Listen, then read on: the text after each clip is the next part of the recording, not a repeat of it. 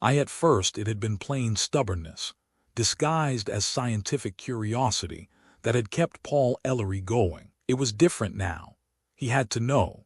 He sat at the corner table of the Jefferson Springs Cafe, alone as he had always been alone in Jefferson Springs. There wasn't much to look at in the small dining room, a grimy electric clock that had been exactly 6 minutes slow for the past 2 months, a somewhat battered jukebox, with tired technicolored bubbles, dying on its feet, the inevitable painting of Judge Roy Bean's Law West of the Pecos, a greenish glass case filled with warm candy bars. Paul Ellery looked anyway, with restrained desperation. Then he pushed back his plate with its remnants of chicken fried steak and French fries, and began to draw wet circles on the varnished table with the bottom of his beer bottle. There was a box-like air conditioner stuck in one window, consisting of a fan that blew wet air into the room. Ellery could hear the water from the fan hose dripping down to the ground on the other side of the wall, and inside the cafe it was so humid that even the wood was sweating.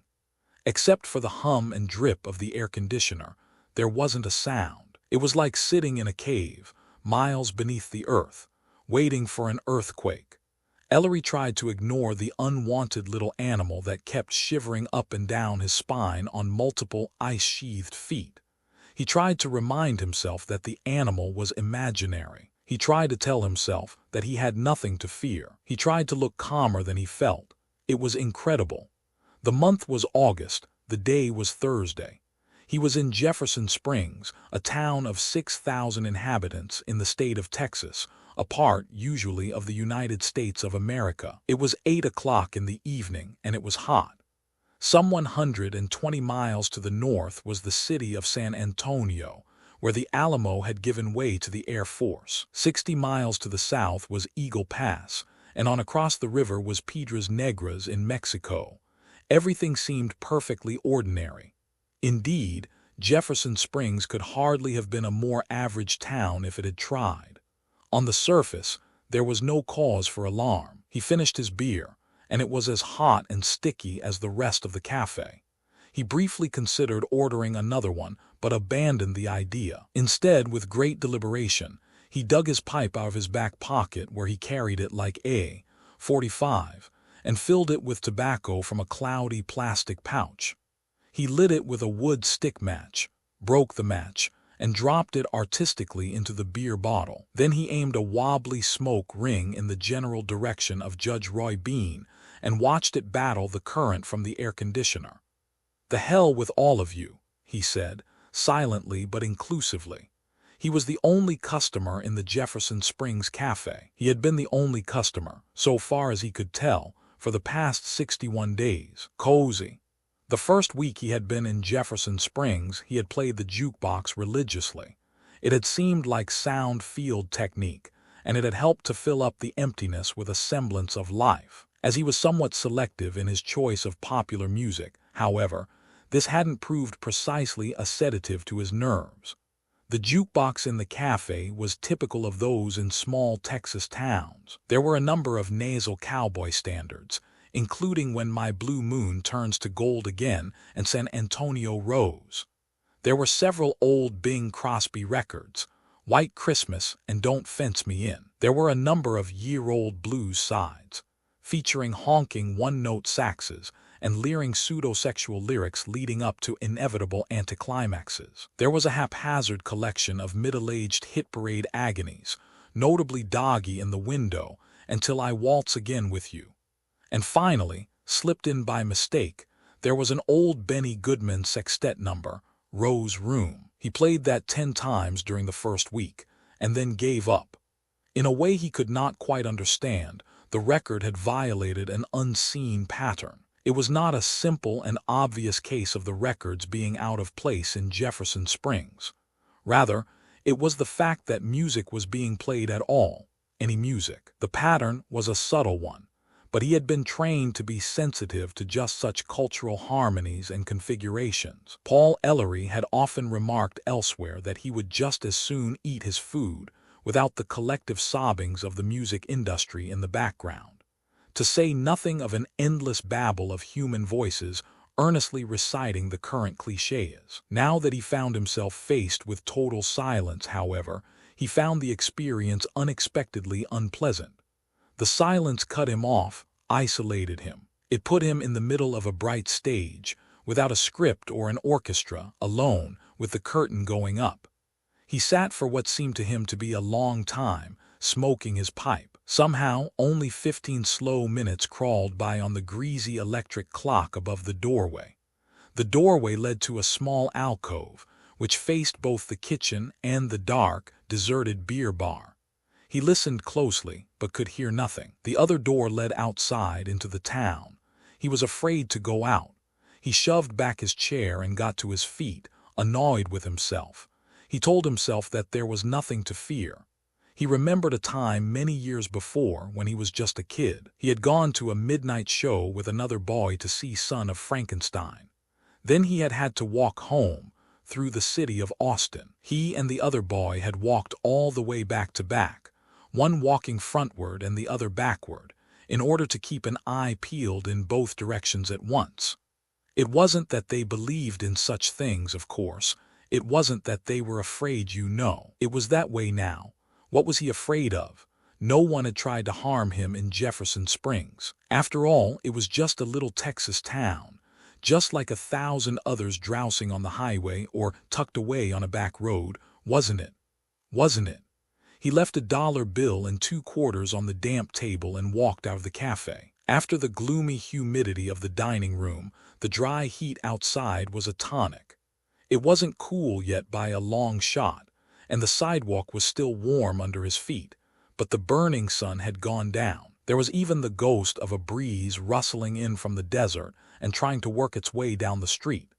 He stood in front of the whitewashed cafe and considered.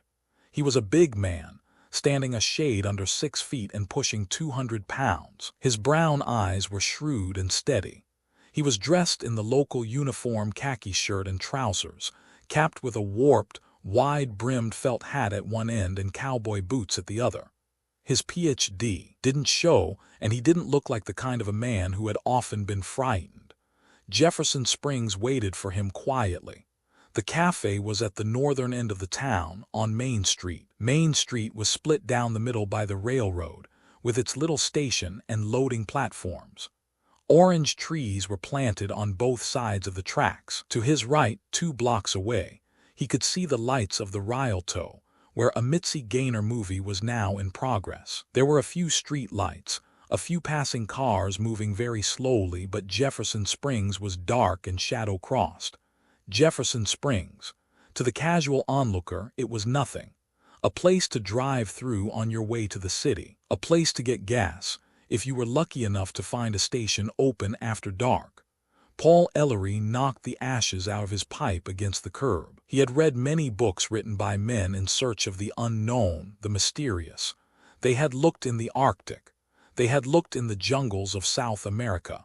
They had looked in Africa, in Egypt, in Polynesia. They had taken telescopes and spectroscopes and looked out into space, at the moon, at Mars, at Jupiter, at the stars beyond.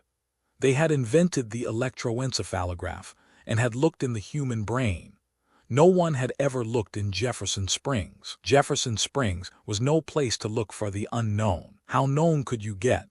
Paul Ellery had spent the summer in Jefferson Springs. He hadn't merely lived there, he had studied the town.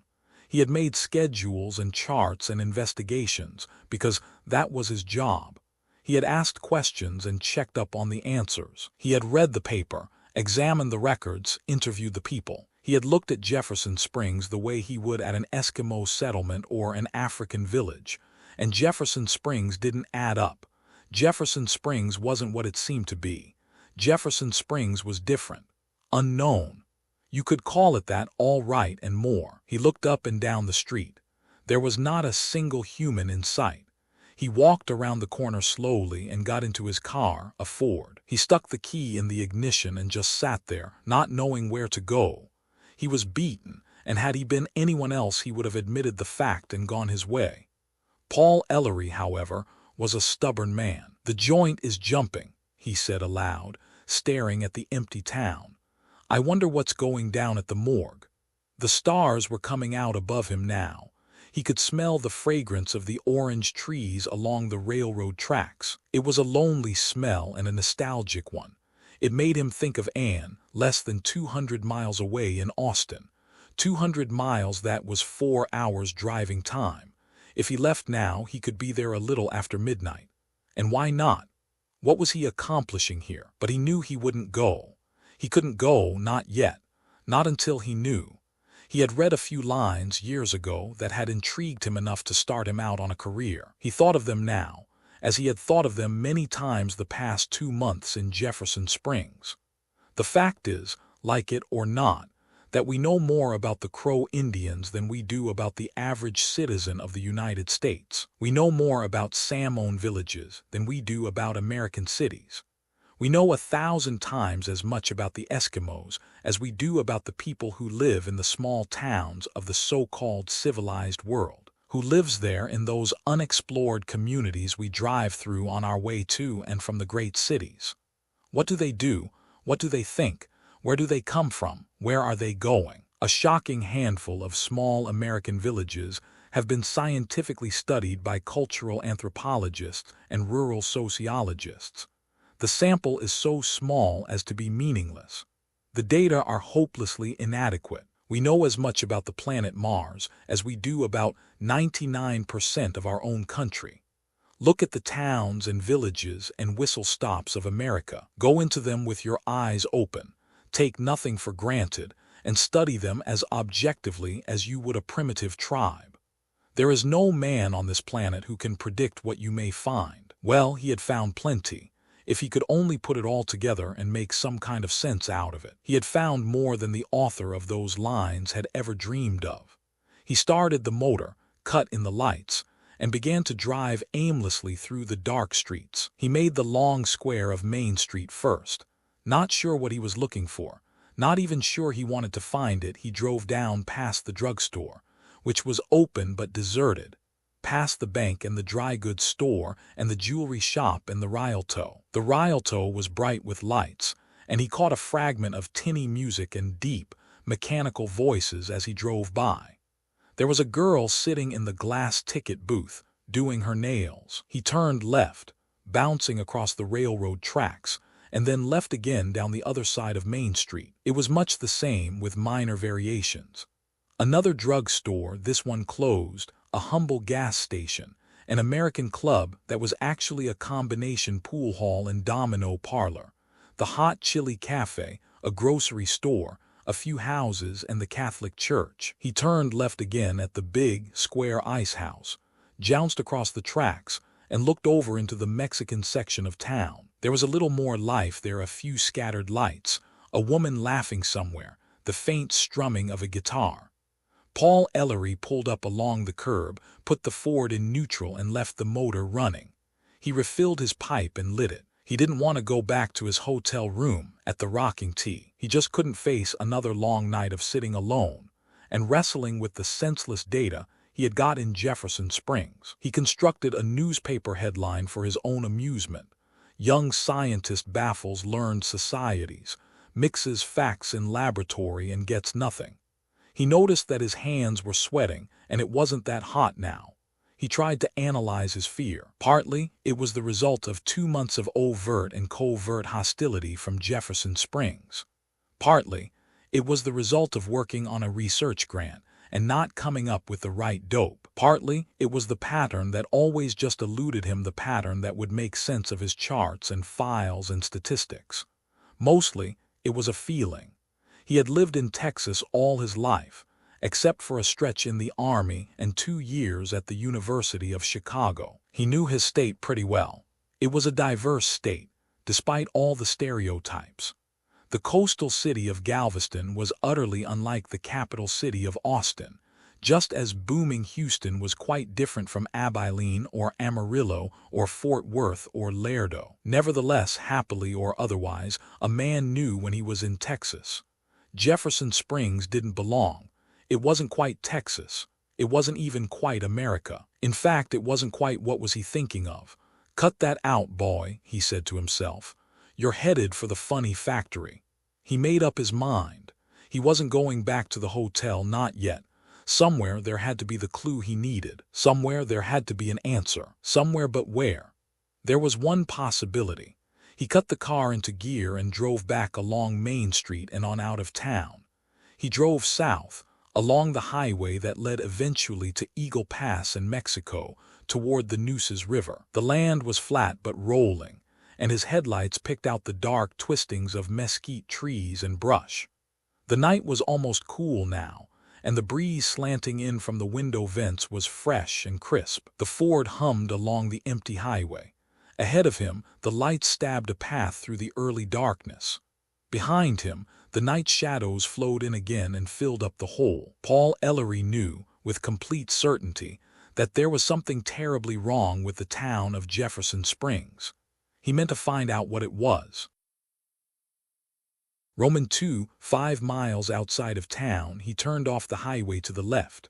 The car purred along, still on a paved road with plowed fields on either side. The stars were coming out above him. Trying to calm himself, he switched on the car radio. The faded yellow light on the dial clicked on, together with a vast humming. Ellery hadn't been able to afford the standard radio when he had bought the car, so he had installed a special model he had found on sale. It had its drawbacks, but it worked. It warmed up, and the first thing he got, naturally, was one of the huckster stations with mailing addresses in Texas and transmitters in Mexico, where they could pour on the power. "Yes, sir, friends. I want to remind you again tonight of our big special offer. My daughter and I are offering you absolutely the biggest hymn book you've ever seen. This beautiful book, which will give you hours and days of pleasure and consolation, is 2 feet high and 1 foot wide. Yes, sir, that's feet we're talking about, and remember that there are 12 inches in every single foot. And now, before my daughter sings one of these grand old hymns for you, just let me mention the price of this huge hymn book. The price is the best part of all, my friends, and remember that it's your contributions that keep this faith broadcast on the air." Ellery tried again, and picked up a network show out of a San Antonio station. Burst of crashing music. Oh ho! And our next contestant, whose name is Ambrose Ernest, is from none other than Sulphur Creek, Colorado. Wild applause. "Well now, Mr. Ernest, you're not nervous, are you?" Laughter. "Oh ho! Now then, Mr. Ernest, for $268 in new quarters, can you tell me under what name William Frederick Cody became famous in the West?" Long pause. "What's that? Speak right up, please." "Oh ho, I'm sorry, Billy, the kid is not the correct answer." Moan. "But we don't want you to go away yet." Ellery turned the radio off. Nevertheless, his mood had brightened considerably. It was all so utterly prosaic: the peaceful country road, the night, the radio. How could there be subtle terror in a world of 2-foot-high hymn books? How could there be horror in the land of Ambrose Ernest from Sulphur Creek, Colorado? He rumbled across the old bridge that spanned the Nueces, and turned sharply to the right along the river. The road was gravel now, and his tires crunched through the ruts, although there was no need to slow down. A screen of trees blocked his view of the Nueces on his right, and a fenced pasture stretched away into the darkness on his left. He was getting close to the ranch road.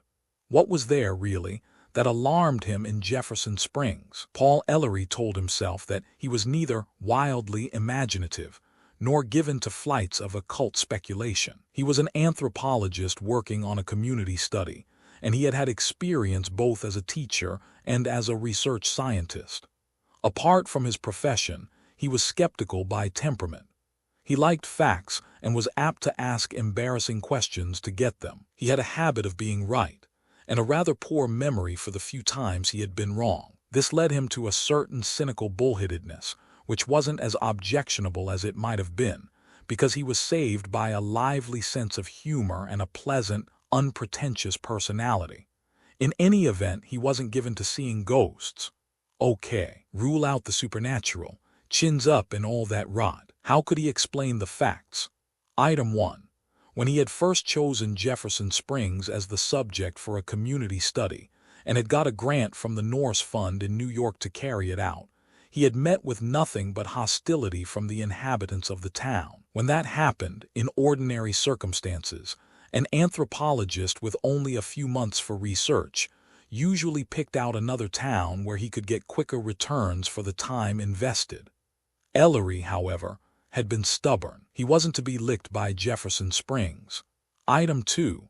After a few weeks, the people had changed their tactics.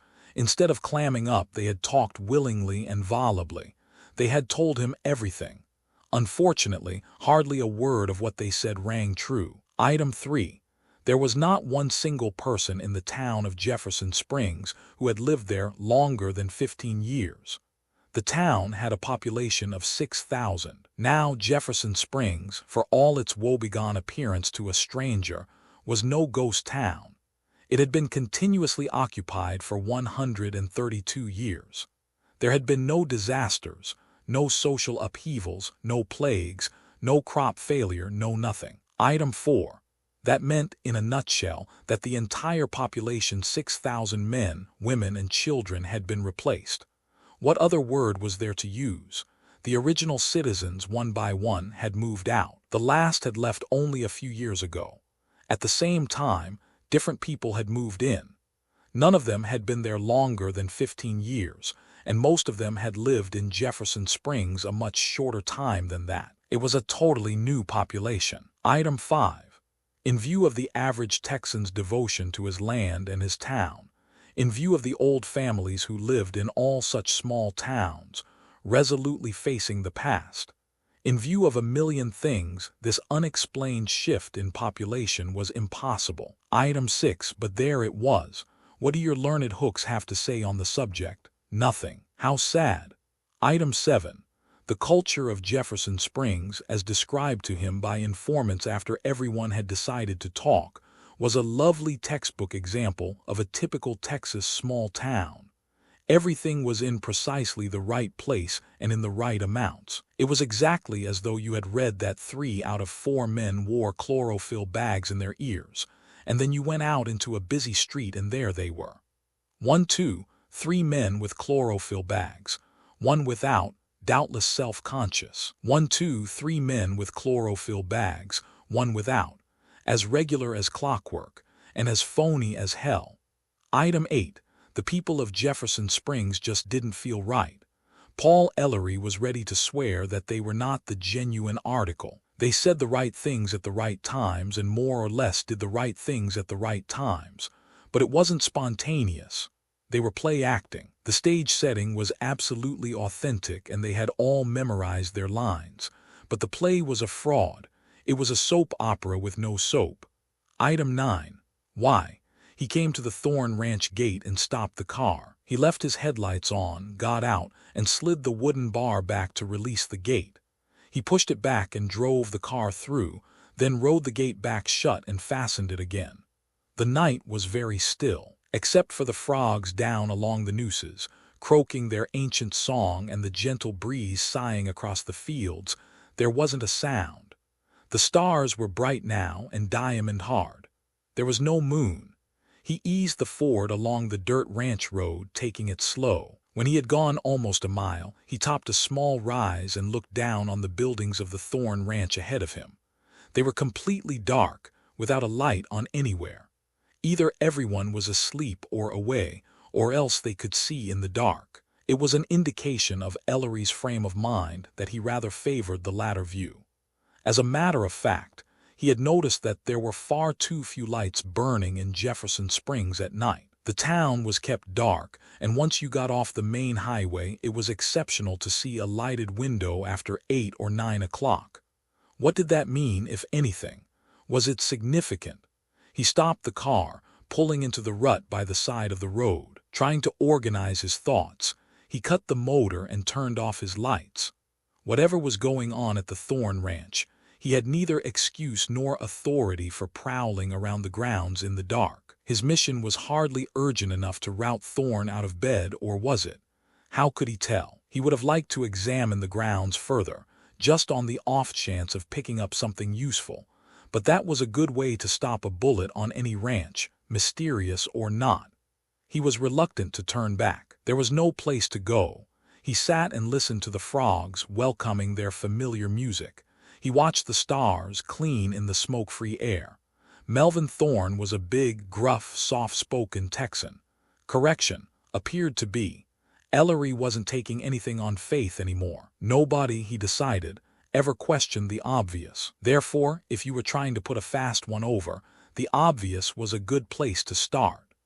Thorne was something of a leader in Jefferson Springs, neither rich nor poor, but a man who commanded respect. He had been cordial enough to Ellery when Ellery had interviewed him, and had urged him to drop in again. He had even made the more or less inevitable suggestion that, when Ellery got tired of fooling around with all them books, he could always get an honest job on the Thorne Ranch. The stuff that Thorne had told him about the ranch was average information, and absolutely identical with the information given him by Jim Walls, who had the place out near Comanche Lake.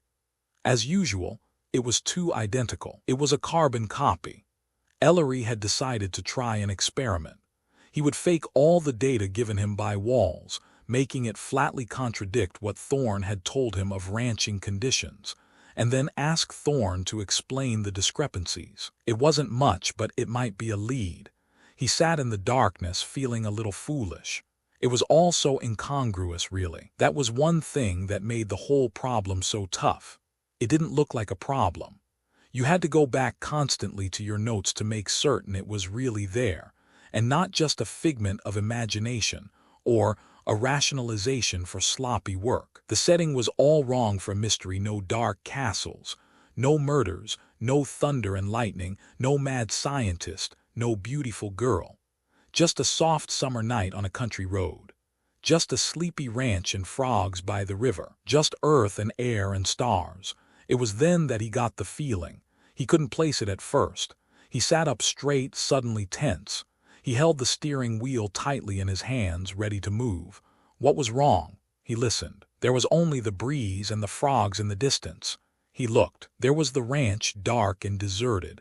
There was the land around him. There was the night, frosted with stars, and something else. He held his breath. His heart thudded in his throat. He looked up, above the outbuildings of the Thorne Ranch, into the night sky. There was something there, something enormous. Paul Ellery released his breath in a hissing whisper. He felt the cold sweat pop out on his forehead, and his hands felt sticky on the plastic of the steering wheel. Very quietly, he opened the door of his Ford and stepped out on the dirt road. Free from the distortion effect of the windshield, he looked up again. The thing was still there. Actually, it wasn't what he saw that frightened him. It was what he didn't see. He couldn't really see the thing at all, but he could feel its presence in the skies. His neck ached, but he kept his head back, staring. It was a perfectly clear night, he must remember that. There wasn't a cloud in the sky. The moon was just rising, but it was still swelling on the horizon and did not interfere with his line of sight. There were millions of stars burning in the darkness, except, of course, where they were blotted out. That was what he saw. There was a dark mass in the sky over his head that covered up the stars. He could trace its outlines without difficulty, but he could not actually see it, apart from an occasional dull glint of reflected light. Its outlines were long and slender, rather pointed at one end, rounded off at the other. It was difficult to judge, because he could not tell for certain what its altitude was, but he roughly estimated its length as at least 500 yards. It hung in the sky, completely motionless. It neither threatened nor promised. It was just there. Paul Ellery did not know how long he stood in the dirt road, but it was a long time.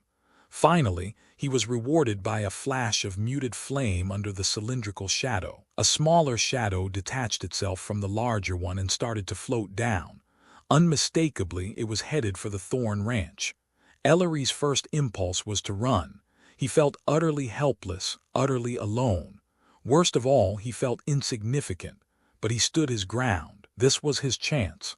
If he let it go by, he would never sleep soundly again. If he took advantage of it, he stood very still, watching. He could see the descending shape fairly clearly now. It was spherical, featureless, about 10 feet in diameter. It looked like nothing so much as a huge metal beach ball. It landed without a sound in the yard of the ranch house. not a quarter of a mile from Ellery's Ford. 5 figures got out of it. They didn't speak. In the light of the rising moon, he saw that one of them, unmistakably, was the rancher, Melvin Thorne. The other 4, at least at that distance, were strangers to Ellery, a man and a woman and 2 children. They went into the ranch house and closed the door behind them. Surprisingly, they turned a light on. The metal globe hummed very slightly and floated back into the air, where it rejoined the massive shadow above. There was a flicker of light, so brief that Ellery could hardly be sure that he had seen it, and that was all. The shadow in the sky was gone. The stars looked down on him, twinkling. Paul Ellery got back into his car and carefully closed the door. He was completely stunned, and it took a real effort to keep his hands from trembling. He looked at his watch. It was 10:30. He couldn't think. Nothing made sense to him, not now. The most important thing in the world to him at that moment was to get his mind back on the tracks. He had to make some sanity out of the world in which he found himself, a different world, surely, than the one he had thought he knew. Otherwise, he was just an animal, a rat in a maze. It might be that he was not entirely rational that night. He had been through a lot, and subtle pressures can sometimes build up and explode with frightening violence. He had always thought of himself as an essentially practical man. Certainly, he was not the hero type, and yet he had been treated like a fool. He didn't like it. He clamped an iron grip on his mind, refusing to panic. He started the engine. He turned his headlights on bright. Making plenty of noise, he drove straight down the dirt road toward the ranch house. He would have to do it sometime, or go crazy. He had driven out here tonight to ask Melvin Thorne some questions, and that was what he was going to do. Roman 3 Ellery knocked on the door. There was a long heartbeat while the world held its breath. Then heavy footsteps thudded along from inside the house, coming toward the door. The door opened. Melvin Thorne stood there in the yellow frame of light. He could not have looked less mysterious. He was a big man, bigger than Ellery. He stood a good 6'3", and he was solid. He might have weighed 220 pounds, and it was all rock hard. His hair was brown and thinned down against his skull as a result of years of wearing a hat to shade his pale eyes from the sun. He was dressed in style khaki trousers, light shirt with the throat open, boots. He needed a shave. A perfect imitation, thought Ellery. "Howdy, Paul," said Melvin Thorne. His voice was slow and friendly, and the drawl was unmistakable. "What can I do for you this time of night?" "Easy now, take it slow. I'd like to ask you a few more questions, Mr. Thorne, if you could spare me a few minutes." "My name is Mel," said Melvin Thorne. He paused. "Kinda late," he suggested. "I know this is a poor time to come calling, Mel, but I surely would appreciate your help. I'm running into some things that are like to tying me in knots." "Well now, Paul, that would be a shame." Ellery said nothing. His hands were wet with sweat. "Well, come along in, son," Thorne said, smiling. "Reckon a few minutes won't hurt none." Ellery followed Thorne inside the house, and Thorne locked the door behind him. Ellery pretended not to notice. Why shouldn't a man lock the door in his own home? Why shouldn't a man? The house seemed deserted. Ellery couldn't see a sign of the 4 people who had come in with Thorne from the sphere. He listened, but all he heard was the sound of his own footsteps and a big, noisy clock ticking in the living room. The house was typical of small Texas ranch houses, which meant that it resembled a standard frame farmhouse. There were no wagon wheels, buffalo rugs, or brands on the furniture. The rooms were comfortable but hardly flamboyant. It was a clean, middle-class, town on Saturday, church on Sunday house. It had a no-nonsense air about it. Thorne led him into the kitchen, of course. There was the big farm icebox in the corner, the big iron stove against the wall, the shelves of mugs and plain dishes, the battered wood table with a fresh red-and-white checked tablecloth. They sat down at the table. There were salt and pepper shakers on the table, each of which was inscribed with a deathless bit of verse. The salt shaker said, "I'm full of salt, all nice and white, some use me heavy, some use me light."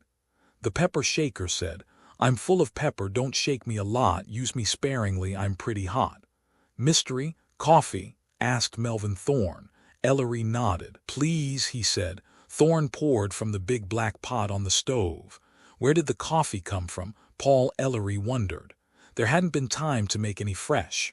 Ellery drank it black. It was warm, but not really hot. He decided that Thorne must have just turned the fire on under the old coffee when he had heard the knock on the door. Thorne made a face. "Coffee's right poor," he said. "The missus hasn't been feeling none too well lately. Anyhow, you know how women are, they all like weak coffee. Now, I always say the more coffee the better. You're not drinking the stuff to taste the water." "That's sure right," Ellery agreed, searching for an opening. What could he say to this man? "By the way, Mel, I've just been wondering, are you a Martian?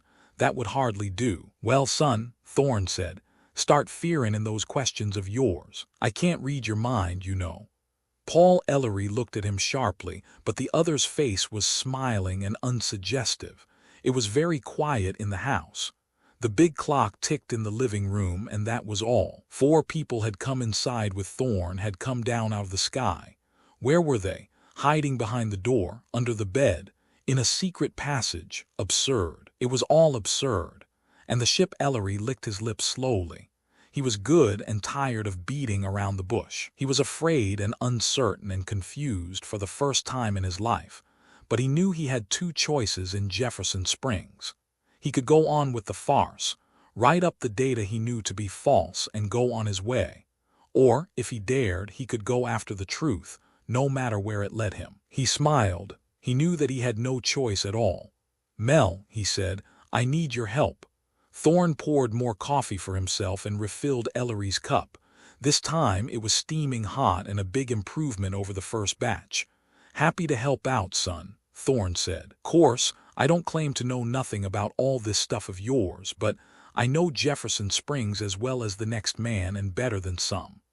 Ellery nodded, feeling his way. "Look here, Mel, did you ever notice anything strange, peculiar about Jefferson Springs? I'm not real sure I follow you there." "Don't you? Well now, you take that Pebbles woman, lives over there by the high school. I'd be the last man in the world to say that woman was crazy. But it's a fact that she's plumb peculiar. Now, I recollect one time, I was driving along in my pickup, and I looked over thataway, and there she is, in broad daylight, pushing that old lawn mower of hers, and she was plain naked, naked as the day she was born. I don't mean that kind of peculiar, Mel." "Well, you're dealing this hand. What kind of peculiar do you mean?" Ellery retreated to his favorite defense mechanism, his pipe.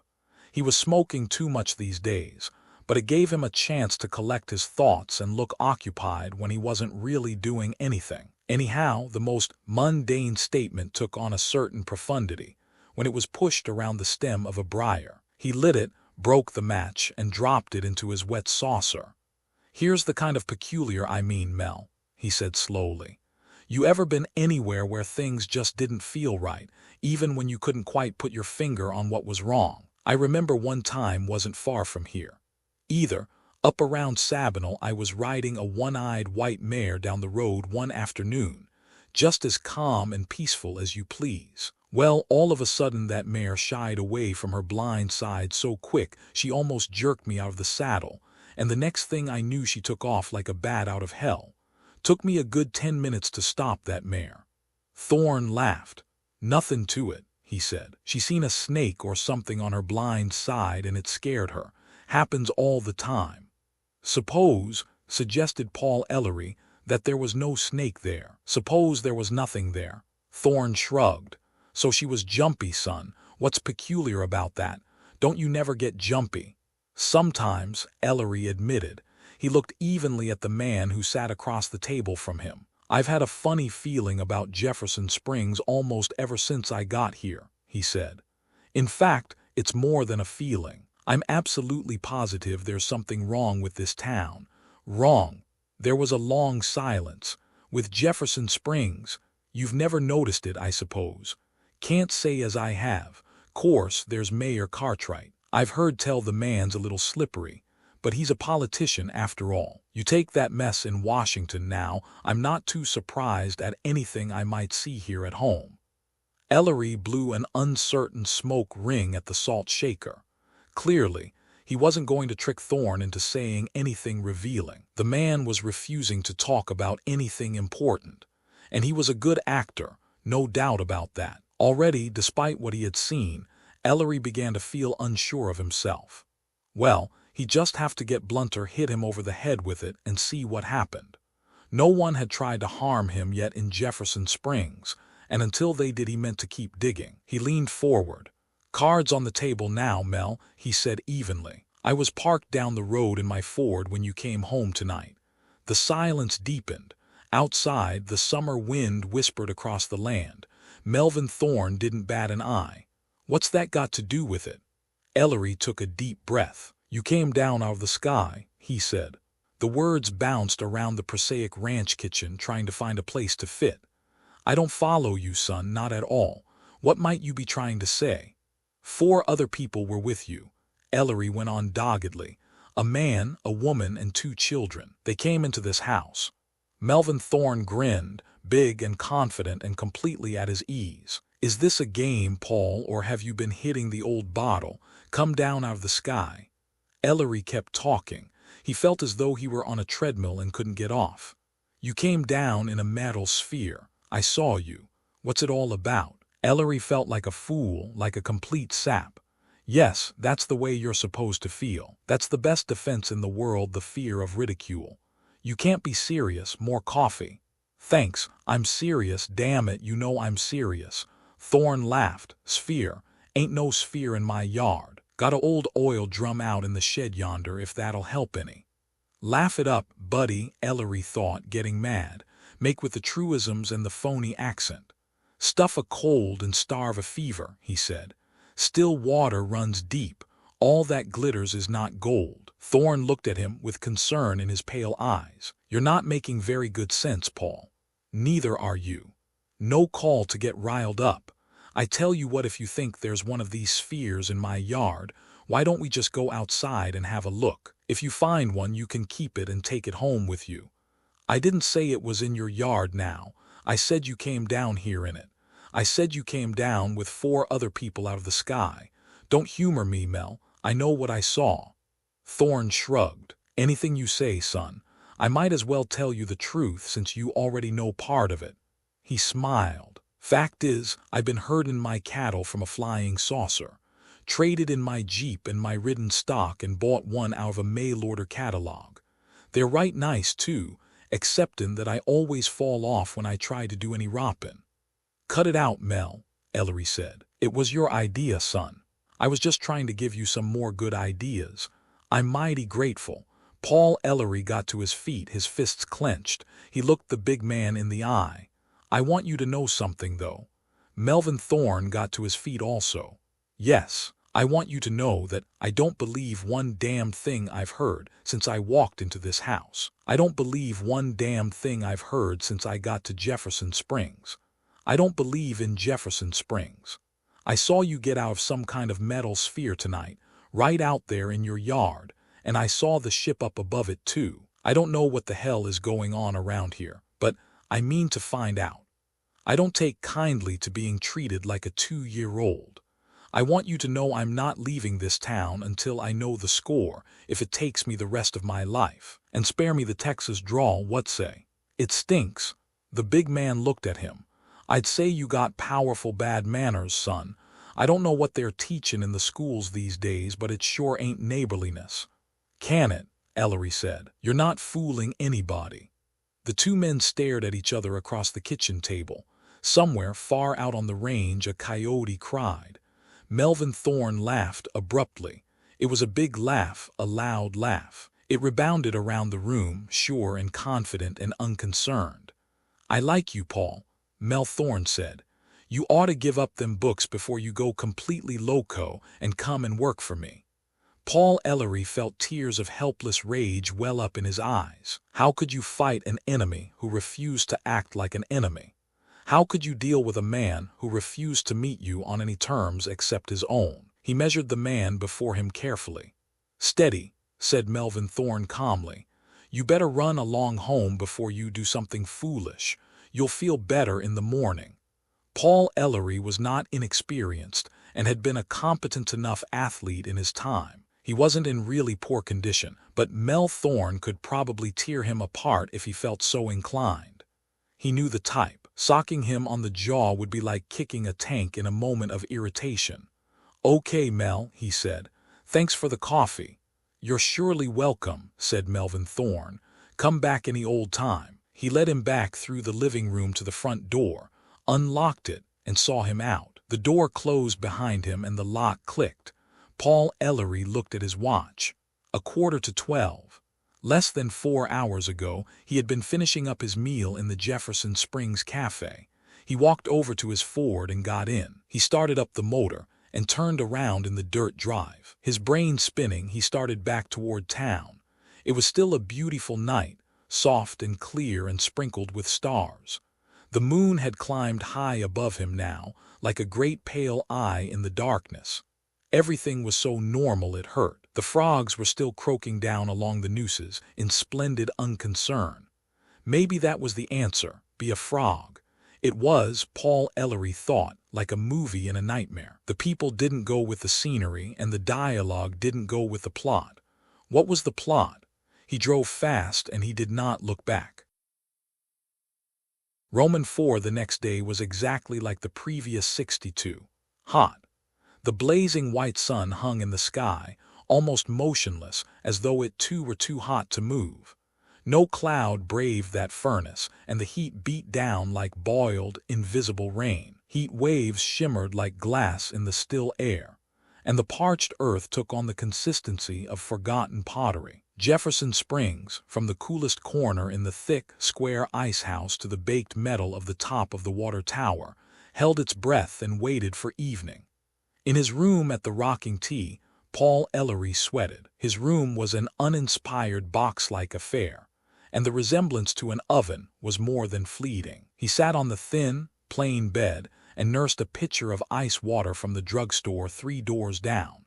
His notebooks were scattered over the floor in unscholarly confusion, liberally sprinkled with spilled tobacco. The morning paper from San Antonio was stuffed in the wastebasket, and the symbolism was intentional. He was trying to think.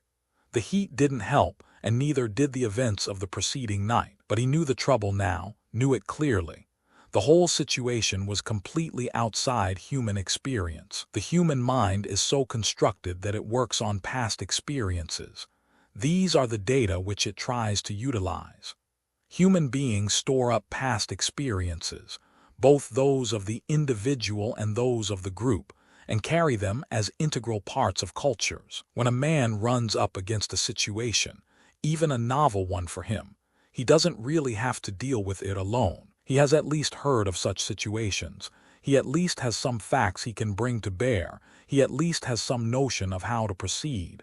Most situations, that is. Not this one. This one was unique. In a nutshell, that meant he had to figure it out for himself. That sounds easy enough, being one of the familiar figures of speech of the English language, but Paul Ellery knew that it was not so simple. Most people live and die without ever having to solve a totally new problem. Do you wonder how to make the bicycle stay up? Daddy will show you. Do you wonder how to put the plumbing in your new house? The plumber will show you. Would it be all right to pay a call on Mrs. Lane after all that scandal about the visiting football player? Well, call up the girls and talk it over. Should you serve grasshoppers at your next barbecue? Why, nobody does that. Shall you come home from the office, change to a light toga, and make a small sacrifice in the backyard? What would the neighbors think? But how do you deal with a whumph in the butter? What do you do about GRLZs on the stairs? How much should you pay for a new LT Tangnafel? Is it okay to abnacave with a pirouettes? Why, how silly. I never heard of such things. I have enough problems of my own without bothering my head about such goings-on. A whumph in the butter, I declare. A situation completely outside human experience. Paul Ellery could see just how lovely the situation would appear from the other side of the fence. If you wish to devise a problem that cannot be solved, the simplest way is to make it appear that there is no problem. So long as everyone is convinced that all the answers are on file, nobody bothers to devise new answers. And if the problem is so constructed that you cannot even accept it as real without doubting your own sanity. How could the earth go around the sun? Any fool could see that it was the other way around, just by watching. How could there be anything alien and inexplicable in a little Texas town right on the San Antonio highway? Any fool could drive through it and see that it was just like any other town. But when you introduced astronomy and mathematics or anthropology and community study techniques, Paul Ellery frowned at his scattered notebooks. It was all there, the whole pat, unbelievable story.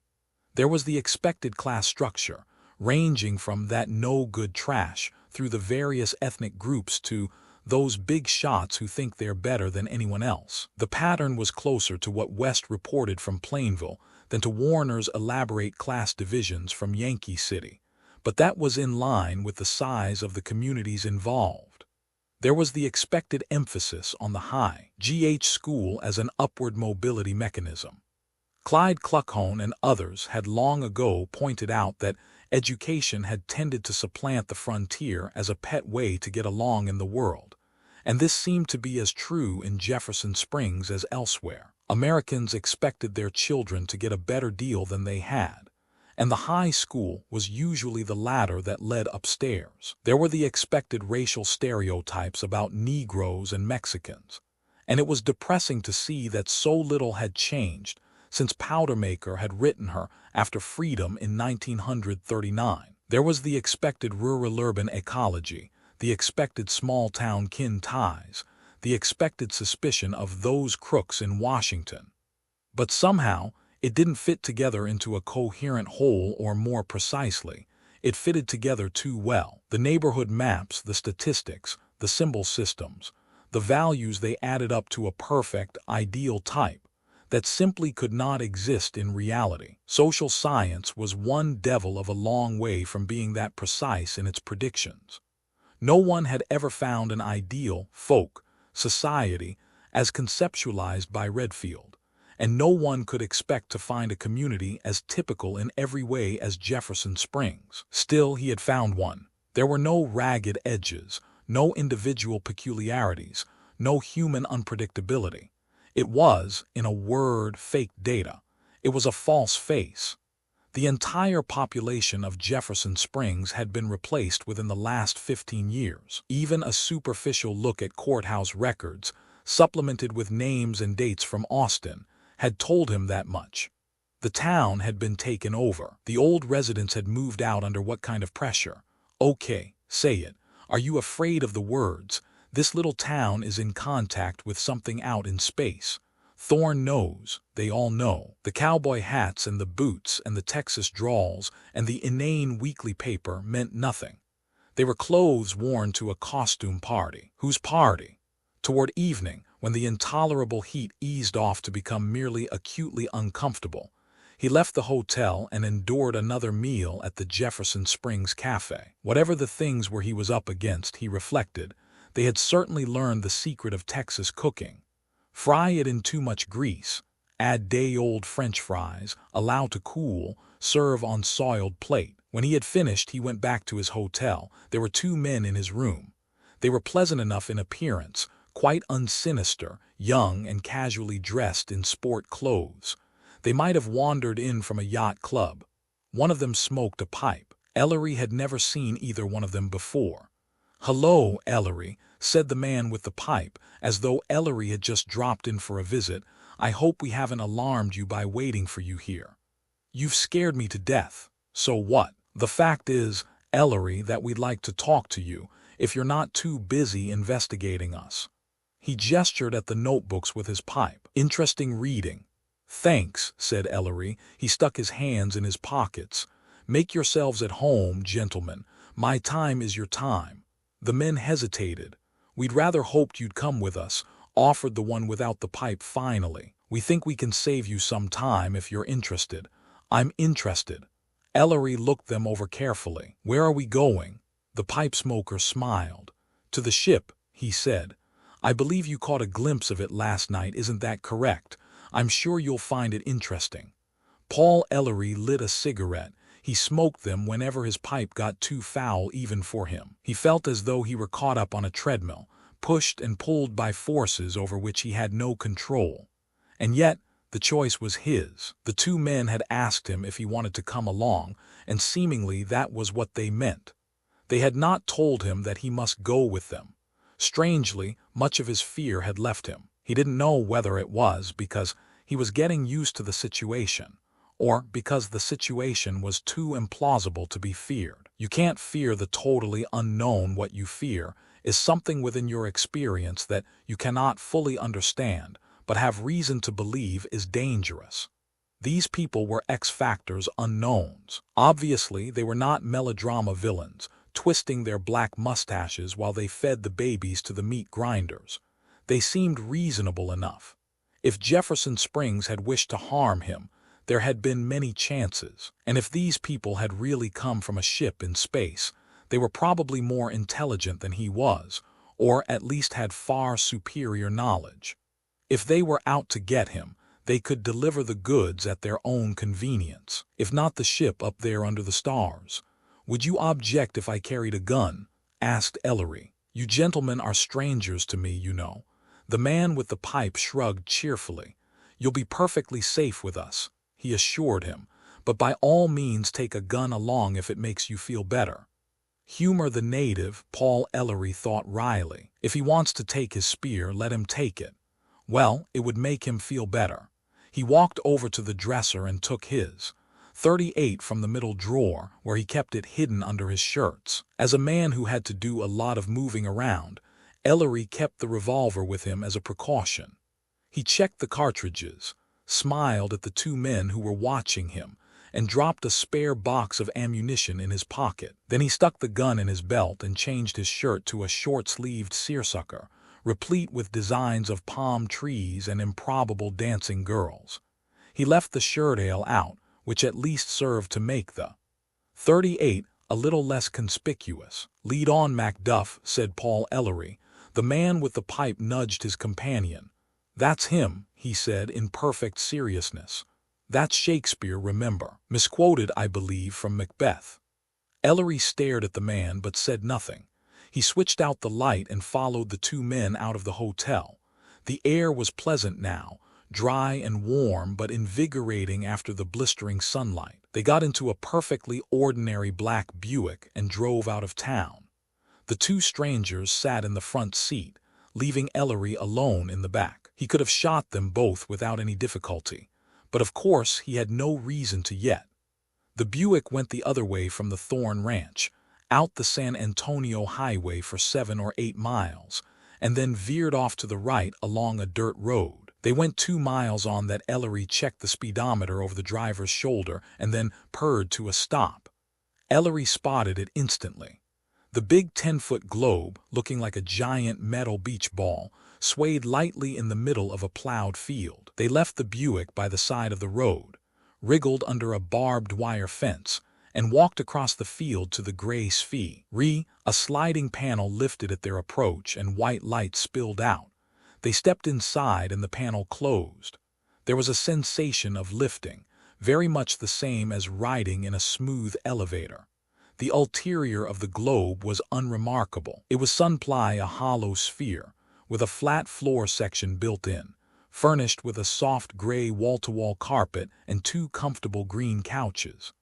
There was a very faint smell of electricity, or something like electricity, in the air. The globe hummed slightly, and there was a barely discernible vibration. The two men sat on one couch, clearly not thinking about the ride at all. Paul Ellery sat on the other one and tried not to look like a country boy on his first trip to the big city. His heart was thumping much too fast for his peace of mind, and his blood sang in his ears. What he felt was not fear, nor even wonder. He accepted it, all of it, because there was nothing else he could do. Here he was, and that was that. It was quite beyond his comprehension, and he knew it. There was no name for what he felt, floating through the night sky with two men who were not of Earth. The sphere stopped, very gently. There was a muffled thump as something locked into place. The two men stood up, and Ellery followed their example. The sliding panel opened. Outside there was a glow of subdued yellowish light. "After you," said the man with the pipe, smiling. Somehow, Paul Ellery walked through the door. He passed through a short corridor out of the garage. He thought rather wildly, and then he was inside of it. Inside the great shadow that had blotted out the stars. Say it. A spaceship. A long hallway stretched before him with soothing indirect lighting in the walls. The floor was spotlessly clean and polished. There were panels along the sides, evidently leading to rooms of some sort.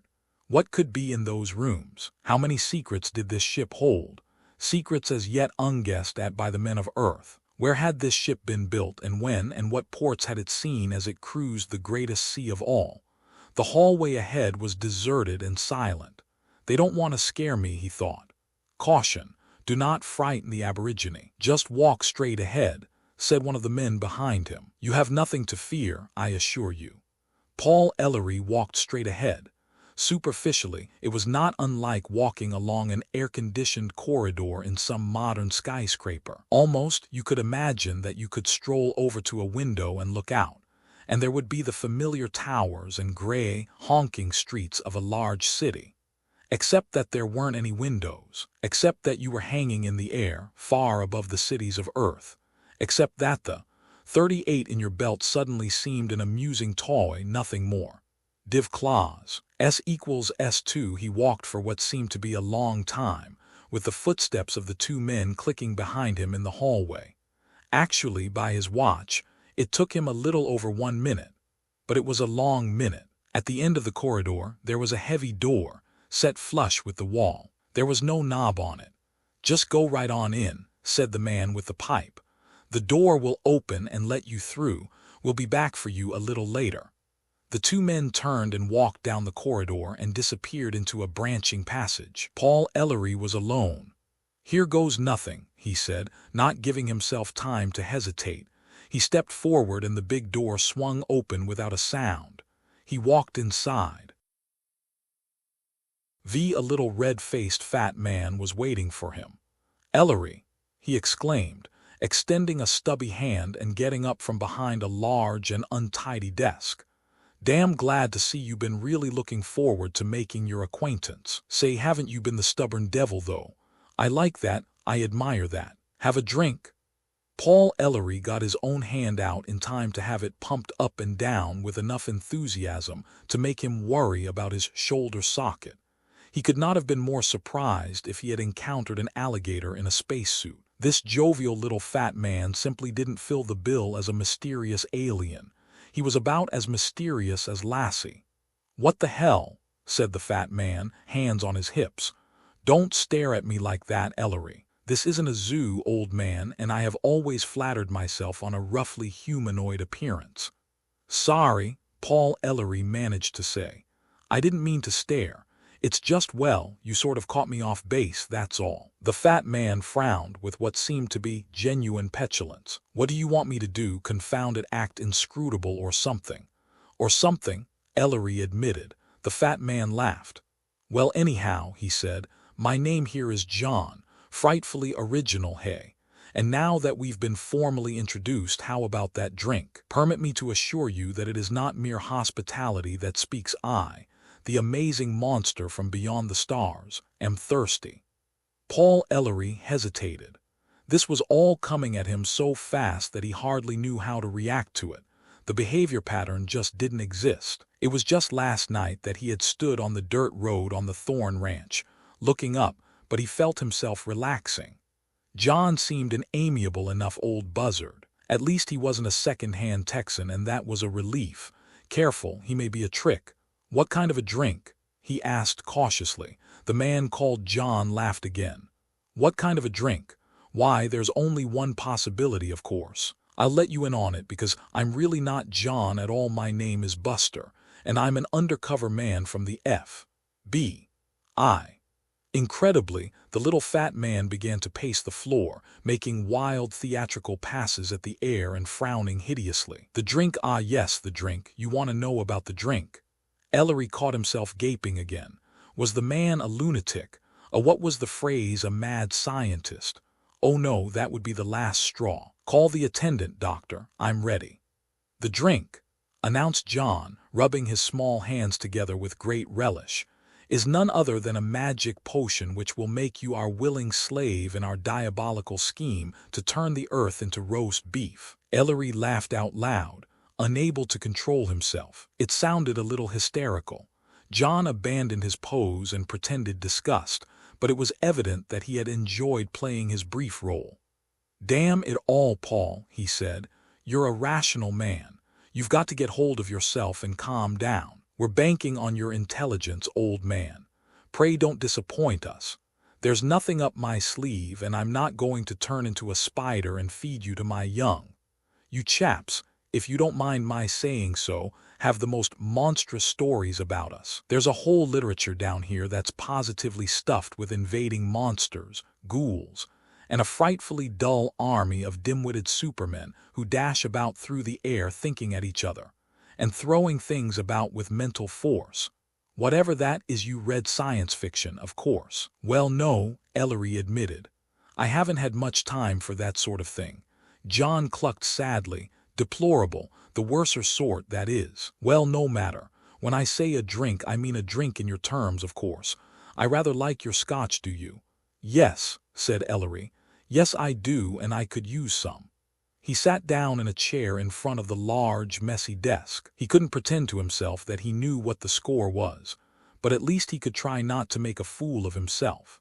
The little fat man sat down in a plush, padded chair on the other side of the desk and produced a bottle and 2 glasses from a drawer. The bottle was a familiar One White Horse. John filled 2 glasses and handed one to Ellery. "To sin," he said, and swallowed a good 2 jiggers in one gulp. Ellery matched John's drink with one of his own, and the scotch felt good. He needed it. He looked around the room, trying to get a line on the man who occupied it. The place was jammed with books, all kinds of books. Many of them were totally unfamiliar to him, alien in language and design, but there were others that he had seen before. Thomas Wolfe's Of Time and the River, Mark Twain's Huckleberry Finn, Ernest Hemingway's The Sun Also Rises, A.E. Housman's A Shropshire Lad, Thomas Mann's The Magic Mountain, books by Chekhov and Dostoevsky, de Maupassant and Sartre, Eliot and Shakespeare, detective stories by Conan Doyle, Chesterton, Cornell Woolrich, science fiction by Arthur Clarke, Ray Bradbury, Edgar Pangborn, Clifford Simak, and magazines and newspapers and tapes and cans of film. Ellery even spotted Kroeber's Anthropology and Howell's Mankind, so far 2 books by anthropologists who knew how to write. "You read a lot," he commented without brilliance. John grinned and refilled both glasses. "I know you're wondering about many things, Paul. Wouldn't you be? Of course." The little man produced a cigarette which glowed into a light when he puffed on it. He frowned. "I'm not playing with you, Paul. I hope you'll excuse my ham acting when you came in. You have no idea how it feels to shake hands with someone, and all the time have him look at you, as if you were about to sprout wings and squirt fire in his eyes." He drummed his ringers on the untidy desk. Almost he looked nervous and ill at ease. "You see, Paul, this is rather a ticklish situation. Hard to explain, hard to get across. This isn't easy for me either. Doing the best I can, do you see?" Paul Ellery thought he saw. "No use kidding myself. He's the anthropologist and I'm the aborigine." "Maybe I can help," he said. "Maybe you can," John agreed. "I hope you'll try." "Question 1, Ellery said. "What am I doing here?" John frowned again and puffed on his cigarette. "Look at it this way and please understand that there is nothing personal in what I say. The fact is that we regard you as an intelligent man. Further, you are a patient man, a persistent man. You even have a basic grounding in the scientific approach to phenomena. All right. You have blundered into a situation, quite by accident, and you've been smart enough to see through the window dressing and formulate a problem. That in itself is remarkable, and we are properly impressed. You are not, frankly, dangerous to us. You are a nuisance, if you will excuse my bluntness. Therefore, we have decided to do the only logical thing from our point of view, which is, remove the nuisance, of course." Paul Ellery raised his eyebrows. "What do I do, walk the plank?" John frowned, changed his mind, and laughed. He laughed rather too much for comfort, Ellery thought. But then he seemed concerned about Ellery's feelings, not his own. Sincerity, or part of the job, or both. "Nonsense," the little fat man said. He tossed his cigarette into a small depression in his desk, and the cigarette disappeared. "Utter rot. Our methods are hardly so crude as all that. As a matter of fact, Paul, I can set your mind at ease a bit by telling you one simple fact. It is this: we are forbidden by the laws under which we live to harm physically any native of your planet." "Ah, I see this surprises you. You find it hard to imagine that the monsters from space live under laws of their own." "To tell you the truth," said Ellery, "I never thought about it." Well, be that as it may, the fact is that you probably have less to fear from us than from your own people. So do try to relax. You're making me nervous." Paul Ellery savored the scotch in his mouth. He tried to picture the scene he was enacting. A young man sitting across the table from some sort of an alien with what almost amounted to an inferiority complex about being an alien, in a spaceship hanging over the Earth, discussing the nuisance value of the Aborigines. It wasn't easy to visualize. It was still less easy to accept as reality. It had all happened too fast. But only an idiot could bury his head in the sand and convince himself that what was happening couldn't happen. "Question 2, said Paul Ellery. "Are the people in Jefferson Springs well human?" John poured more scotch. He must, Ellery thought, have a capacity like a storage tank. What did they drink where he came from? "You'll have to define human, I'm afraid, before your question will make much sense," John said, inserting another cigarette in his mouth. "Do you mean to employ your own terminology? A creature that may be classified as kingdom animal, phylum Chordata, class mammal, subclass Euthuria, order primate, suborder Anthropoidea, family Hominidae, genus Homo, species Sapiens? Do you mean a divine creature with a soul? And do you care to specify any particular religious faith? Do you mean the highest product of evolution? Do you mean people born on Earth, or in America, or perchance in Texas? Do you mean a highly complex animal which, by means of glandular interaction, possesses rare spiritual qualities? Do you mean an essence, a vapor, an ultimate this or that? Do you mean something, say, with a cranial capacity of over 1,000 cubic centimeters? Do you mean someone with whom you are not at war at the present time?" Paul Ellery digested that slowly. To cover his own confusion, he resorted again to his pipe, filling it and lighting it with slow deliberation. Whatever else he might be, the little fat man was no fool. "All right, then, what did he mean by human?" "Suppose we rephrase my somewhat childish question," he said. "First of all, as to your physical type, if I can use the term, I should judge that these people are indeed Homo sapiens, at least externally." "Right. You have answered your own question," John said. "Isn't it surprising how much you know if you will just stop half a second and think?" "Okay," Ellery went on. "Next, were you born on Earth? I presume not. Next, if you weren't born on Earth, where were you born? More important, are you the product of a completely different evolutionary chain, unconnected in any way with Earth? As an anthropologist, I find it hard to understand how man could be repeated so precisely somewhere else in the universe. The line of development that produced man is so improbable and twisted, if I may say so." John interrupted him. "There are a good many things anthropologists do not understand."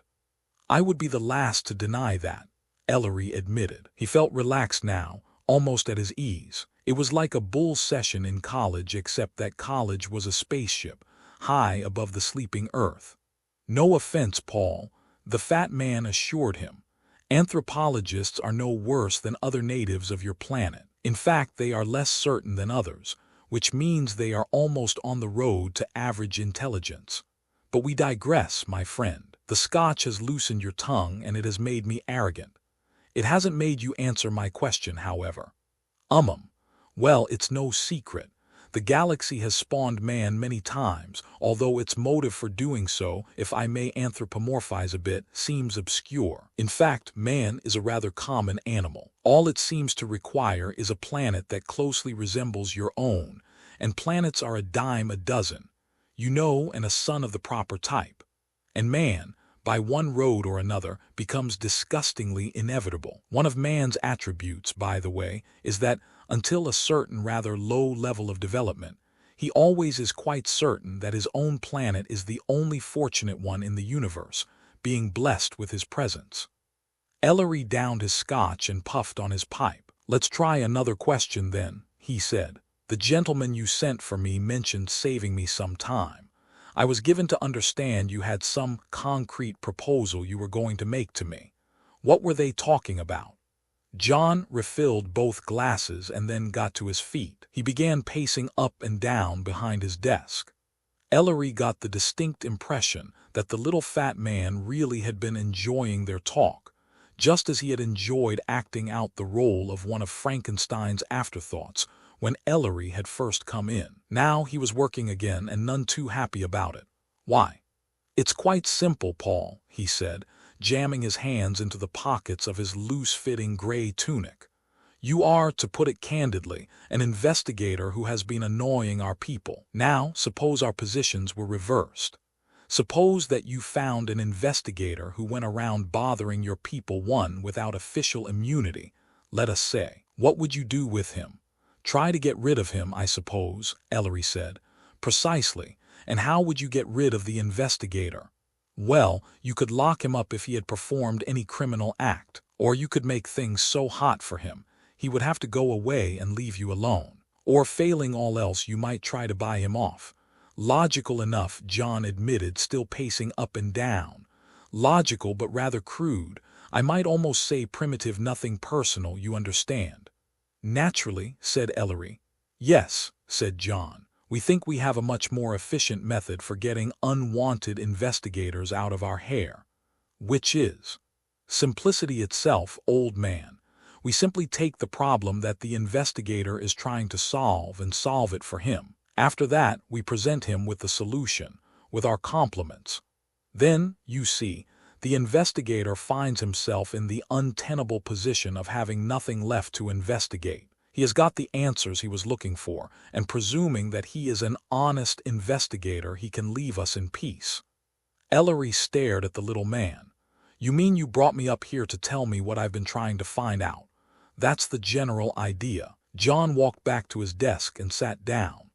"There are things in the town of Jefferson Springs which you do not understand and which bother you. You've seen ranchers come down out of the sky in a metal sphere, and you have seen this ship. You might think, incidentally, that Thorne was a bit careless in letting himself be spotted that way, but sometimes it is necessary to transport people back and forth. After all, it was done at night on Thorne's own ranch, and Thorne's land does not lie along a main road, you know. Even if it did, most people wouldn't spot that shadow in the sky. The few that might would be dismissed as flying saucer addicts, and in any event we'd be gone before any lasting harm was done. Well, I'm going to tell you the works, Paul, the true story. After that, I'm going to make you an offer. Clear enough? Clear so far?" "Okay," said John, "here we go."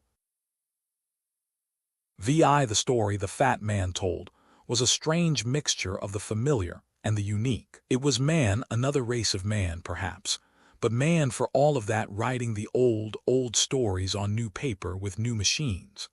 There were many Earth-like planets in the galaxy, rather small, unspectacular planets, orbited about quite ordinary suns. On everyone, the alchemy of life had produced miracles in the seas, and the chain had begun. From the sea to the land, from reptile to amphibian to mammal, from simple to complex, from tiny, scuttling animal, sneaking a living from the domain of monsters, to man, proud and powerful and almost intelligent enough to be a long-term success instead of a flash in the pan. The details were often different, but the generalized outline was the same. If you started with an Earth-like planet, you got an Earth-like man. Man was not quite an accident, and neither was he planned. He was the result of a set of conditions. Each group of men, when they arrived at a stage when they began to wonder about such things, naturally assumed that they were altogether too remarkable ever to be duplicated elsewhere in the known universe. Therefore, man's first inevitable contact with other men, for all men looked out at the stars, and all men wondered always came as something of a shock. People who had been living in villages found themselves also in a universe. People who worried about nations discovered galaxies. People who had learned to live in one world were dismayed to learn of 100,000 more. Span eventually, of course. Great organizations and federations developed. Man was an organizing animal. Planets which had reached a relatively high level of culture joined forces with other advanced planets. This was not easy and took many centuries, for of course each planet felt that it had unique qualities, and it was difficult to trust foreigners. Each planet knew that it was superior, and, what was more, each could prove it to its own satisfaction. But civilization, which was another name for complexity and larger social aggregates, spread. At first, it was a few planets that had banded together, each for selfish purposes and each speaking loudly of brotherhood. Then it was many planets, for how could one lone planet survive against the power of many? Man was an animal with big ideas. The Federation, loose and suspicious at first, thrived. Ideas were exchanged and fresh viewpoints. Cultures flowered. A vast galactic government evolved, weak in the beginning and then strong. Man could not live without organization. When man on Earth was a clumsy thing climbing down from the trees, the first civilized planets were making overtures to each other. When man on Earth found himself with a brain of sorts and learned to make fire and pick up rocks with which to bash in other brains, a tenuous galactic federation was struggling to be born. When man on Earth was yet a Neanderthal, slowly evolving the ideas of religion and an afterlife, other men he could not see had a civilization that spanned the known universe. When man on Earth was a Cro-Magnon painting the walls of caves, he might look up at night, perhaps walking homeward from a mammoth hunt, and see the stars. Out there, 100,000 planets were jockeying for position on a galactic scale. When man on Earth was an Indian, coming into an empty America across the Bering Strait from Asia, the star civilization was running into difficulties. When man on Earth was developing agriculture and cities and mushrooming technologies, the galactic troubles grew. They had to be solved. Pan, the interstellar civilization, had thrived. When man thrives, he multiplies. The birth rate had gone up with the cultural vitality. Man filled up his planets, and the civilized planets of the galaxy became overcrowded. The expanding population had to find some place to go. At first, non-human planets had been tried. Unfortunately, this had not worked out. The existing life forms which occupied these other planets had been part of the trouble, but only a small part. For the most part, they were so utterly different that they had no interest in human beings one way or the other, and competition with them was out of the question. Different life forms lived different lives and required different things. The basic problem, however, was the planets themselves. If a planet was naturally suitable for human life evolved there. If it wasn't naturally suitable, the mere question of survival for men posed tremendously difficult problems. It had been said many times that man was an extremely adaptable animal, and so he was on his own planet, or on one closely resembling it. He didn't adapt very well to a planet with 20 gravities. He didn't exactly thrive on a methane atmosphere. He didn't find temperatures that melted rock very pleasant. To be sure, there were some relatively unoccupied planets that man could exist on. He could build atmosphere domes and enclosed villages. He could substitute his technologies for nature, but only up to a point. Human populations didn't do well in plastic bowls. In some cases, they managed to stay alive, but they changed. Obviously, the different planets were no solution. Man needed Earth-like planets for his homes because it had been Earth-like planets that had spawned him. On the right kind of a planet, on his kind of a planet, man worked. On other kinds, he didn't work because he was a man. It was that simple. The population continued to expand. The galactic civilization had to have Earth-like planets, had to have colonies that could drain off the overflow of men. Where could it find them? There was only one place. If you want an Earth-like planet, a Mars-like planet won't do. You can irrigate a desert and make it green, but you can't turn Jupiter into England with a slide rule. If you want an Earth-like planet, you must pick an Earth-like planet in the first place and go there. It was unfortunate that all of the Earth-like planets were occupied. It was more fortunate that all the Earth-like planets were not at the same level of cultural advancement. Many of them were quite primitive. Others were just experiencing the growth pangs of civilizations. Now, cultural simplicity has consequences over and beyond any moral condemnation or exaltation of the noble savage. It has consequences in terms of populations. A culture that exists by hunting and gathering, on the average, must be a small one. If the population of New York City alone had to live in New York State by hunting wild animals, it is a safe bet that the population would be drastically reduced. A culture that has farming can support more people on the available land surface. With the beginnings of machine technology, still more people can live on the same amount of land. But it takes a galactic civilization really to fill up a planet. As a result, most of the Earth-like planets which had not yet become a part of the larger civilization still had some room left for expansion. Earth was one of those planets. The galactic civilization found itself in an odd position. On the one hand, it had developed to a point which made the ruthless conquering and exploiting of other worlds unthinkable. Its own citizens would never stand for such an action. On the other hand, it had to drain off population, and there were only the occupied Earth-like planets which offered any possibilities in that direction. They did the best they could. Man, when forced into it, is a compromising animal. They decided to colonize the undeveloped Earth-like planets left in the galaxy. But their colonization was no crude and slapdash affair. In order to appease public opinion within the Federation, they had to work within a framework of principles, restrictions, and laws. First of all, the primitive planet must not be aware that it had been colonized, for that would destroy initiative and rob whole worlds of their futures. Secondly, the natives could not be harmed in any way, and could not be interfered with except in the initial setting up of the colony, when various psychological techniques were permitted. Finally, there was a limit to the percentage of a planet that could be colonized. This percentage varied with the planet, but in no case could it exceed 15%.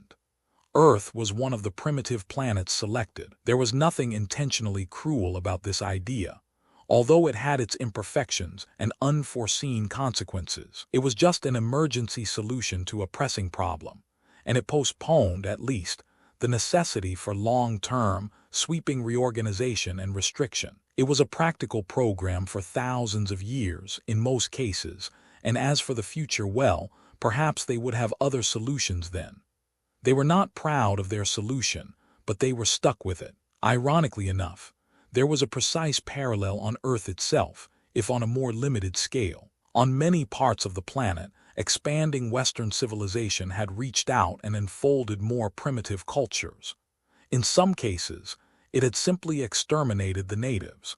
In others, it had just taken away their land and deposited the Aborigines on reservations. It had happened quite strikingly in North America, among other places. The Europeans came in, and the Indians were presented with the short end of the stick. We weren't a vicious people, the Europeans said afterward. We weren't bloodthirsty fiends. But it was inevitable all that land, supporting only a fraction of the people it could support. And we needed land, needed it badly. Perhaps we were wrong in an abstract sense, but what happened couldn't be helped. No practical man could imagine leaving a whole continent to the Indians. We didn't always like it, but what else could we do? What indeed? And argued the civilized peoples of the galaxy a few hundred years later, what else could we do? When civilization came furtively to Earth, sneaking in by the back door as it were, it was all done with great finesse and subtlety. Advanced peoples employ advanced methods. There was no drum-thumping invasion, no excitement, no death rays, no battling space fleets. No one got hurt. The Earth never even knew it had company. Planets had been colonized before. Methods were smooth and routine. No fuss, no muss, no bother. Defense. How could there be a defense? Defense against what? Where was the offense? Naturally, the colonists confined themselves to the small towns and villages. They had other uses for the cities. Picture a small town, any small town. A main street and a drugstore and a movie. Houses with unpainted, honest fronts and hamburgers cooking in the kitchen. Snow in the winter, sun in the summer. Rain on the night of the big dance. Rotary clubs and gas stations. Gray ladies worried about the new preacher he smokes, you know. A boy and a girl on a night in spring, the family car kissed by magic, a soft moon forgotten among the stars. The town, though caught in the web of nation and state, is isolated. The people there see the same people every day. The next town is 20 miles away, and of course the people in the next town are hardly the proper sort. Strangers aren't wanted because strangers always want to change things. We like our town the way it is. The small town has a reputation in the city. The people who live and die there are ignorant, so the legend goes. They are 50 years behind the times. You can't ever tell about small towns, they're funny. They're full of local color and strange rural customs, and the damnedest characters you ever saw. An isolated society, then. A clannish society that doesn't want strangers poking around. A backward society where odd things and unusual-looking people are a part of life. Buildings all up, crops all planted, stores all stocked. A rustic colony. Ideal conditions. Ready for immediate occupancy. The scientific experts from an unsuspected civilization go to work. Buy here, sell there. Tamper with a crop here, dust a few cattle there. Alter the rainfall just a little. Spread a few pointed stories around why. They're cleaning up down the road in Oakville, or out in Indiana, or right over there in the city. Opportunity, and new people move into your little town. Funny people, they don't mix. Why, they're taking over the town, I declare. It's all poor Mrs. Smith can do to keep body and soul together. And so many of your friends moving on after all these years, selling out, going to the city.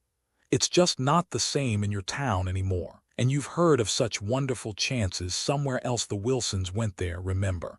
And the Wades and the Flahertys will. I've been wondering it was a snap. Duck soup for the experts from the stars. One population moved out, another population moved in. A colony.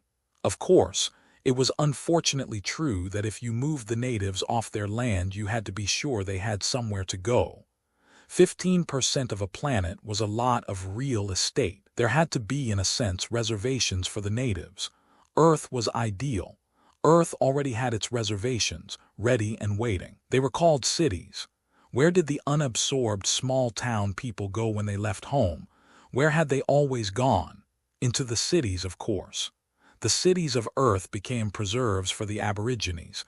It was beautiful, really. What sane man would prefer to live in the shrieking chaos of a city, stacked in like sardines with his neighbors in the smoke and the dirt and the sweat? What sane man would voluntarily leave the sunshine and the green fields and the quiet companionship of home for a factory and a tenement and the grinding of machinery? Answer: almost all of them. Wasn't it the thing to do? Wasn't the city the place to go to get ahead? Wasn't the city where all the smart people were? Weren't you an ignorant hick if you stayed at home? There was nothing new in this. Man had always gone to the city. But he could be helped along if necessary, and he was. Psychological conditioning techniques, when administered by a really advanced culture, were remarkable things. If you want to build an escape-proof prison, there is a way. Just don't tell the prisoners that they are in jail. Make them compete with each other for life sentences. Call it home.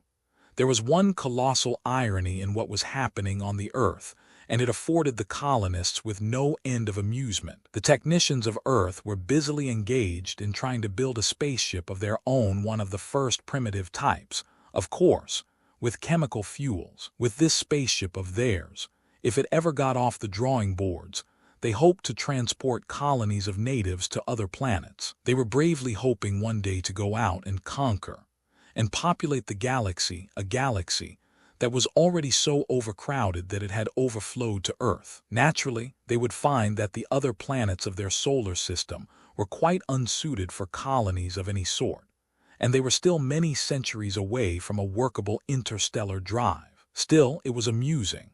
Since Earth was now entering a primitive phase of what might be termed pre-civilization, with savage war patterns coupled with semi-advanced destructive techniques, it might well be that an atomic war could occur. Earth was at a crisis period in her history, and could easily go either forward or backward. Many of the Earth-like planets had reached this stage many times, only to be blown back to the beginning for another start. Some planets never did get any further. Now, an atomic war under present conditions would primarily affect only the large cities. This was not a pleasant prospect, of course, but for the colonists it was far from being a tragedy. The longer it took Earth to evolve a true civilization, the more time the colonies had to live their lives undisturbed. Mind you, they would not start the war. They were not immoral beasts. Starting a war would be very unethical. On the other hand, they were forbidden to interfere. They just wouldn't prevent the war. Savages were so warlike. The town of Jefferson Springs, obviously, was one of the alien colonies. It went through the typical well-trained motions of an American village, but this was no village of Earth. This was different, and that was the story the fat man told. Romans 7, there was a brief silence while John paused for breath. He occupied himself by refilling the neglected glasses with scotch and indulging in another cigarette. He looked just faintly bored, the look of a college professor explaining evolution to a freshman. "Well, that's that," he said. "I hope I haven't bored you." "Not at all," said Paul Ellery. "When all else is gone," he told himself, "put up a good front. No monsters, no fiends, no wicked prime ministers," the fat little man observed rather sadly. "Not even much drama, I'm afraid, to say nothing of melodrama. Just expediency, just politics, just human littleness in the face of something big." He sipped his drink. "I sometimes think that men are too small for their universe, Paul. We have such a magnificent backdrop, and our plays are so confoundedly uninspired and monotonous." "Yeah," said Paul Ellery, "monotonous." "I'm quite serious," John said. "You will find that life on a galactic scale can be every bit as humdrum as life confined to a planetary anthill. Sam still loves Mary, and Mary still wants Sam to be a bigger wheel than Philip. It's all damnably dull if you ask me, which you didn't." Paul Ellery, Ph.D., born in Austin, Texas, and raised on the planet Earth, puffed on his pipe in a spaceship room hanging in the night. It was his fourth pipe, and his mouth felt like sandpaper. The rest of him felt worse. He felt numb with what he had heard. It was not so much that it had come as a complete surprise, for much of his information had pointed the same way. Rather, it was the fact that his wildest conjectures, his most fantastic guesses, had been reduced to the level of a commonplace, everyday existence. Little green men living in your furnace. Why, of course. Didn't you know?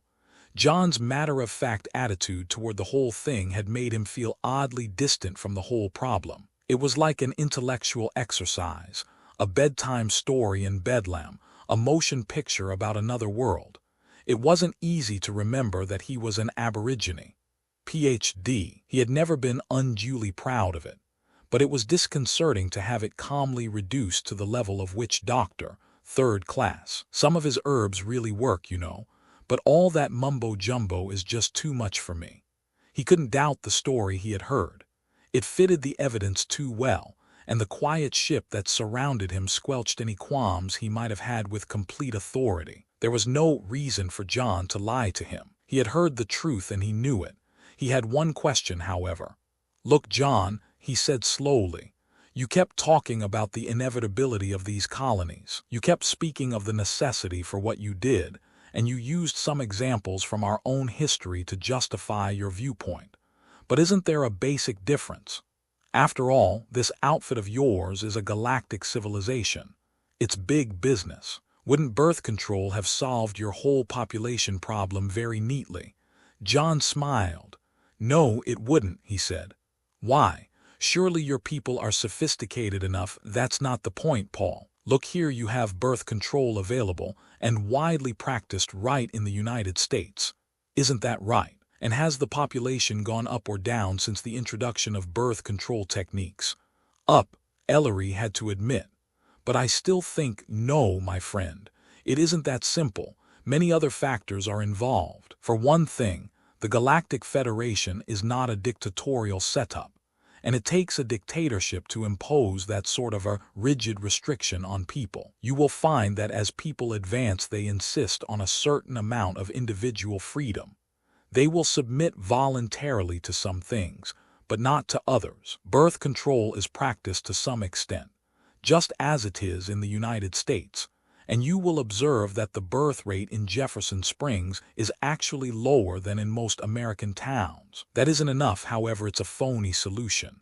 Why? You know the answer to that one, Paul. Permit me to refer you to one of your own scientists, V. Gordon Childa. What has always happened when there is a technological advance? What happened in the Neolithic? What happened during the Industrial Revolution? Ellery saw the point. The population expands, he admitted. Check. And you are sitting right smack in the middle of a technological advance, a spaceship. Spaceflight always means more population, not less. That's just the way it is. If there's a method of cutting down population without killing the culture, we haven't found it yet. It's a problem for the future. We don't know all the answers, Paul, and we never will. Ellery let that sink in a minute. There was just one thing he could say. He said it. You spoke of an offer, John. John put the tips of his fingers together and twiddled his thumbs. Paul, you're an intelligent man. The fact that I am from what we have modestly described as a high civilization, and you are a citizen of, shall we say, a less developed culture, has no bearing on your intelligence. We respect your brains. We know our own self-interest when we see it, and we think we could find a place for you in Jefferson Springs. Not much of a place at first, to be candid, but with hope for the future. We want you to work for us. That way, we gain and you gain. The other way, nobody gains. You have a saying on your planet, I believe, one of the few that makes a modicum of sense. If you can't beat M, join M. Crude, but I'm sure you see the point. Ellery looked at the fat little man, the friendly blue eyes, the lines in the pink forehead, the earnestness that filtered through the easy mannerisms. Whatever else he was, John was an intelligent man. More to the point, he seemed to be an honest man. Suppose I don't accept your offer. You are indeed a suspicious man, John sighed. I'm afraid you still think of me as a monster of some sort. Not a monster, John, Ellery said truthfully. I'm trying to deal with you as a human being. What is there to say, my friend? If you don't accept our offer, you don't accept our offer. That's all. Nothing will happen to you, although the psychological effects are apt to be rather overpowering. You are free to leave here, go anywhere you want to go, say anything you want to say. We think you have a brain and we hope you use it. It's up to you. Ellery hesitated. You mean I am actually free to leave after what you've told me? John nodded at the door. There's the exit. You will be escorted back to your room, unconditioned and uninfluenced. You're a free agent, or as much of one as a human being ever is. You know Mel Thorne. If you want to take us up on our offer, go out and see him. If not, I wish you well. Paul Ellery got to his feet slowly. So long, Paul, John said, shaking his hand firmly. So long and thanks. I appreciate everything. It was a pleasure, my friend. John looked as though he meant it. The big door opened silently for him. He left the fat man alone at his desk. He seemed a little lonely, a little sad. The two escorts were waiting in the long, cool corridor. Ellery followed them down the timeless, deserted tunnel, past the side panels that lined the walls. There was the door, the short passage, another door, and he was back in the sphere. He sat down on the green couch on the gray carpet, and the humming vibration came again. When the sliding panel opened again, he emerged into the moist coolness of false dawn. He heard crickets chirping in the damp grass. He looked at his watch. It was 5 o'clock in the morning. There was the ride in the Buick, hardly remembered, and then he was back in his hotel room. His two guides left and he was alone. He sat down on the edge of the bed in the darkness. He felt terrible. Too much scotch, too much tobacco, too much everything. At long last, a hollow reaction caught up with him. He had left one world a short 2 months ago, his life secure and his future comfortable. He had come back to a new world this morning. His future might be anything. He got up, pulled the .38 from his belt, and stuck it back in the dresser drawer. Then he fell down on the bed, clothes and all, and stared at the gray light of morning until he fell into a light and fitful sleep. He twisted and turned as the hours passed, and the blistering heat came again. Twice he cried out. He woke up shortly after noon. It was too hot to sleep anymore, and his pillow was wet with sweat. He managed to shave and take a cold shower in the bathroom at the end of the hall, and when he had put on fresh clothes he felt a little better. He didn't even try to think until after he had downed 4 cups of bad coffee at the cafe, and managed to choke down 2 overdone eggs and some passable sausage. Then he got into his car, opened all the windows, and just drove. He wasn't going anywhere, he just wanted the air to circulate a little. The sun was like a big brass shield in an absolutely empty sky. He thought briefly of going to Austin, but he couldn't quite face it. He had dimly hoped that when he woke up, despite John's assurances, he wouldn't remember a thing that had happened the night before. But he remembered it, all of it. He simply couldn't go into the city yet. He recognized with painful clarity the utter hopelessness of his position. Things weren't the same anymore, and they would never be the same again, not for him. Sure, he had the whole story now, or most of it. There was no more problem. He had the answer he had sought. Great, fabulous. What could he do with it? Nothing. Absolutely nothing. He thought of every conceivable angle. He analyzed every possible course of action. He planned at least 50 different moves, and promptly discarded every one of them. It was impossible for him, being what he was, just to put Jefferson Springs and all that it meant out of his mind, leave the place for good, and try to find any meaning in the life he would have to lead. It was a shock, to put it mildly, to find out that he was a primitive, a savage, sitting in his little village and calmly assuming that he was king of all he surveyed. A man, or at least Ellery's kind of man, couldn't go on with his work, knowing that all he was working for was thousands of years old hat to a civilization of which he could never be a part. He couldn't face his friends every day, working, laughing, dreaming their dreams when all the time he knew. He would look up at the stars at night, and one night he would pull the trigger.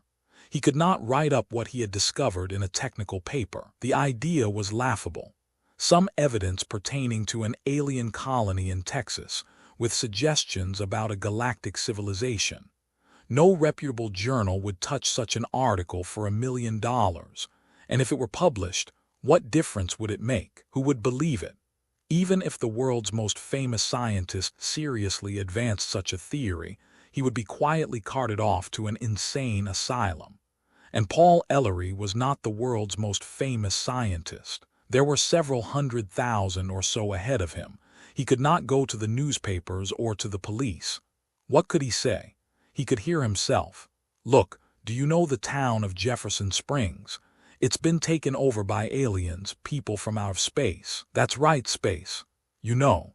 You see, they took me into their spaceship one night and told me the whole story. It's like this. He couldn't even tell his best friend. Look, Joe, a funny thing happened to me while I was working in Jefferson Springs.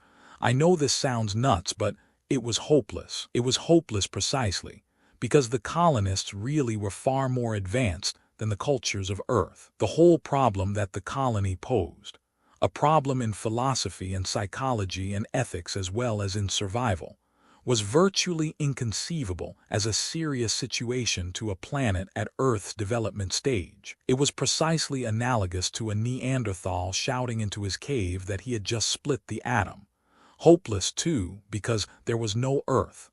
There were only the hostile nations, glaring at each other in armed truce. There was only the UN, fighting to be born in a world that needed it desperately but wasn't ready for it yet. Could you address the United States Senate and suggest that aliens from outer space made up many of the senator's constituents? Ellery didn't even want to think about that possibility. A revolution as an answer was sophomoric. Who would revolt? Against what? The plain fact was that Earth had evolved no technique even faintly suitable to handling the situation. It was outside Earth's experience, outside her expectations. It was even worse than trying to stop a tank with a bow and arrow. Earth could not even recognize that the tank existed. There was only one thing he could do, obviously. There was no answer to the new problem that had been created by the solution to the old problem. All right, except that. Therefore, his job was easily stated. Find one. He actually knew little or nothing about what really went on in the town of Jefferson Springs. He knew the familiar patterns designed for public consumption, and he knew at least something of the true story behind the colony. Beyond that, he was ignorant. The inner life of the colony, the genuine, functioning community culture, all that was unknown. What was the actual relationship of the colony to Earth? Was it at worst a harmless parasite, as John had suggested, or were these people human enough to want their colony to continue for always? Would the colonists really leave Earth alone to work out its own affairs? How could they be controlled that closely? And how did the damned thing work? How could people, real people, live out their lives in a masquerade, pretending to be virtual savages from their point of view? Roughing it was fine for a vacation, even for a year or two, but for a lifetime. Paul Ellery thought about Jefferson Springs, the real Jefferson Springs that he had never penetrated. Possibly, just possibly, there was a clue there, if he could find it. He didn't really think he could. It was a needle in a haystack at best. He wasn't even sure what it was he would have to look for. It was a 1,000,000-to-1 shot. But Paul Ellery was a stubborn man. He was also a practical man. He repeated the words to himself. If you can't beat M, join M. He told himself that he was motivated by pure self-interest. He told himself that he was too sensible to try to save the world. Saving the world was a large order, with or without colonists from the stars. The hydrogen bomb was a tough opponent in a debate. If he could come up with no solution, he would just have to make the best of things. He would have to adjust. He had been given a chance. Many a native before him had had to leave his tribe and try to learn the strange ways of civilization. He remembered his friend Two Bears, his interpreter among the Hawks. Two Bears was one of many Indians he had known, caught between two opposing lifeways. What were they called in the literature? Marginal men. He would try to find a flaw in the colony's armor. He would do the best he could. That was all he could do. It was evening when he turned his Ford around and drove back to Jefferson Springs. The long shadows lay like soft fingers across the field and the brush and the cactus. The faint breeze was only another shadow, whispering over the clean, sweet land. Jefferson Springs baked in the late sun, 120 miles from San Antonio, 60 miles from the Rio Grande in Mexico. Paul Ellery had made up his mind. He had become a hired man. Not a hired man, he reminded himself, but a hired man. There was a difference. Tomorrow, he would drive out again to see Melvin Thorne. Roman 8 the next day was like all the rest. The burning sun was up early, sucking the night moisture out of the air, and again turning Paul Ellery's hotel room in the rocking tea into a box-like oven. It was wrong, somehow, that the day should still be the same. So much had happened. So much had changed that the most incredible thing of all, the most difficult fact to accept, was that the world went on, inevitable and unimpressed. Ellery ate a perfectly ordinary breakfast, no worse than usual, and was faintly surprised to find that he had a good appetite. In fact, he felt fine. The pressure was off, and if what was left was mainly resignation, well, that was still an improvement. He went back to his hotel room, took off his shirt, and propped himself up on the bed, using a bulky copy of Anthropology Today as a writing desk. His handwriting was none too beautiful, but his typing was worse. He had 3 letters to write. The first was to Winans University. Winans was a small, privately endowed school, a few miles north of Austin, near Round Rock. It had been established 30 years ago by old Edgar V. Winans, an eccentric Texas millionaire who had, surprisingly, graduated from Harvard. Winans had failed to see why his native state could not support a really good small college, and to prove his point he had built Winans University. Winans was a man who knew what he was doing, and when he was through he had a first-class school on his hands, and one that attracted high-caliber students. Ellery, who had been teaching at the University of Texas, had resigned before coming to Jefferson Springs on the Norse grant. He had an offer from Winans University, which he had tentatively accepted because he liked small schools and the pay was good. That, of course, had been in the other world. Now he dropped a note to Bud Winans, the old gentleman's capable son, and told him that he couldn't make it by September. He said that his plans were indefinite for a while, but that he would give him a definite answer as soon as he could. Hardly standard operating procedure, but Bud was a good guy and would pull the necessary strings. The second letter was to his parents. This was a more conventional item, hinting broadly at hard work and unexpected complications, and said in effect that he would be very busy for a while, but would try to see them soon. The third letter was to Anne.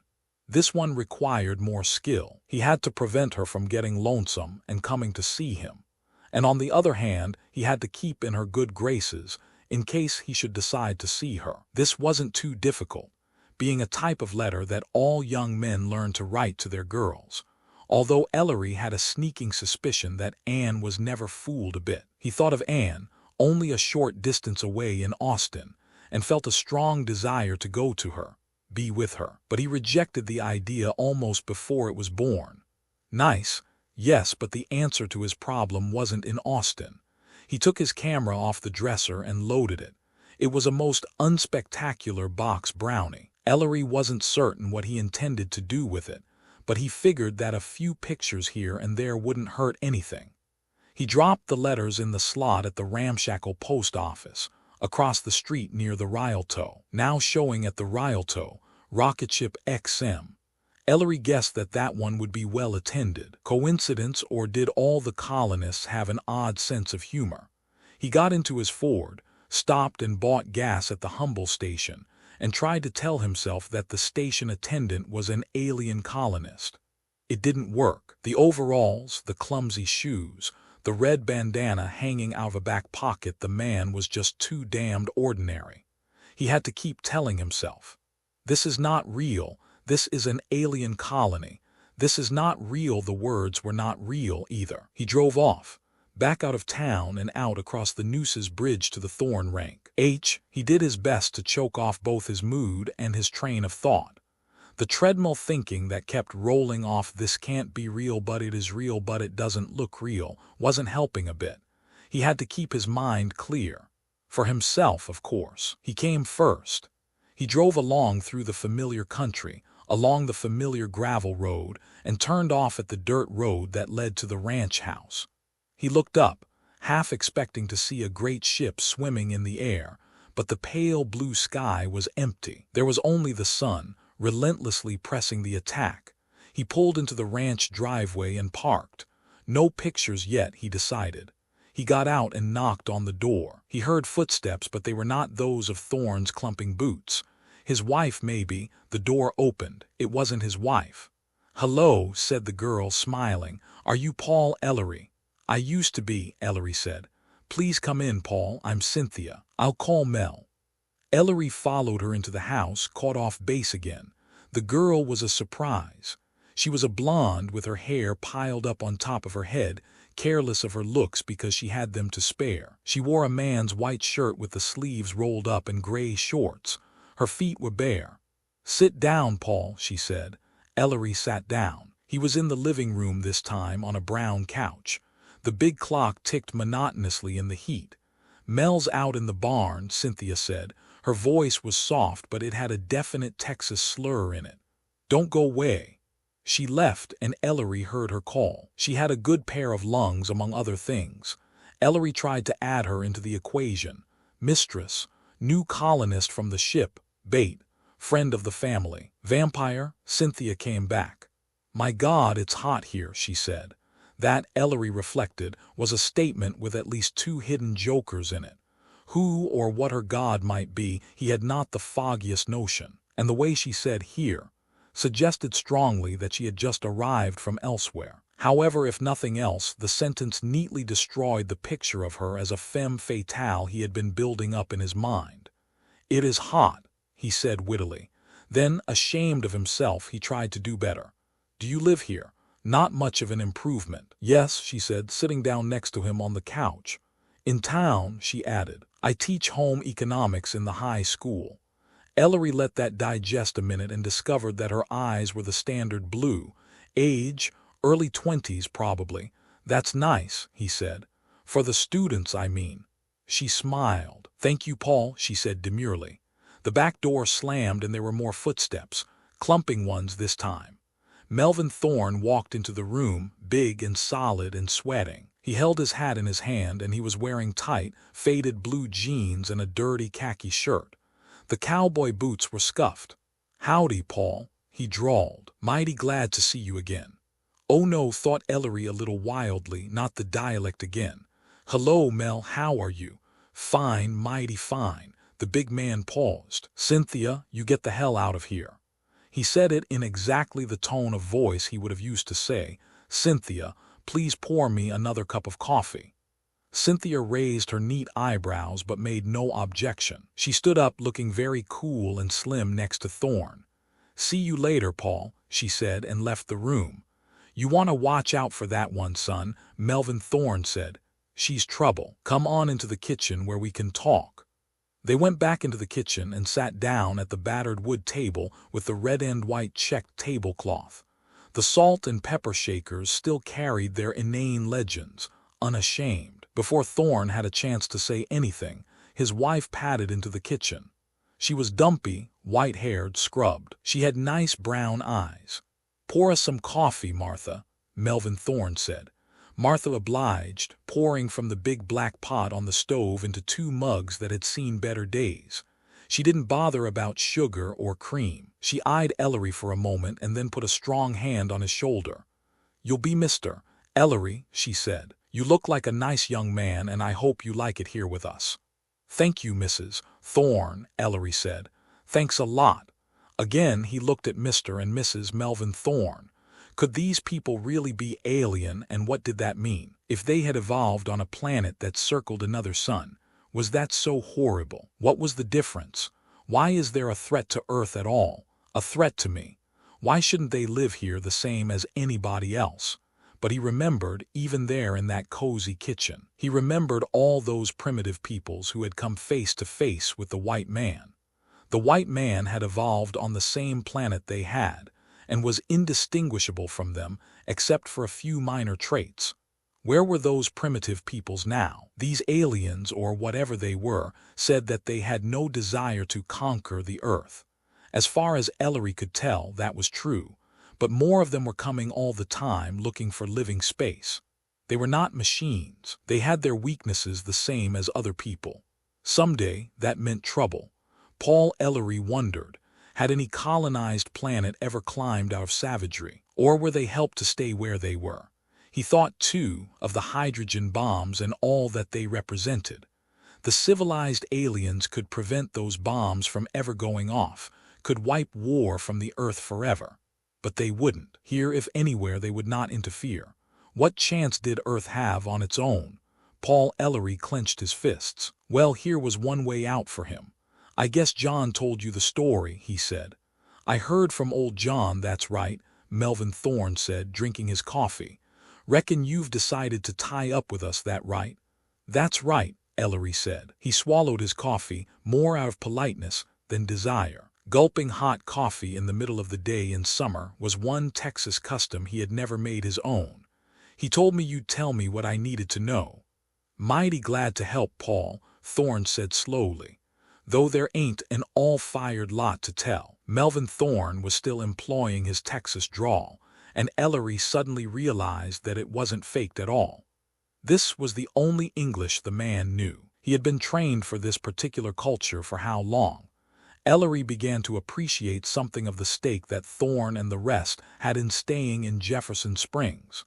Where else could they go? "It will have to be sort of odd jobs at first, Paul, until we're sure and you're sure that you want to stay on with us," Mel said, pouring more coffee. You understand, I reckon, that it will take you a spell to fit into the real life of our town.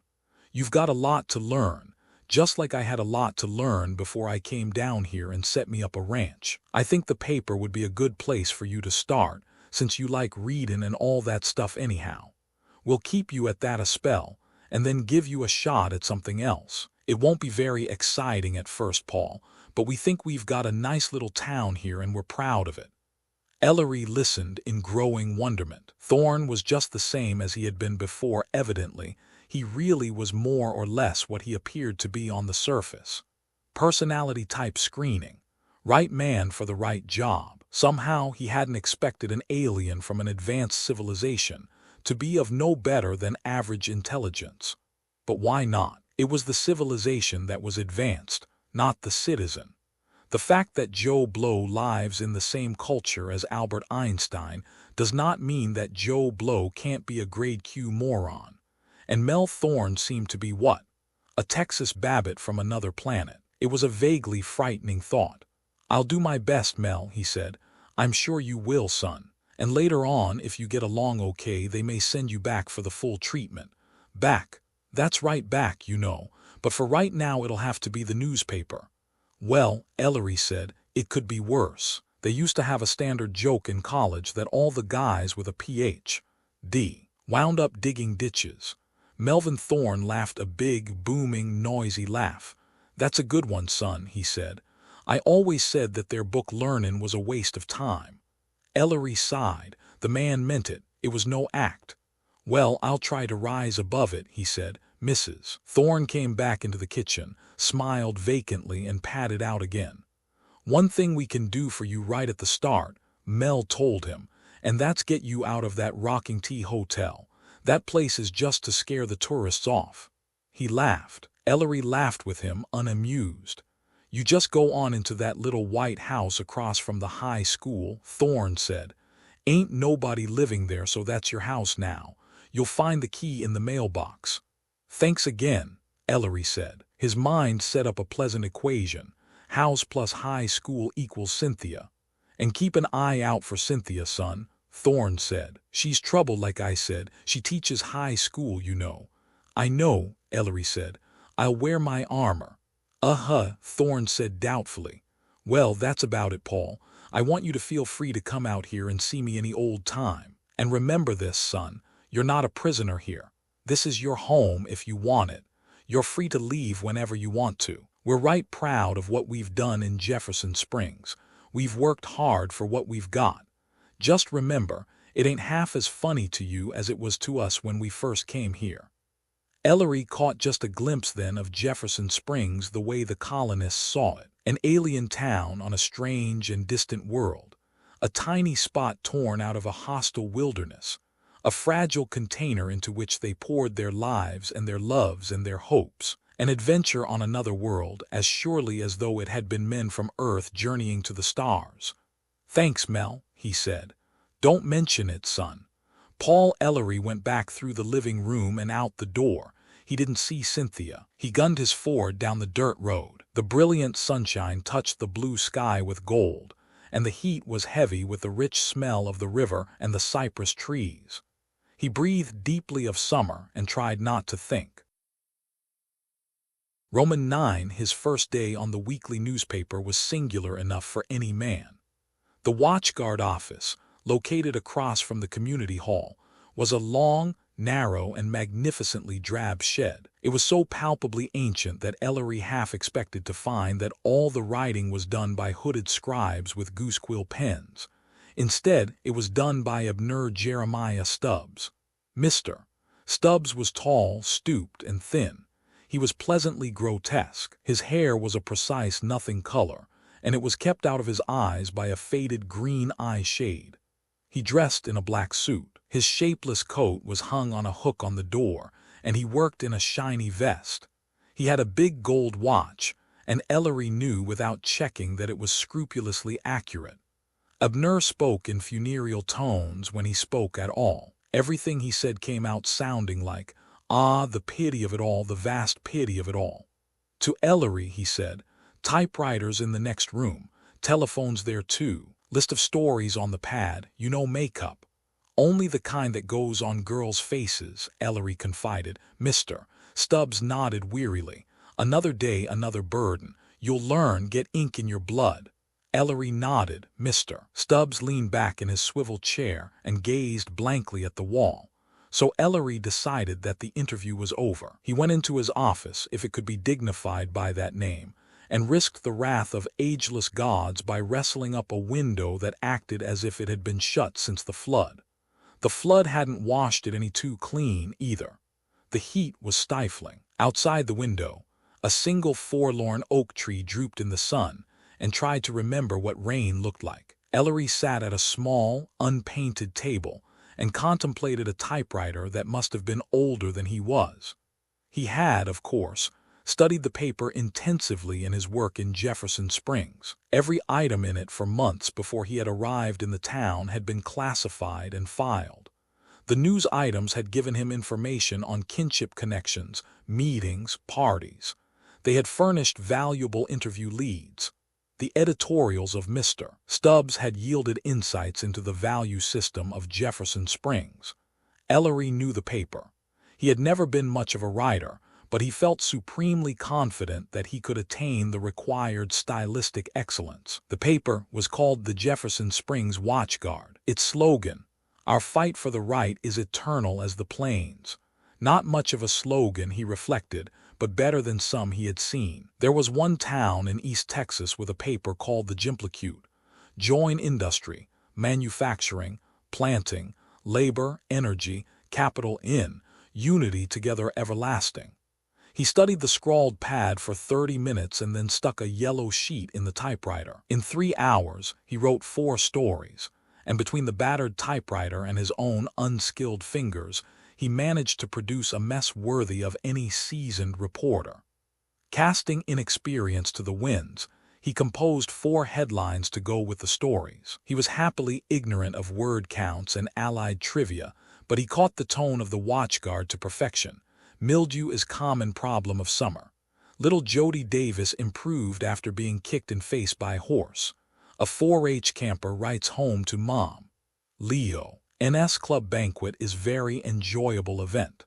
His day's work done, Ellery examined the last issue of the paper, trying to find something in it that would prove useful to him. Here again was the basic anomaly of Jefferson Springs. The town was an alien colony, but there was nothing advanced about it that he could see. It was as average as dirt. Now, acting or no acting, false face or not, the colonists actually were living in Jefferson Springs. No matter how insincere, and it did not strike Ellery that they were insincere at all in the lives. They led the mere business of going through the motions of life in Jefferson Springs took time. A lot of time. These people spent, without any doubt, the majority of their lives acting out the parts of small-town Texas citizens. And that didn't make sense. These colonists were human enough, as far as Ellery could tell. No group of people would willingly spend at least 70% of every single day pretending to live in a culture without meaning for them. Ellery reversed a few positions in order to see the problem more clearly. Suppose that the cultures concerned were those of the present-day United States and a southeastern Indian group, say the Natchez, who had once lived on the lower Mississippi. The gulf between the two cultures was roughly comparable to the gulf between a galactic civilization and the United States, though possibly not as profound. Okay, that was the setup. On one hand, modern industrialized America. On the other, 7 villages of thatched huts, agricultural, with temple mounds and undying fire ceremonies, together with a well-defined class system ranging from a supreme sun down through nobles, honored men, and commoners, the last known as stinkards. Now, suppose that for some reason the present-day Americans wish to set up a colony among the Natchez, and do it in such a way that the Natchez are unaware of the colony's presence. First, of course, there would have to be an intensive period of detailed training, to say nothing of time travel. But assuming that the United States citizens could turn themselves into a reasonable facsimile of Natchez Indians, how long would they be willing to live like the Indians? cut off from all the comforts and conveniences and values of the life they had known. Not for a week or so, not for a summer's outing, but for keeps. Ellery could see only one possibility there. If the United States citizens were taken as children and brought up as Indians, then they would, of course, be perfectly content with the Indian culture, since they would, in effect, be Indians. They would not, however, be typical United States citizens any longer. That was the possibility. It was unfortunate that the aliens weren't working it that way. Quite clearly, it wouldn't work in their case. Their problem was considerably more complex. They must both fit their citizens for life in a primitive colony, and at the same time retain them as participants in a galactic civilization. Simply dumping them down in Jefferson Springs as children wouldn't do the trick. And in any event, he had already seen enough to indicate that the procedure was quite different. Some of the colonists came to Jefferson Springs as young adults. That called for one technique. Some of them came as children. That meant another technique. And some, apparently, were born in Jefferson Springs and then trained as full galactic citizens elsewhere, sent back for the full treatment, as Thorne had intimated that Ellery would be eventually. The question remained, how could they be both? How could they live in and enjoy, for they must enjoy it, Jefferson Springs, and at the same time maintain their unity with a vast and complex interstellar civilization? Ellery had no answer for that one. He read the paper carefully, digesting every last personal. Mr. and Mrs. Joe Walker spent 2 happy days last week visiting in Garner State Park. An advertisement. Mr. Merchant, don't preach home patronage, then send your printing elsewhere. In the entire paper, he found only one small item that was at all suggestive. It was suggestive only because it was cryptic. There was nothing blatantly mysterious about it. It was a small square on the back page. Thorne Ranch Compulsory, August 25, 9 p.m. That was all. And the date was the day after tomorrow. Paul Ellery didn't know what it was, or even what it might be. He did know that he was going to be there. He walked out of his office and handed his completed stories to Mr. Stubbs, who was still seated in his swivel chair, gazing with complete absorption at the wall. Stubbs fished out his gold watch, shook his head sadly, and said nothing. Ellery chose to interpret this as both approval and dismissal, and left for the day. He drove home to his new white house across from the high school, which was deserted for the summer. The house was just beginning to cool off from the afternoon roasting, but it was still plenty warm. There was a slight breeze out of the north, but Ellery had no instruments delicate enough to detect it. The house was plain but comfortable. Living room, bathroom, bedroom, kitchen, a few closets, all put together without a single trace of either ingenuity or imagination. There was one painting in the place, a waxen floral study, and when it had been carefully turned to face the wall it was passable. Ellery fried himself a hamburger, preferring even his own cooking to that of the Jefferson Springs Cafe, and opened a bottle of beer. He armed himself with a notebook and a pencil, and sat down at the kitchen table. He asked himself what he, as an anthropologist, knew about the problems of culture contact that would be useful to him. He was not given to getting in over his head and asking questions afterward. He had found that it was to his advantage to figure things out ahead of time, if he could. When the knock on the door came, he was halfway through the hamburger. On the problems of culture contact, his progress was less remarkable. He stuck the notebook in a drawer in the kitchen table and opened the front door. It was Cynthia. The equation ran through his mind again. House plus high school equals Cynthia. Well, better late than never, and better early than late. "Are you busy?" asked Cynthia, smiling. "Not that busy," Ellery assured her. "Won't you come in? I'm just finishing up my caviar." She came in and Ellery closed the door. She was wearing a dark green skirt and a white silk blouse, and her blonde hair was down. She was slim and tanned, and she looked good, very good. "Now that you're a reporter," she said, "I thought I'd bring you a story." "Fine," said Ellery. "Bring it on into the kitchen, and I'll give you a beer for a reward." She followed him into the kitchen and sat down at the table, wrinkling her nose slightly at the hamburger. She accepted the beer without complaint, but she didn't look like the beer-drinking type. "Sorry, I don't have anything better," Ellery said. "I just moved in here and I haven't stocked the cellar yet. In fact, I haven't got a cellar." She laughed gently. It was a pleasant laugh, it said. That wasn't a bit funny, but it was a reasonable try. "Do you eat hamburgers every night?" Cynthia asked. "Not at all," Ellery assured her. "I fry a mean egg too, so there's no monotony in my diet." "Poor man," Cynthia said. "You need a cook." "Well, I do." There it was. No stalling, no fumbling for invitations, no beating around the bush. Cynthia wasn't being coy and she wasn't kidding. Ellery decided that he and Cynthia were going to get along fine. "Lady," he said, "you will do splendidly. I won't even ask for references." "That's good," she said, "because I haven't got any." Ellery finished his beer and opened another. "When do we start this charming arrangement?" he asked.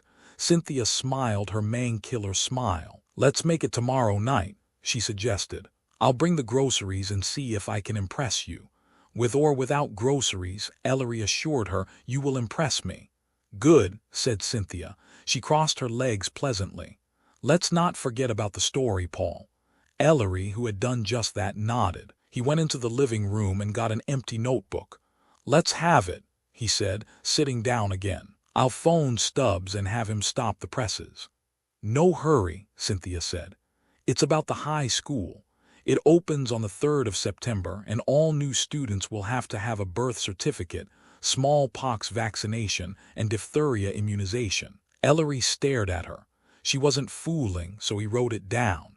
He remembered that Cynthia taught home economics in the high school. My God, maybe she was going to cook him a dinner, period. "That all?" he asked. "That's all." She smiled. "I just thought I'd save you a little work." "Well, thanks. Thanks a lot." Ellery took a long pull on his beer. Just when you thought you had these people all figured out, they always pulled another rabbit out of the hat. No matter. Cynthia could be useful. Anyway, he liked rabbits. "Cynthia," he said, "I wonder if you tell me something." "I'm sure you do," Cynthia said. Ellery ignored that one. "Look," he said earnestly, "I'm in a tough spot here, you know that. You're about the only person I've met who's acted well, who's acted human." Cynthia suggested. "Friendly," Ellery corrected. "I don't feel so much like a freak when you're around." Cynthia laughed. "What do you want to know, Paul?" Ellery put it on the line. He had a nagging suspicion that it would be a stupid man indeed who thought he could put over a fast one on Cynthia. "I saw a notice in the paper, last week's paper," he said, "about a compulsory something at the Thorn Ranch the day after tomorrow. I saw you out there, and I wonder what it's all about," finished Cynthia. She patted her hair. "Check," said Ellery. "If I'm going to play on your team, I've got to know the signals." Cynthia pursed her lips. "I don't know, Paul," she said. "I'd like to tell you, but I'm not sure that it's permitted. Tell you what I'll do, though I'll find out just where you stand on this. And if I can get an okay, I'll do better than explain it. I'll take you out there with me and you can watch." "Fair enough, Cynthia, thanks." She finished her beer and stood up. "We'll see what we see," she said. "Thanks for the beer. Have to run now." "So soon? So soon?" She walked toward the door, the green skirt rustling around her legs. Ellery caught her at the door, touched her cool arm with his hand. He could smell the perfume in her hair. "Cynthia, good night, Paul," she said, softly but firmly. "See you tomorrow." And she was gone into the gathering shadows of night. Next morning, Paul Ellery was up early. It was still cool from the night before, but the sun was already climbing into the sky for the day's bombardment. However, he did notice, on his way to the newspaper office, that there were just the bare suggestions of gray clouds hanging on the horizon. They might mean nothing, but there was a chance they spelled a break in the heat. August was a hot month in Texas, but usually the rains came in by September. They were long overdue. The cadaverous Mr. Stubbs had not yet arrived, so Ellery went into his office and hacked out a story on the high school's opening. He finished just as Stubbs came in, and he took it in and placed it on his desk. Jeremiah Stubbs looked at him as he might have looked at a stray goldfish in his drinking water and said nothing. Very carefully, he took off his shapeless black coat and hung it on the hook on his door. He then rolled up his sleeves.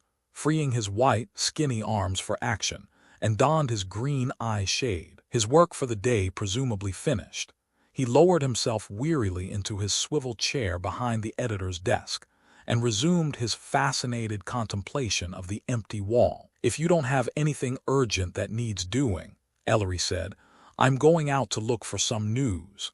"Mr." Stubbs gazed at him in mild astonishment. He blinked his eyes as though he had difficulty keeping him in focus. "Look for news," he repeated. Ellery nodded. "Mr."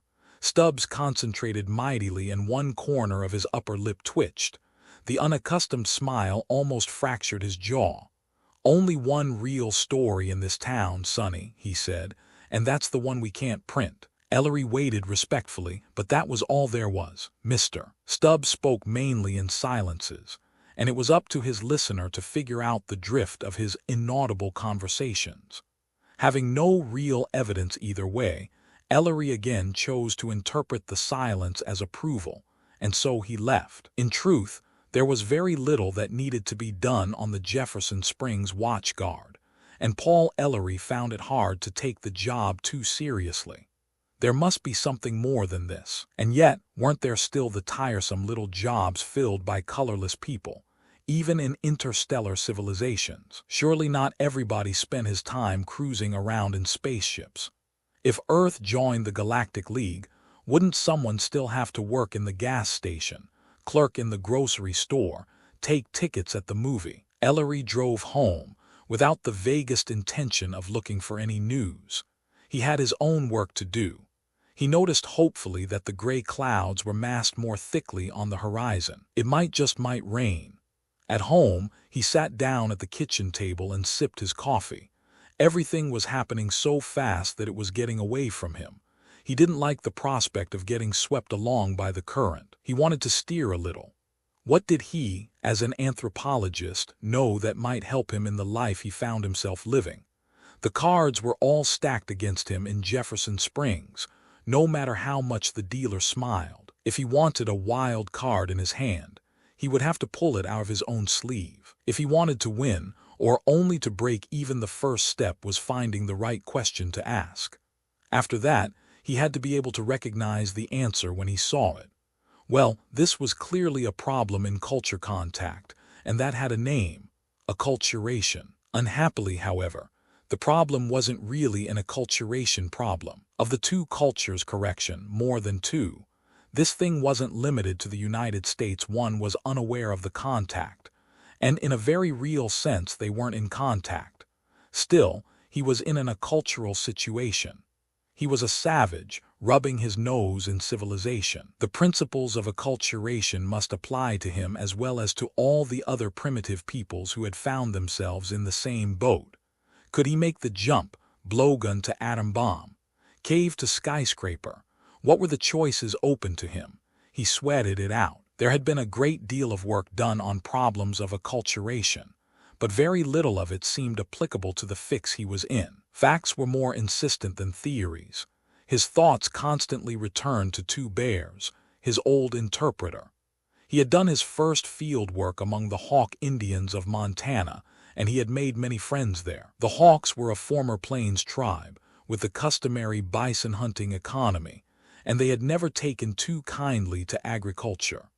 The old people still had a security of a sort, living in the past, but the younger men and women were trapped between the old and the new. Two Bears was inclined to be a little contemptuous of the ways of his ancestors, and in any event their culture was practically extinct. At the same time, he was enough of an Indian, culturally speaking, so that he didn't fit into the pattern of American life around him. Two Bears was a very mixed-up man, trying to fit fragments of opposing lifeways together into a meaningful whole. He spent a lot of time getting drunk. He spent a lot of time, too, off in the hills by himself alone with the gods that he could not quite accept. Paul Ellery understood him a little better now. He took a fast, cold shower and shaved too quickly, nicking himself twice. He got dressed, abandoning his work clothes for a pair of brown slacks, white shirt and tie, and loafers with noisy yellow argyle socks. At 6:15, Cynthia drove up outside. He lifted two large sacks out of the front seat and carried them into the house, setting them down on the kitchen table. One clinked and one didn't. "I didn't expect you to have an apron," Cynthia said, "so I brought one of my own."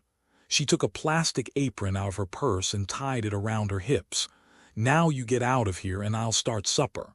"Yes, master," Paul Ellery said. He walked into the living room and sat down, reflecting that of all the mysteries in Jefferson Springs, Cynthia certainly wasn't the least. He fired up his pipe and listened to Cynthia's heels clicking around in the kitchen. He timed her. In 15 minutes flat she was out, a glass in each hand. "I hope you like martinis," she said, handing him one. "I'm enchanted," Ellery said. He examined his glass. "And 2 olives, you've read my mind." "No," Cynthia said seriously, "just guessed." She sat down next to him on the couch. Ellery could feel his pulse thudding like a schoolboy's, but he let it thud. He couldn't figure Cynthia out, and for now he was content to let it go at that. Of course, it was flattering to think that he was just plain irresistible. But if that were the case, then he could think of a large number of females in the past who must have been blind. Cynthia had on a smooth but simple black dress, nothing fancy, and she had a green ribbon in her soft blonde hair. Her dress caught the light and rustled when she moved, and she seemed quite conscious of the effect. Ellery sipped his martini, which was extremely dry and extremely potent. "What did you find out about tomorrow night?" he asked. "Am I included out?" Cynthia patted his knee. "Not at all, Paul," she said. "I talked to John and he fixed it up. You can come. You know John. Of course, have another." "Sold." She went back into the kitchen, bustled around a bit, and came back with 2 fresh martinis. This time his had 3 olives in it. "This," Paul Ellery said sincerely, "is the life. I'm converted. Where do I go to enlist?" "I'm not trying to sell you anything, Paul," Cynthia said, with a directness he found disconcerting. "I'm here on my own. Wait until tomorrow night, then see what you think of us." "What happens out there tomorrow? Black mass?" She laughed, the martini putting a flush in her cheeks. "Not exactly," she said. She had nice white teeth. "It's sort of a ceremony. Only not exactly that. Not a ritual either, really, and not quite a political meeting. It draws us together, all of us, on all the worlds. Do you understand that, Paul?" "Not exactly," Ellery admitted, "but I'll say rite of intensification, that sounds good." "To tell the truth," Cynthia said, downing her martini, "I think the whole thing is kind of corny." There it was again, the offbeat note, the wrong chord. If these people would just be human or alien, one or the other, it wouldn't be so bad. "But when they were both, you won't find it corny, though," Cynthia added. "I promise you that. The first time is apt to be uncomfortable." "You hold my hand," Ellery suggested. "I won't be scared." "We'll see," Cynthia said. "And now we'll eat." She vanished into the kitchen again. 5 minutes later she called him, and there it was. Thick steaks covered with mushrooms, mashed potatoes with natural gravy, a crisp green salad, a glass of cold water, and another martini. Ellery pitched in. "By God," he said, "you can cook." "I have my talents," Cynthia said, and met his eyes without wavering. After supper, with the dishes stacked in the sink and another martini under his belt, Ellery was feeling amorous. "And now," Cynthia said, "we cool off a little. Let's take a walk." Walk, walk. They walked. They walked under a darkening sky through a hushed and breathless night. They walked along the street toward town, arm in arm, like any 2 lovers since time began. He thought, just like 2 average people in an average sort of town. How could you doubt it? Cynthia was warm and soft in his arm. They walked down past the ice house and across the tracks. Ellery could smell the orange trees, their fragrance suspended in the electric air. They turned to the right and walked on into Mexican Town. The pavement ended and they walked on a dirt road like a path, but there were more lights now, and laughter floated out of the night. Someone somewhere was strumming a guitar. The sound was happy and a little lonely too. They passed several Mexican couples, strolling along, talking in Spanish. The Mexicans nodded, friendly but reserved. They were better dressed than the native Texans of the town, the men with ties and sport clothes, the women with bright, flowing dresses that were designed to please. Ellery liked them, as he had always liked Mexico. A distant rumble ruffled the still air. The night tensed itself, waiting. "These people," Ellery said quietly, "are they part of it?" Cynthia laughed, her voice faintly husky. "Yes, Paul, they're part of it too, all of them. But well, are they happy here? I mean, the lot of most Mexicans in Texas leave something to be desired. I'd think that people of your civilization," she squeezed his arm. "You can't understand us yet, can you? Paul, there are all sorts of physical types in the universe. On one planet, one type is running the show, and somewhere else it's a different group. It's purely a matter of historical accident, and if you know that, it doesn't matter. These people know that they're just as good as we are, and we know it too, so the tension isn't there. It isn't where you live that counts, it's how other people think of you. We go where we can and live as we must. Thanks for the anthropology lesson." "You're welcome, love." There was a deeper hush, sudden and complete. Then the thunder crashed, and there was no doubt about it this time. A small, cool breeze began to whisper along the street. "We'd better get back," Ellery said. "Yes, come on." They walked back down the dirt road and back to the paved highway again. They crossed the tracks and hurried past the big square ice house, squatting like a cement monster in the darkness. They could see the lightning now, flashing down in livid forks out of the massed black clouds that blotted out the stars. The thunder was a continuous rumble in the north. They walked faster, and the wet breeze became a wind, sighing down the street. The smell of rain clogged the air, rich and sweet and heavy. Ellery rolled up the windows in Cynthia's Nash, and they half ran up to the little porch of his house.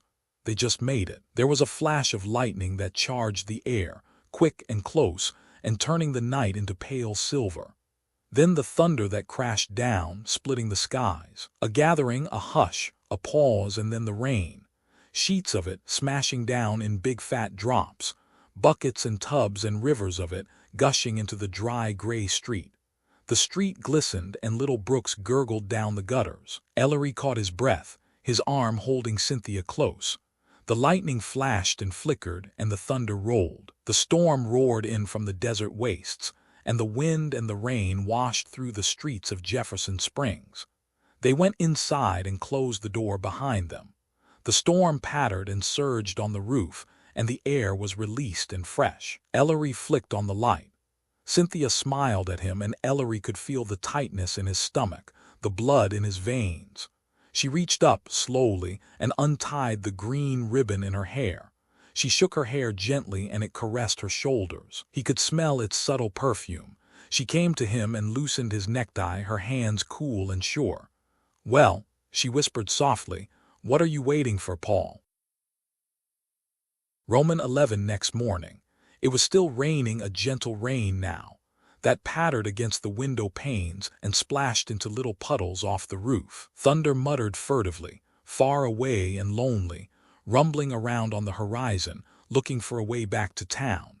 Cynthia was already up and dressed when Ellery opened his eyes, and he could smell breakfast cooking in the kitchen. He lay quietly for a long minute, sniffing the rich aroma of percolating coffee and the fresh tang of frying bacon, and then he eased himself out of bed and into his bathrobe. He felt good. He felt better than he had felt in a long time. He told himself that he was certainly satisfied and probably happy. Still, he wasn't positive he liked everything he remembered about the night just past. "What do you want, boy?" he thought. "Egg in your beer." When he walked into the kitchen, after more or less combing his hair, Cynthia had her back to him, frying eggs. Her blonde hair was tied back again with the green ribbon, and she looked cool, beautiful, and collected. He kissed her on the ear, and she smiled. "I think I'll call you Sin for short," Ellery said, "spelled with an S and an I and an N." "I'm flattered, Paul. 2 eggs or 3? "Make it 3, Ellery said. He found himself feeling playful, but he sensed that Cynthia wasn't having any. Breakfast it was, then. "Will the rain hurt things tonight?" he asked, working on his second cup of coffee. "Not too much, Paul, unless it rains harder than it's raining this morning. It's too important to call off, you know. They'll be electing delegates. Delegates, you'll see, you mustn't be impatient, love. Okay. All things come to him who waits, so I'm told." "Well," said Cynthia, "you wait for me this evening and we'll test your proverb." "You can't stay." "Sorry, you know I'd like to, but I've got things to do before tonight. Can you wash the dishes and make the bed? I'll be back for you about 8. "Fair enough," said Ellery. Cynthia got to her feet and smoothed her dress down over her hips. She picked up her purse and glanced at her watch. "Sin?" "Yes." "Is anything wrong? You seem so well different." Cynthia put her purse down. She came to him and put her arms around his neck. She kissed him hard and expertly.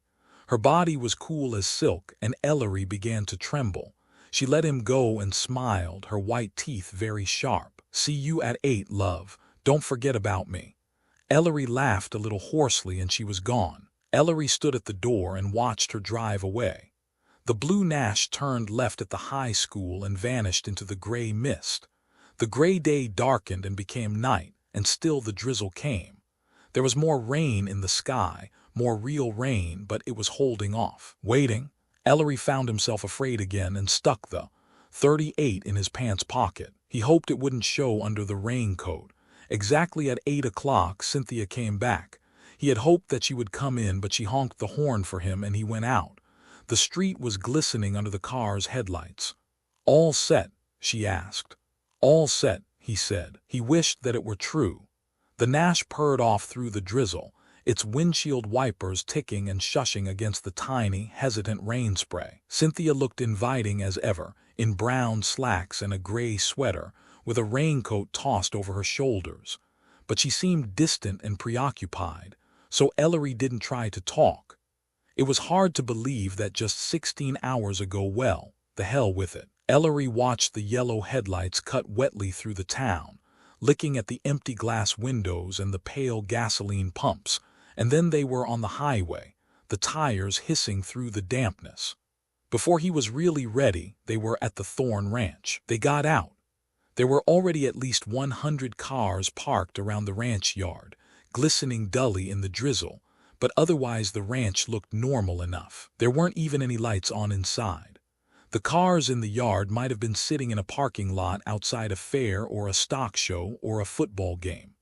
Cynthia set off with a quick, determined stride out across a wet field, away from the ranch buildings. Ellery, feeling rather like a faithful dog curious about a missing bone, turned up his coat collar and followed her dark shadow. The soaking rain of the previous night hadn't been a drop in the bucket to the thirsty fields, and the ground was not muddy, although it was a trifle slick.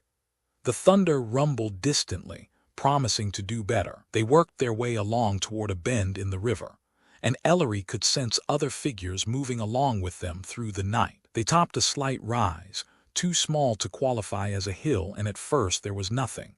And then there it was. It was a large square of pale blue lights, invisible until you were almost on top of them. Pale blue lights, like glowing, bloated bugs hanging in the mist. Beyond them, the poplars and cypress that fringed the river made a black wall. Inside them was the population of Jefferson Springs, Texas. They were all there, or soon would be. All 6,000 of them. Ellery's first reaction was one of surprise that a whole town could fit in that pale blue square. But then he recalled that it was nothing for 50 or 60,000 to watch a football game. There seemed to be a screen of some sort around the square, a wall of invisible force. Cynthia had to take his hand and lead him through. The citizens of Jefferson Springs stood quietly, waiting. A few had brought along canvas chairs. The people were all different in their attitudes. Ellery saw old women, dressed in black funeral dresses, who were wrapped and consecrated. He saw wide-eyed children and children who clearly had their minds on other things. He saw thoughtful men, impatient men, bored men. One portly gentleman with a cigar was loudly issuing orders that nobody listened to. And there was Mr. Stubbs looking gloomy. Clearly Stubbs expected a hurricane at any moment. He was prepared to be blown away. Ellery started to relax a little. Nothing alarming here, just like a big meeting or even a picnic. The music started. It was soft, subtle, insidious. Ellery couldn't see where it was coming from. It throbbed and beat softly, almost inaudibly. You had to strain to hear it, and yet you couldn't get away from it. It was inside your head searching. Ellery thought of stars. He heard the voices now, People were talking.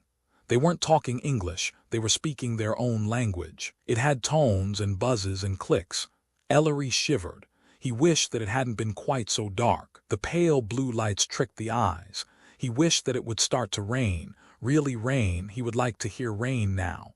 "I'll have to leave you," Cynthia's voice said. Hers was the only voice speaking in English. "Enjoy yourself, love." She was gone. He was alone. He had never been so alone. The music began to beat at him. The pale blue lights began to blur. Sweat trickled down under his arms icily. He was afraid to move. A hand touched him on the elbow. Ellery crouched without thinking, his hand clutching for the butt of his. 38. He almost drew it out, and then he saw who it was. A jovial little fat man with shrewd, laughing eyes. "John, still hunting monsters, Paul?" he whispered. "No, sorry, yes. Damn it, am I glad to see you." "Not so loud, old man. You just try to keep your eyes open, and I'll cue you in when I can on what is going on." "Deal." "Deal," agreed Ellery gratefully. A pickup truck came jouncing across the field toward the square of blue lights, feeling its way with only its parking lights on. It came inside, and two men unloaded a large metallic box. They placed it carefully on the ground in the middle of the square. It had no connections, dials, knobs, or levers of any kind as far as Ellery could make out. It was just a box. All the lights winked out but one blue eye, staring at him. The beat of the music throbbed through his veins. "News report," John whispered. The box talked. It talked for perhaps 15 minutes. The voice was not unduly loud, but it had a compelling quality to it. Ellery could not understand a word of it, but it did not sound terribly different from an ordinary news summary coming over an ordinary radio. John whispered, "More attention promised for colonials, that old bunk, some economic difficulties in Capella sector. A scrunch play won the sequences. You wouldn't get that, a new treaty with the transformists. A suspected sighting of the others. A 2 representative says there is corruption in Arcturus sector. Some guff about the traditional planet-wide conference coming up in Sol sector. That's a special tossed on the line to inflate our egos. They'll never hear it outside the system. The evolutionaries agree to a compromise on SPICU 6, just opened up, the usual stuff." "Oh sure, the usual stuff." The box stopped. A smooth-shaven, portly man moved to the center of the square. Ellery recognized him as Samuel Cartwright, mayor of Jefferson Springs. He began to talk persuasively in the alien tongue, but with just a hint of a lisp that Ellery had noticed before, as though Cartwright were having trouble with his false teeth. He talked for 10 minutes, pausing now and then to wipe the mist from his face. When he stopped, there was scattered finger snapping, which Ellery took to be applause, and several quite earthly catcalls. A lively wrangle ensued, and some of the citizens appeared to be getting hot under the collar. Clearly, they were electing some representatives. "Delegates to the big conference," John whispered, confirming Ellery's guess. "They're going to discuss our colonial policy toward Earth. Want to come?" "You're kidding," Ellery said. "Not at all, Paul. I can fix it up. I carry some weight around here, you know. Anyway, it's high time you got an education. I'll notify you." The election was over, with 2 men and a woman picked to represent Jefferson Springs. Ellery waited, wondering what was coming next. For a long minute there was nothing. The people, however, were very quiet. Ellery could hear the tiny ticks of the rain on his coat. Suddenly, the one blue light winked out. There was total darkness. The beat of the music, almost forgotten, picked up. It grew stronger, much stronger, and stronger still. Ellery felt himself swaying on his feet and tried to steady himself. "Don't fight it, Paul," came John's voice from far away. He was floating on a gray cloud, a warm gray cloud. He could feel the cloud in his hands. He could pick it up and shred it like cotton. He drifted, lost and entranced. He saw colors, smelled smells, tasted tastes. He spun lazily, a moth in the summer night, swallowed in euphoria. He saw his home with a strange, distorted clarity. He smelled fried chicken in the kitchen. He saw his old books on the shelf in the room he had grown up in. The Wind in the Willows, Just So Stories, The Wizard of Oz. He saw his old model airplanes suspended from the ceiling, their tissue paper wings shredding where the glue was wearing off. He saw his mother, young again, and his father, snorting at the evening paper. The scene shifted, noiselessly and completely. He was playing football for the Austin Maroons, racing down the green field under the lights. He heard the crowd on its feet and yelling. He shook off one tackler, throwing a hip into him, and angled off to his right. The broken strap on his rib pads twisted sweatily. He saw that he wasn't going to make it past the safety man, who wasn't going to be faked out of the way.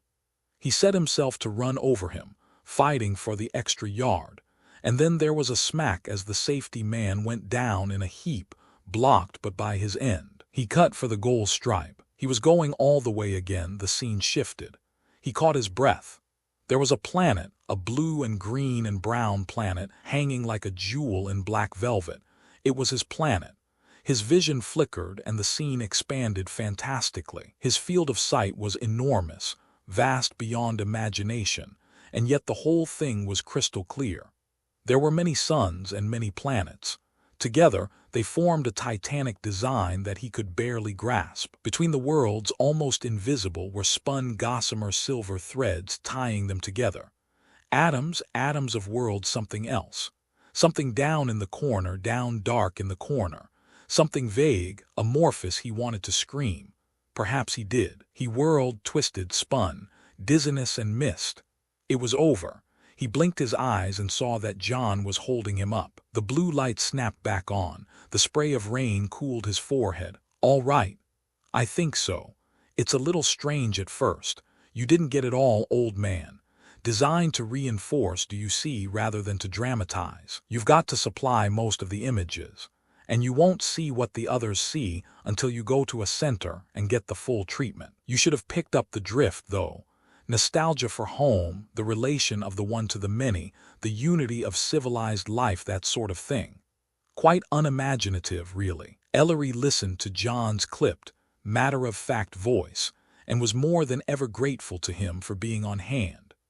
The rotund little man with the fringe of hair around his pink skull looked like a worldly friar out of Chaucer. He was something solid and real to hang on to. He was a man you could deal with as a man, without worrying about culture or status or formalities.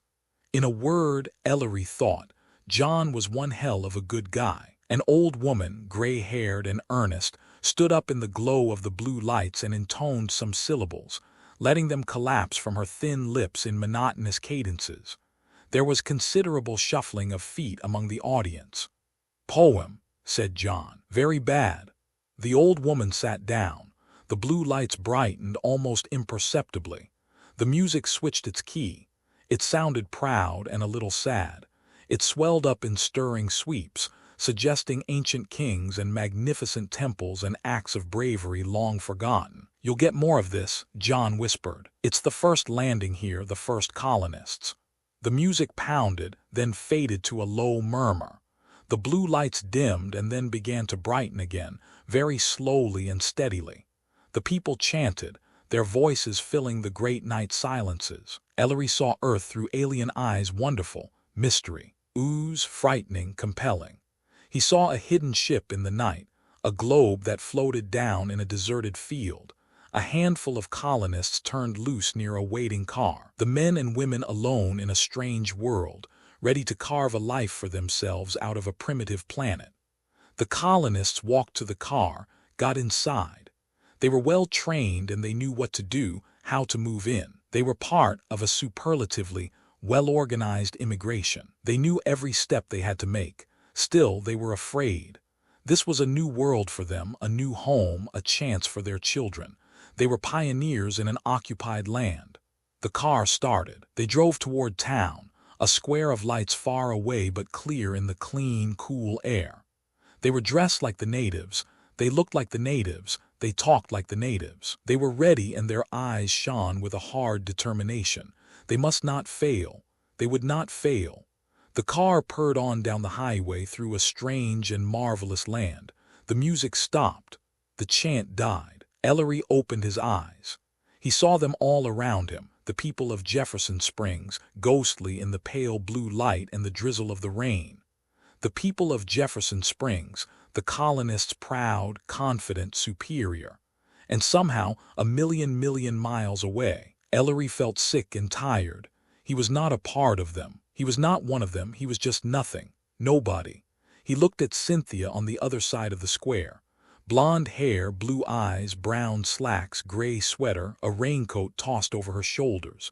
She was lost in pride. She was smiling as a queen might smile. She was somebody. She didn't even look at him. She wouldn't have seen him if she had. He felt John's firm hand on his arm. There were words. He felt the field, moist and earthy under his feet, a car and the highway again. His house dark and empty and alone. You'll be all right, Paul, I know. It takes a little time, sure. I'll be back in a few days. Thanks, John. John was gone. He went inside and turned on the lights. He threw himself down on the couch in the living room. He lay very still and listened to the cold sound of thunder rumbling in from the other side of the world. Roman 12 sleep did not come. At 3 in the morning he got up, changed his clothes, packed a bag and left. It was cool in the morning mist and very dark. He started his car and drove out of Jefferson Springs. By 5 he was through San Antonio, circling by way of Loop 13. He stopped to get gas, drank a Coke and drove on down the Austin highway. He was not quitting. He knew he would go back. But right now he needed a break. He needed Anne. He smiled a little. He always ran to Anne when he was in trouble and Anne was always there. Someday she wouldn't be. He knew that. No girl would wait forever. But that was in the other world. By 6:30 he was in Austin. It was sultry already, and he opened all the windows. He drove past Hill's. How many steaks had he eaten at Hill's? And past Irving's, and crossed the bridge over the Colorado River. He drove down the broad sweep of Congress Avenue, almost deserted in the early morning gloom. He stopped at the PK Grill, which was open all night, and drank 3 cups of coffee. Then he drove down and parked on the corner, across from the Capitol Dome, and just sat. Anne wouldn't be up yet, and he didn't want to go home. He watched his city wake up. Austin was his city. He tried to remember that. It wasn't easy. The sky lightened to a gray glare. He looked back down Congress. Humphrey Bogart at the State, James Stewart at the Paramount, Roy Rogers at the Queen. The bulk of the Austin Hotel dominating the street. Shoe stores, department stores, 10-cent stores, banks, cafes, offices. The Capitol building with its big Lone Star flag, newspapers stacked on the corners. And yes, there was Norman, the thinnest and most energetic newspaper seller in the United States, already hawking the morning headlines. How many papers had he bought from Norman, over on the drag in front of the university? The cars came first, and then the people. The cars dribbled down the street in the beginning, fed into Congress Avenue by a network of side streets. As the sun climbed higher into the leaden sky, the cars came faster. They squirted into the street and then flowed like rivers, compressed and controlled by the dams of traffic lights.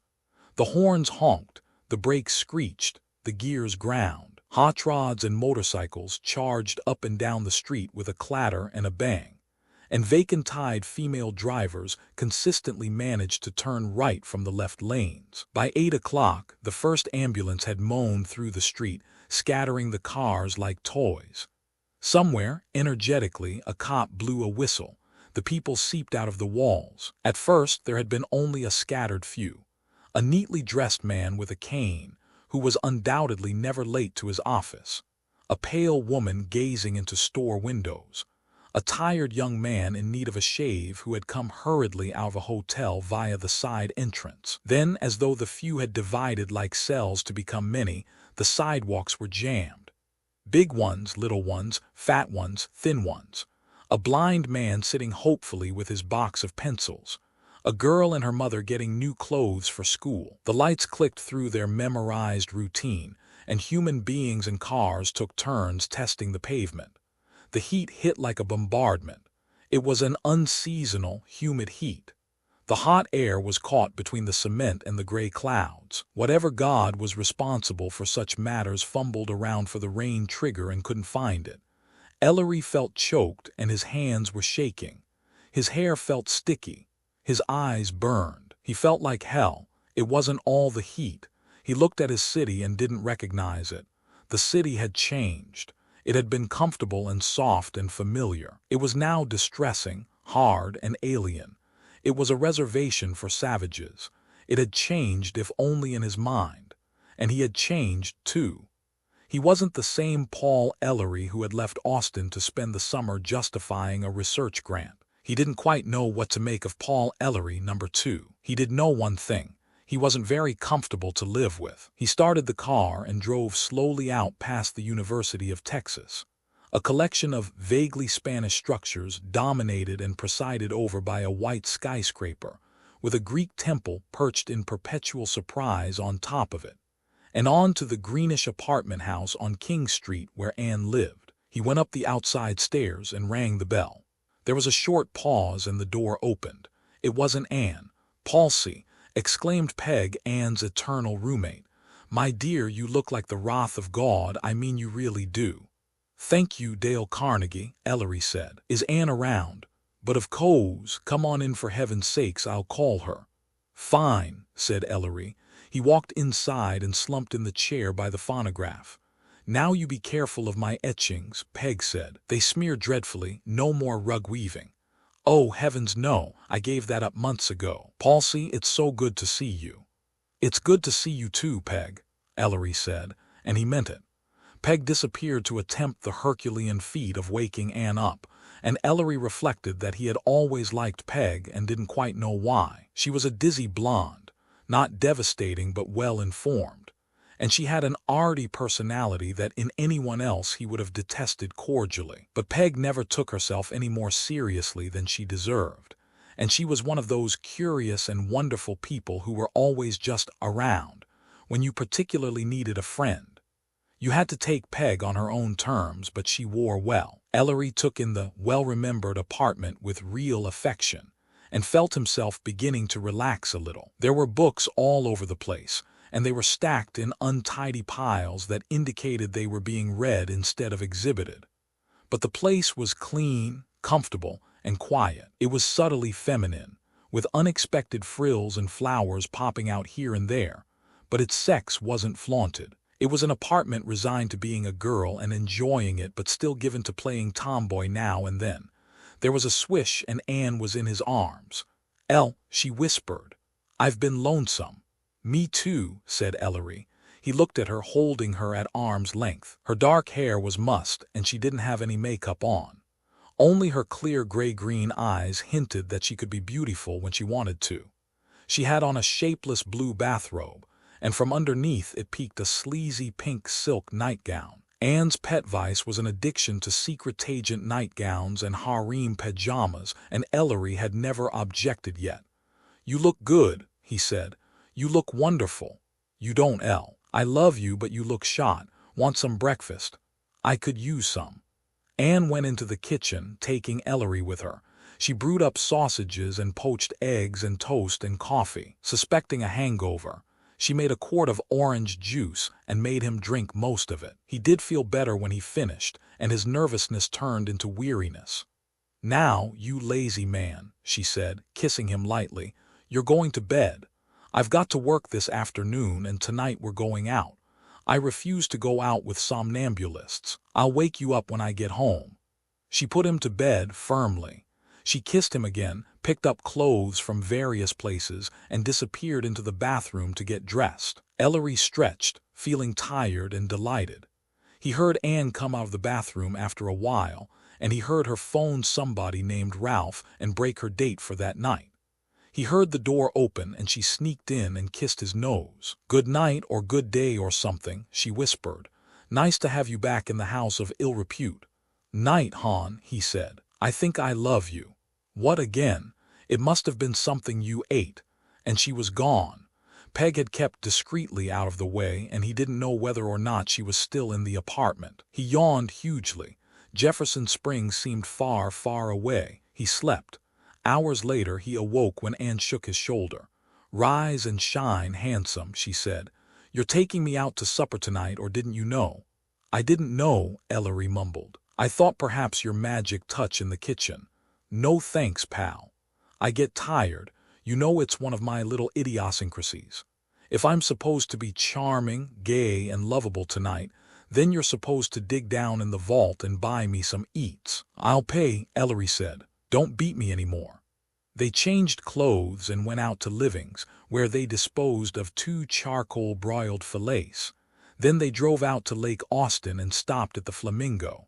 It was still hot and overcast, with no stars in sight. They bought a fifth of scotch from the adjoining liquor store before going inside the quaint Texas liquor laws ruling mixed drinks evil and corrupting, unless you bring your own fifth and pour it in yourself. They got a quiet booth at the Flamingo, held hands, and Ellery settled down to some serious drinking. The Flamingo was pleasant and modern, and its most distinctive attribute was a painting of a sensational nude, which hung over the piano. Confirmed barflies had a legend that after 25 beers, no more and no less, you could watch closely and see the nude roll over. Ellery had tried it one time in his younger days, but had been rewarded with only a slight twitch of the right shoulder. It seemed that everyone in the Flamingo knew Anne and stopped to say hello. Anne was a girl with a lovely split personality. About half the time she was the gayest of the party crowd, and the other half she holed up in her apartment and read. Ellery was about the only man who had seen both sides of her character, which gave him a certain distinction. "Anything wrong, Elle?" "Wrong? Of course not.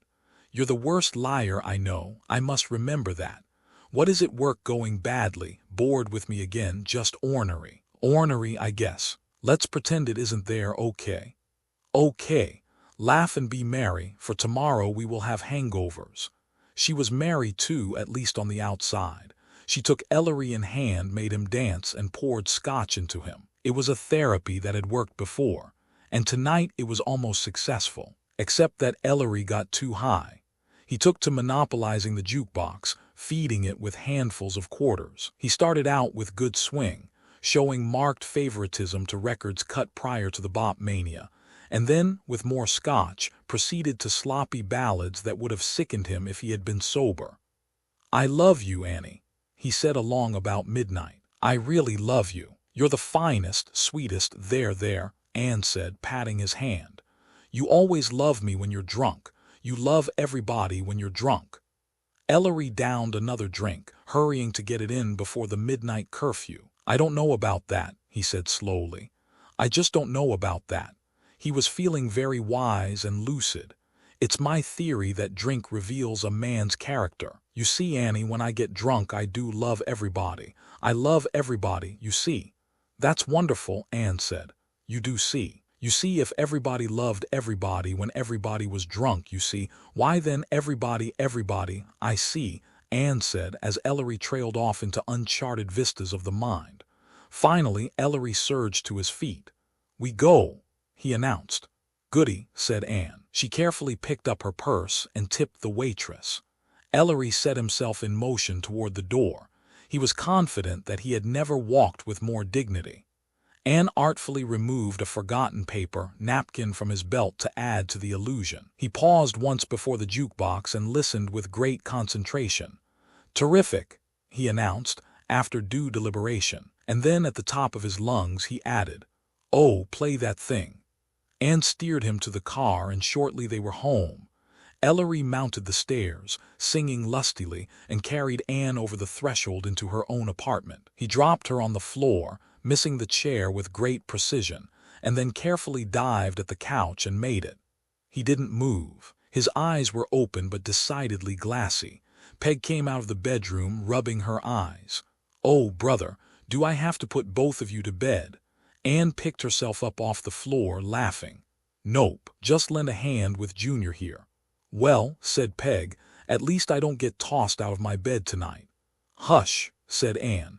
They went to work trying to arrange 200 pounds of inert mass. The inert 200 pounds said, quite distinctly, "I am thoroughly capable of putting my own self in the sack." It said it 12 more times before they got him arranged on the couch and tossed a sheet over him. "Night, baby," Anne said, and kissed him. She undressed and went to sleep in the other room. She slept soundly as always. Once, very early in the morning, She thought she woke up and heard someone crying in the living room. Roman 13 the next morning was on the miserable side, and by the time Ellery really began to sit up and take an interest in things, the girls had to go to work. Ellery sat in the apartment and wondered what to do. Jefferson Springs sat there with him smiling.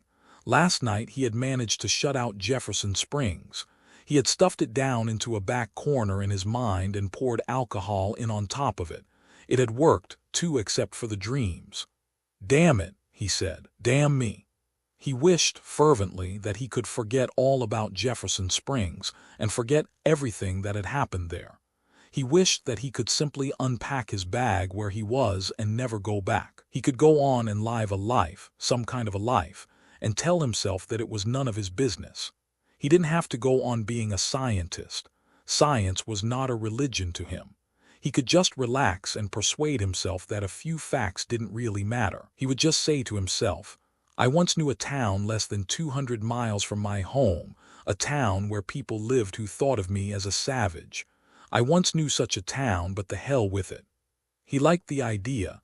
Too bad that it was impossible for him. Paul Ellery had been cursed with a mind that asked questions, looked for answers. His mind worked whether he wanted it to or not, and he had never been able to find the button that would turn it off. He had been cursed with a stubborn streak a yard wide, and he had never been broken. He had been cursed with a cynical soul that he wasn't proud of. He had always thought that he should have been better than he was, or at least dumber. He could no more walk out of Jefferson Springs, licked, than Cortez could have walked out of Mexico, or Columbus could have quit before sighting land. It wasn't heroism, and it wasn't noble. It was selfish pride, and he knew it. Either he was going to beat Jefferson Springs, or Jefferson Springs was going to beat him. If he won, which he knew was impossible, then he had done something for his people and for himself. If they won, which was certain, then he would be one of them, and he would have done something for himself. Neat. He wished he believed it in his guts instead of in his head. "Okay, bright boy," he told himself. "You came up here to think things out. Start thinking." The flash of illumination, the insight that would have made the impossible easy, didn't come. Ellery paced the floor, swearing diligently under his breath. He looked out the window at the hot gray sky and cursed that explicitly. Why didn't it rain? He picked up the morning paper and stared at it glumly. The same old crud. He read the story over, and a thought waded around below the surface and tried to be born. He sat down, his head in his hands. He had 3 hours left before Anne came home. 3 hours. Had he made any more progress, really, toward understanding what went on in Jefferson Springs? He told himself that he had not, and then he wasn't so sure. For one thing, now that he thought about it, that ritual in the blue lights at the Thorn Ranch had told him plenty. It had given him a needed clue into the workings of the colony culture, if that was a prime source after the full treatment.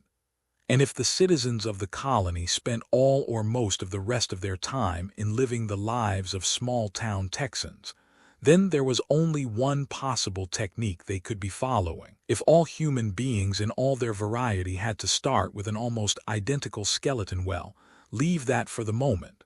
Take that story in the paper about China. That was interesting, definitely.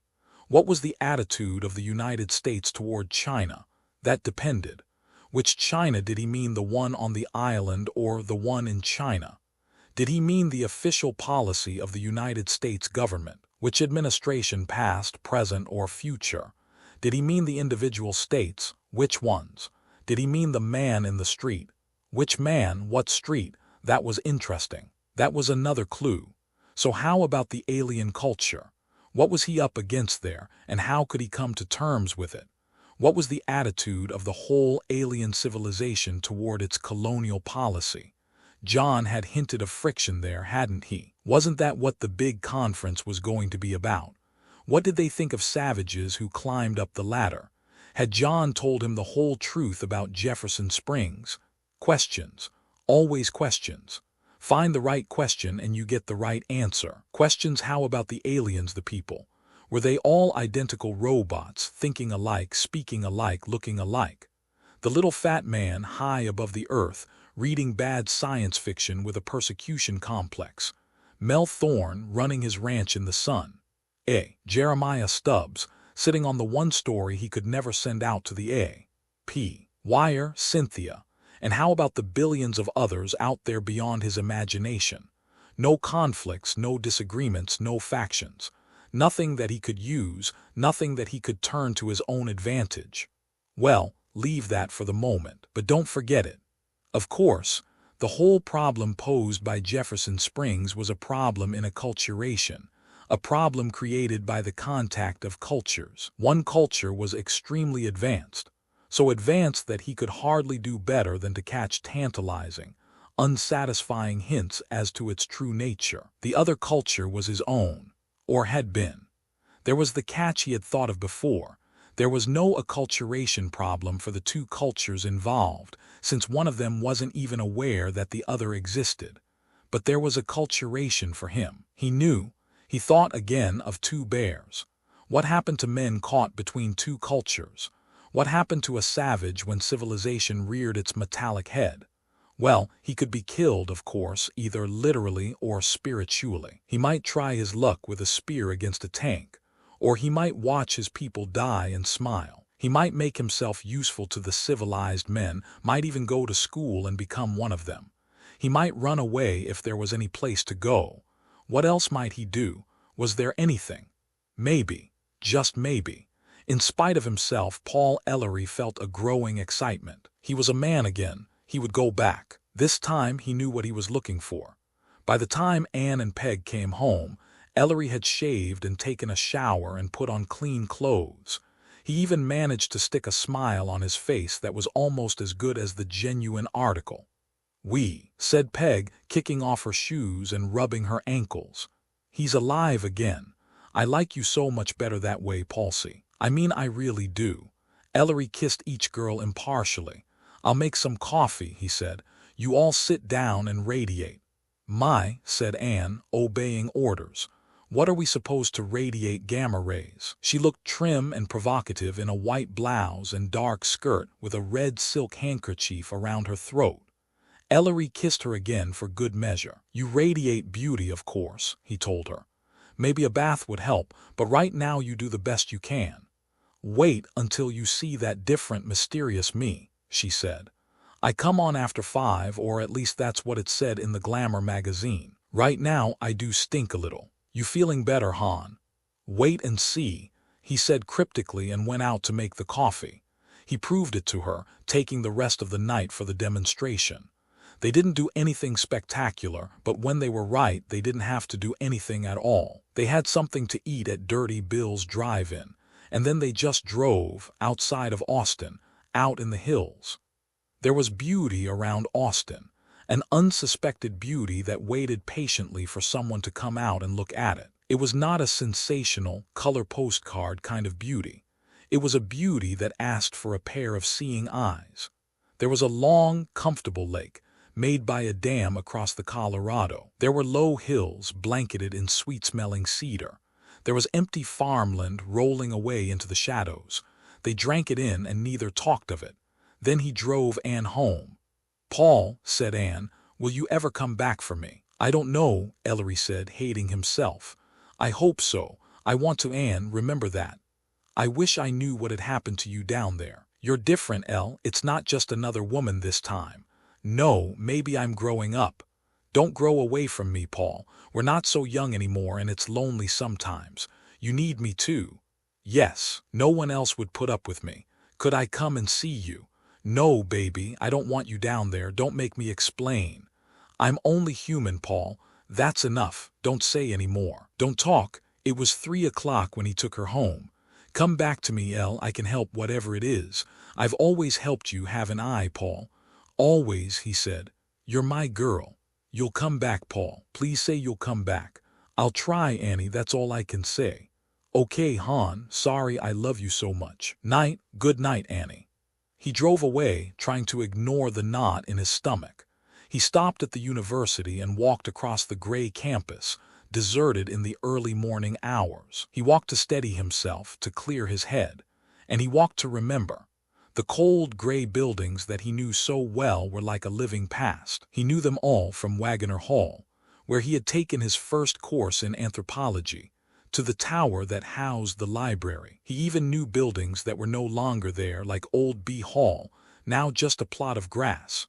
And the old faces came back, laughing and crying and unconcerned. An icy melancholy crept over him as he walked, and his blood was cold in his veins. With an almost numbing shock, Paul Ellery began to understand that his problem was far more than it had appeared to be. All his life he had rejected, questioned, rebelled. Not altogether, of course, and perhaps mainly in his mind. Maybe, even, it went with his kind of mind. Maybe it was necessary if he was ever to understand. But the fact remained that even this was not wholly his. He was an outsider, not to one culture, but to two. He shook the feeling off and went back to his car. He got in and drove through the sleeping city, back out the San Antonio Highway and on toward Jefferson Springs. And all through the night he thought. He thought of the Osage who had discovered oil on their reservation. Roman 14 September hurried by, trailing rain and a crispness in the morning air. The land turned green hurriedly, and the cactus flowers bloomed.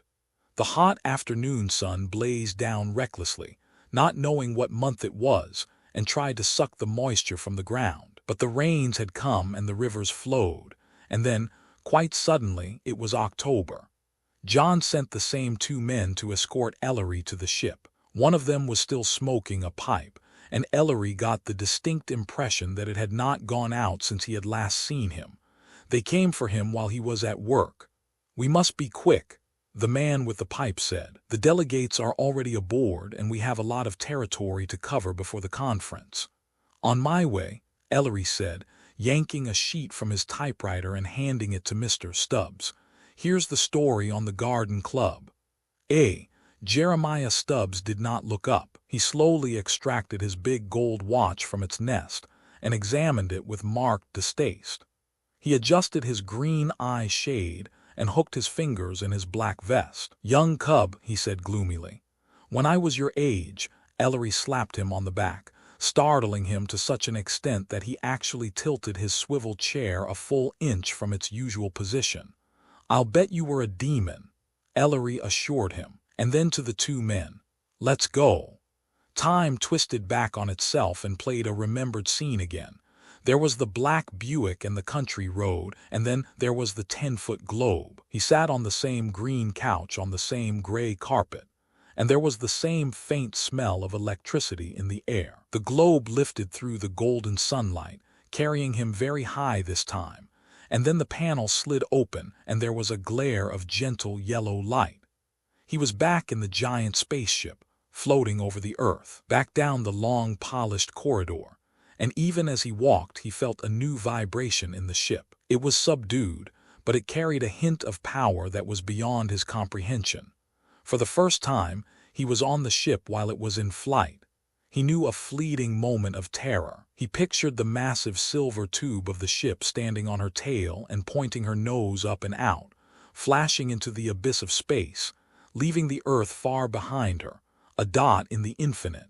And then nothing at all. He pulled himself together. The ship would only be circling the earth, picking up representatives from the star colonies. He laughed shortly. That was all. Just alien delegates. How strange it was, he thought, this endless adaptability of the human mind. Back to the heavy door set flush in the end of the corridor. The door that swung open without a sound as he approached it. Back to the familiar room, the padded chairs, the cluttered desk. And John, the fat little man, beamed. He chuckled hugely like Santa Claus. He got out his bottle of scotch and poured out 2 glassfuls. "He's glad to see me," Ellery thought, and he was grateful. "He's really glad to see me." "Ellery, old man," John exclaimed. "Welcome back to the den of the fat monsters." "Howdy, John," Paul Ellery said, taking his drink and sitting down. "Thanks for not forgetting me." Nothing at all," John said, tossing down half a glass of straight scotch at a swallow.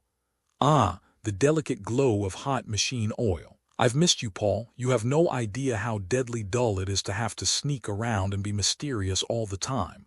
Damn it, I hate mysteries. I'm a straightforward man. How do you like being an alien, son? Ellery hesitated. I don't know, he said finally. Fine, said John. How was Austin? Strange, Ellery said truthfully.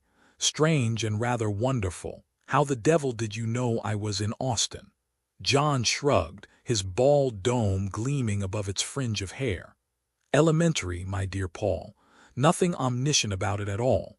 I left you in a state of shock, and the next day it was noticed that your car was missing. I know you pretty well, old man, and it wasn't hard to guess that you'd go home. As a matter of fact, it's easier to keep track of you out of the colony than in it. Meaning, John pulled out a big black cigar and stuck it in his mouth.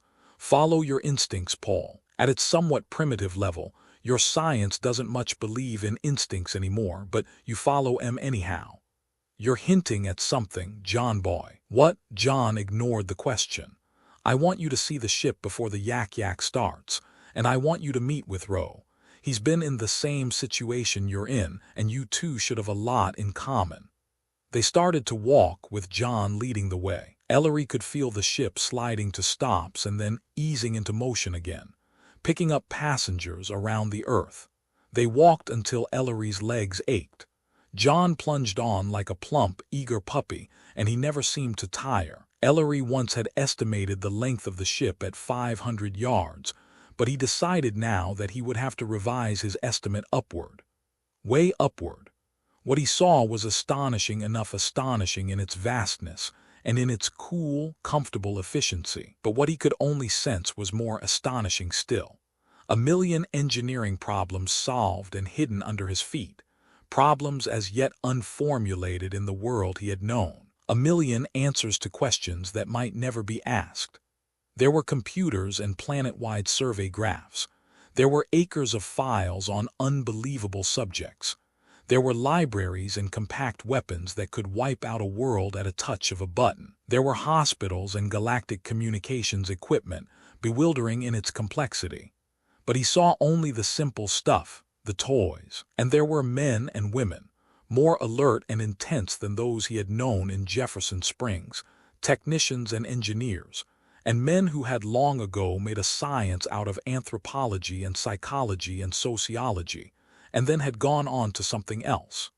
Span C. Las equals none 2. When he saw the navigation room, he caught his breath.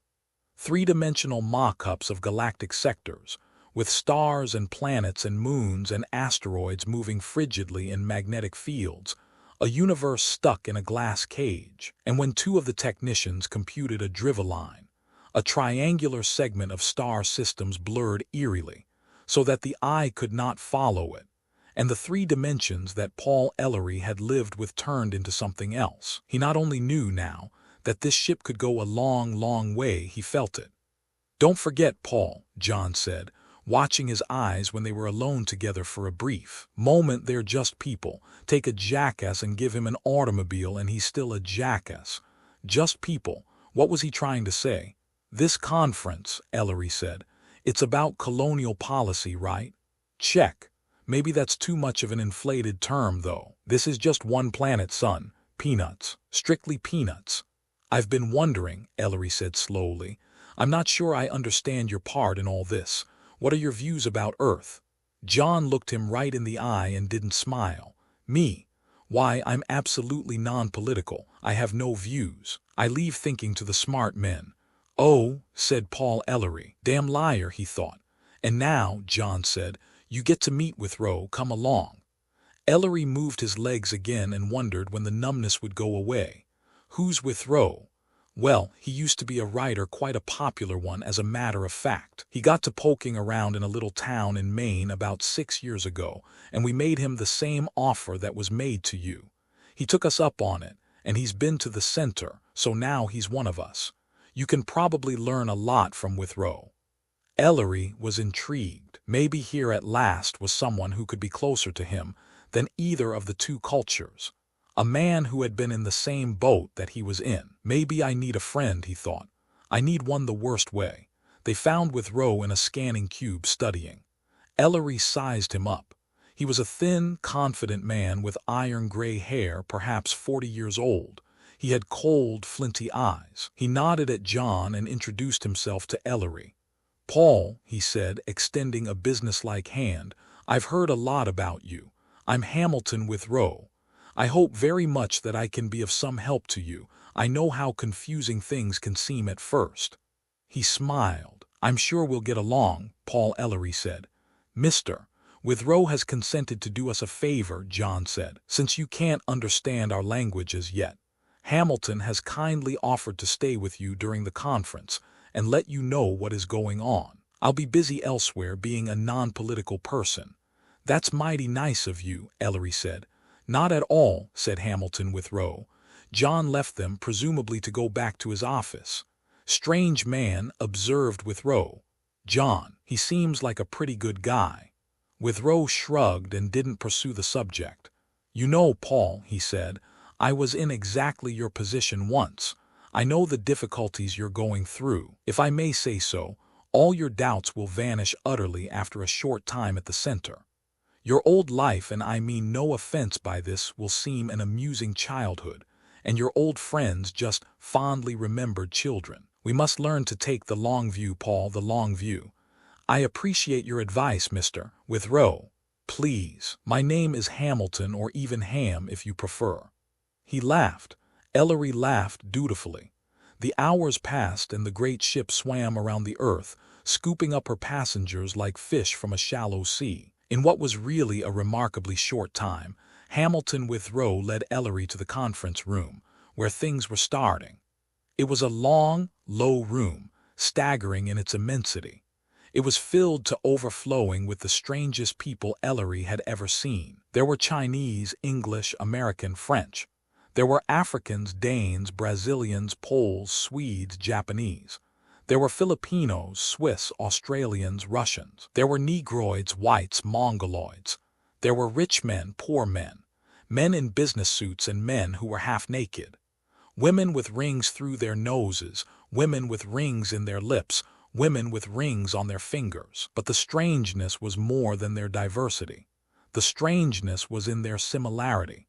They were all self-assured, sophisticated, well-behaved, even a bit smug, perhaps. They had a tangible sense of belonging, an unconscious air of superiority, an aura of power.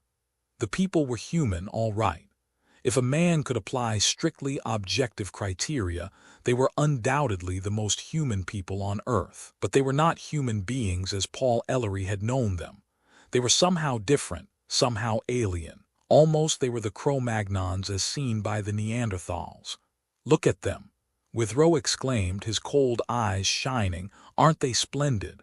Ellery hesitated. Splendid wasn't quite the word that he would have used, but he decided against saying so. "Remarkable, no doubt of that," he said. There was a great deal of soft conversation, filled with buzzes and clicks, and Ellery couldn't understand a word of it. "We can't speak to each other in our adopted Earth tongues, you know," Withrow told him. "Each group knows only its own local language. So when we get together, we have to use the mother tongue." "Oh," said Ellery, glancing at Withrow, "the mother tongue." Hamilton Withrow, however, failed to notice the speculative look. He was thoroughly wrapped up in the conference, his thin body proud and alert. Occasionally, he exchanged words with someone he knew, speaking quite fluently in the clicks and buzzes of the alien language. Ellery began to feel uncomfortable. The conference started. Ellery was unable to fathom the rules of procedure. Small groups appeared to work together, examining documents and talking softly, and then the various different groups would compare notes. Periodically, and seemingly apart from the group arrangements, someone would address the convention. While he spoke, perhaps 5 or 6 of the delegates would pause and listen to him. This, too, seemed to be somehow prearranged. On one wall there was a large white square, bordered in some black metallic substance. As the conference wore on, colored lights flickered into life on the square. They arranged themselves into flowing patterns, and altered after each speech. From time to time, a small group would send someone over to check the pattern against a small black gadget that fitted into the hand, and when the checker went back to his group, there would be a renewed flurry of activity. To Ellery, the whole thing took on a hypnotic, lulling quality. very important and all that, but a little removed. Withrow could not translate a 50th of what was said, and Ellery could not understand a fourth of what was translated. He listened and did his best. All automatic, you know, Withrow said. All the variables are integrated, and then the free choice element is factored out and manipulated. Said Ellery, and don't put the bananas in the refrigerator. He's saying, essentially, that we must be practical about this thing. He says that our colonial policy was not a choice, but a necessity. He says we should give the colonials a greater voice in galactic administration. He suggests that Earth will soon blow itself back 1,000 years, and then we can safely bring in more colonists. He says we must think of our children and of our children's children. I see, said Ellery. This one's a bit wild. He says that our whole solution to the problem of overpopulation is nothing more than sticking our head in the sand. He says he isn't any Aborigine lover, but just the same he thinks we're headed for trouble. He says we should resurvey the whole galactic colonial system. I wonder where he thinks he would go if we left all the planets for the savages. You can see how muddy his thinking is, Paul. Sure, said Ellery. The next speaker see him, the one with the abominable haircut, is saying, well, he is saying, you see, it's about the relation of the prime force to the quadrant. I mean, well, I'm afraid it's a bit over your head. Don't worry about it, Ellery said. Span CL. As equals none 2. He listened, and the meeting seemed to go on endlessly. There was a great deal of bickering about local problems, the position of the colony in the galactic economy, the possible importation of luxury items into backward areas, the problem of fraternization with the local savages. Ellery just couldn't take it all in. He had to keep telling himself over and over, this is Earth they are talking about, this was my home they are discussing, my people. The voice droned on in his ear. This one is advocating more interference to maintain the status quo. This one wishes to send missionaries among the savages. That's a good one. This one thinks we should send all colony-born children back to the center before span class equals none 2. The high school ages this one. After an eternity it was over. The pattern of lights on the board flowed, steadied, and stopped. The result was announced. Same old thing. Withrow yawned. The galactic colonial policy is approved, and more attention is requested for local problems. Doesn't mean a thing, but it keeps the colonists happy. Ellery looked at Withrow. Unbidden, an image came into his mind, an image from many years ago from high school. A boy who had come out for football during the last month of the season, when it was too late for him even to get in shape, and had thenceforth referred to himself as one of the team. You can probably learn a lot from Withrow, John had said. John was subtler than he looked. I appreciate your help, Hamilton, Ellery said. P class equals caliber. E2. He was exhausted, mentally and physically. He let Withrow lead him out of the conference room and back to John's office. He was glad when Withrow left him alone. He simply didn't feel up to talking to the man. John wasn't in. Ellery thought dimly that this might be a good time to pick up some secret information from John's desk, but he rejected the idea. He already had more information than he could possibly handle. He was flooded with a deluge of information. His problem, he knew, was never going to be solved by any remarkable item filched from a desk. There were no magic formulae. Ellery compromised by walking over to a wall couch, stretching out, and going to sleep in seconds. It was the only retreat he had left, and it was good to get away for a while. John woke him up hours later and brought him a cup of hot coffee, which he drank thankfully. He was stiff and sore, and he felt thoroughly insignificant. Jefferson Springs, John said quietly. Time to go home. Thanks, John. What do I owe you for the room? Not much, my boy. Shall we settle for your grandmother's arm and the mortgage on the family homestead? It's a deal. John himself escorted him back down the long corridor, walking with deceptive speed. You know, Paul, the little fat man said, you're just beginning to get an insight into the size of this mess. That whole conference you witnessed was classed as a strictly rural affair. Maybe it'll get one line in the Galactic Administration report, and nobody'll even read it. It's a bit shocking at times. Did you know that more than 99% of the civilized people of this galaxy do not know that the planet Earth exists? It's strictly specialized information. Ellery started. 99% did not know. Well, how could they? Quite stupid, John said, shaking his head. The conference didn't even have the guts to mention the real problem. Ellery raised his eyebrows. There are the others, you know. I believe you caught a glimpse of them at the little gathering on the Thorn Ranch. Ellery remembered. The galaxy with gossamer silver threads, atoms of worlds, and something else. Something down in the corner, down dark in the corner. Had he screamed? They came to the panel that led to the metallic sphere which Ellery was beginning to think of as an elevator. You'll be sent to a center soon, Paul, John said. Don't sleep too long. Ellery stared at the fat man, waiting, but John said nothing more. The panel slid open and Ellery walked into the globe. He sat down on the same green couch, but this time it was more crowded. The 2 ship escorts were there, one of them still with his pipe in his mouth. And in addition there were the 3 conference delegates from Jefferson Springs, 2 men and a woman.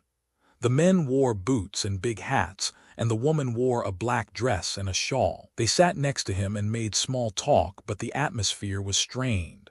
The great floating globe touched down and they stepped out into a plowed field.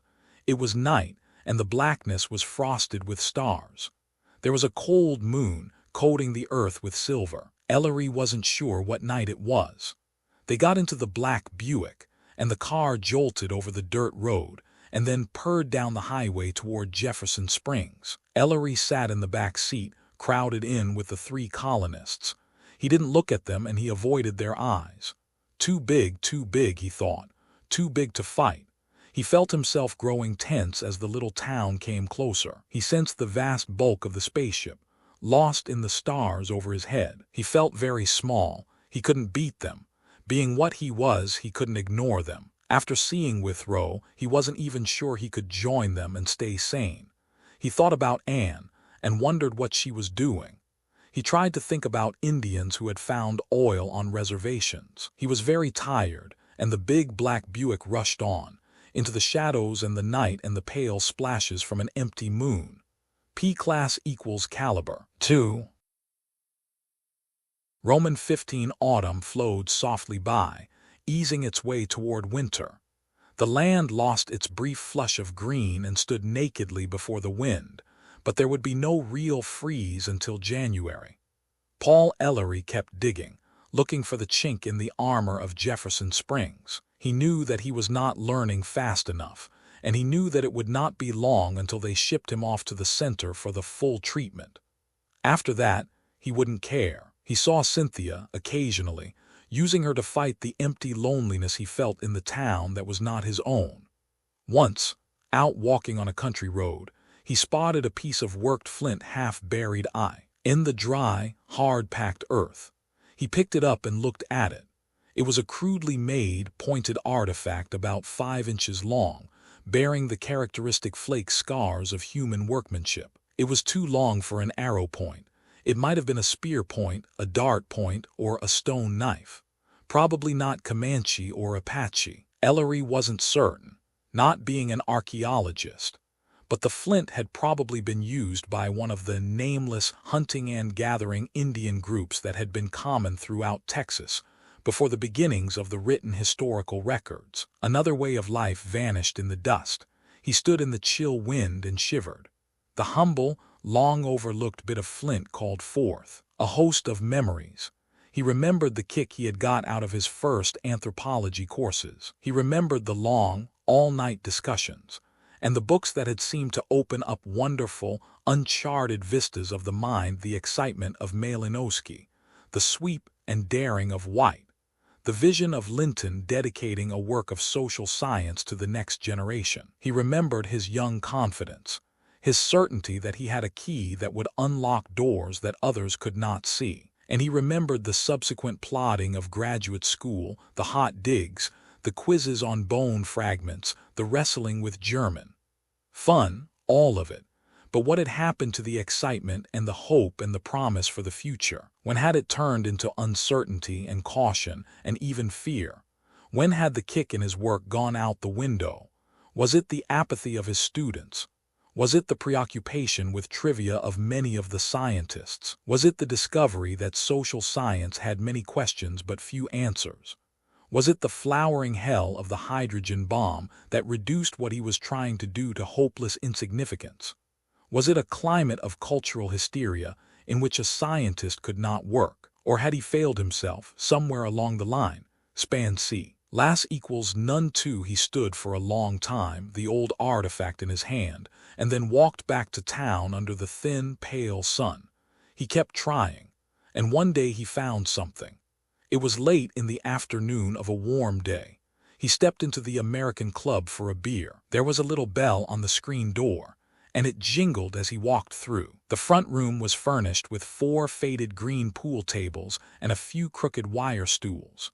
There were calendars on the walls, showing bathing beauties in love with Coca-Cola, cowboys in love with horses, and business executives in love with trout. There was a stained bar along one wall made of plywood. There was no one in the room.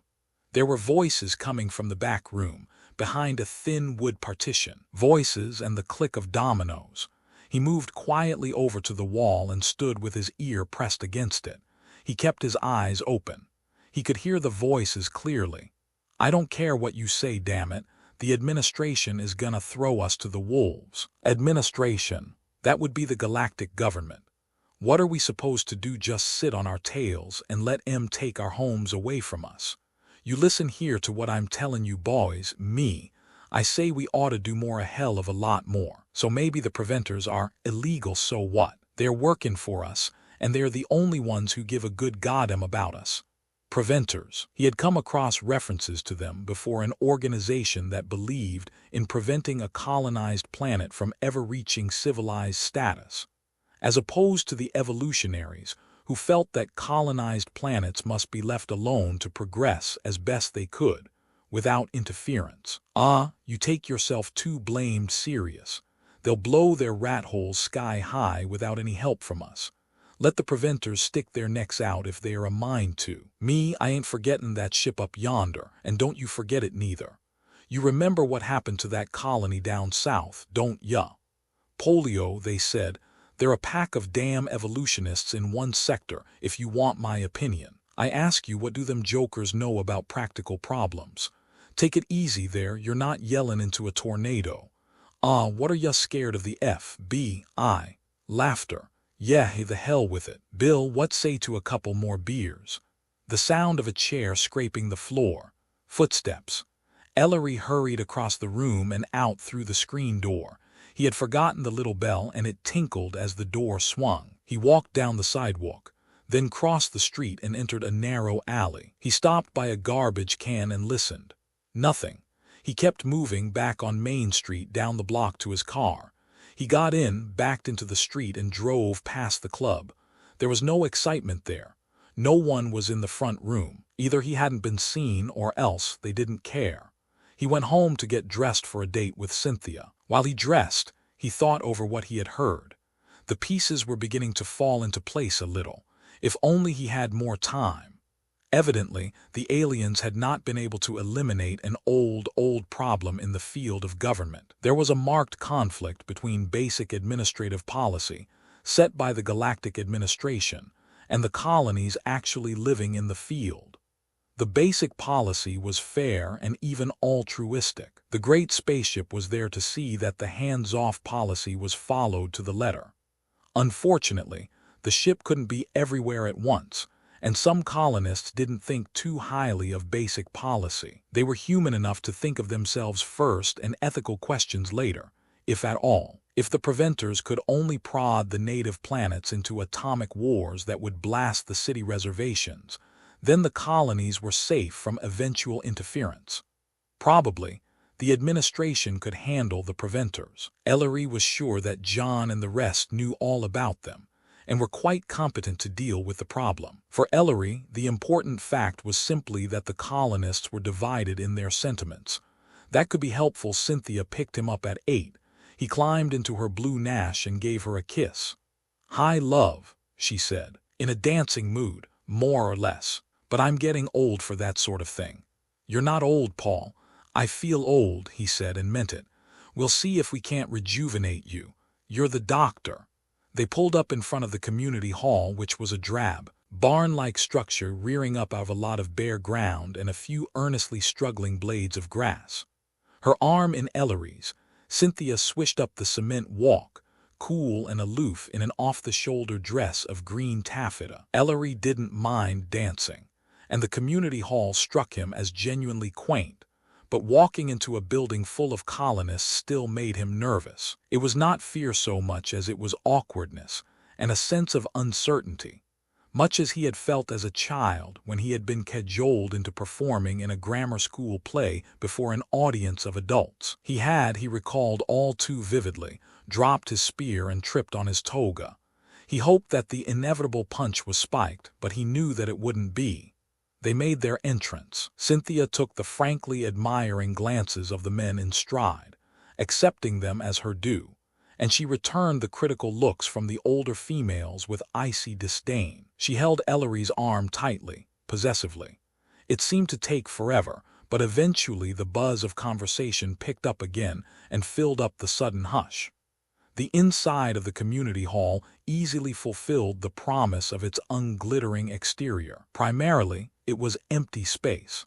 Along the sides were folding chairs, and upon the chairs were seated the old women of Jefferson Springs. There were 2 doors at the back of the community hall which led to a kitchen. Music was provided by a portable phonograph plugged into a light socket. The phonograph was manned mainly by the high school crowd, who watched Cynthia with frank speculation. Ellery wondered what she taught the kiddies in home economics. The records in the community hall were somewhat dated, which suited Ellery fine. There was a lot of Glenn Miller, a sprinkling of Harry James, and a minimum of trick novelty records produced for the moron market. The music played, on a little street in Singapore. At last, Serenade in Blue. Ellery danced, or at least shuffled his feet around. Cynthia politely turned down men who tried to cut in on them, and she felt light and pleasant in his arms. Ellery tried to forget where he was and just enjoy himself.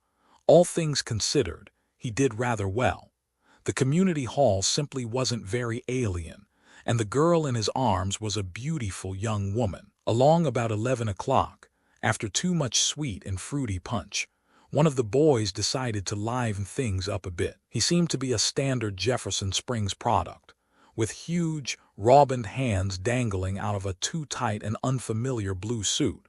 But he had a taste for an upbeat tempo in his music. He diligently plowed through the community hall record stacks and turned up a dozen instrumentals.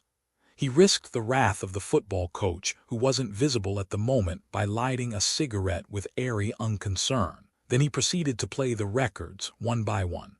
He started off within the mood, and the dance floor cleared as if by magic. Paul started to join the exodus, but Cynthia pulled him back. "Come on, love," she urged, her face flushed. "Show your stuff."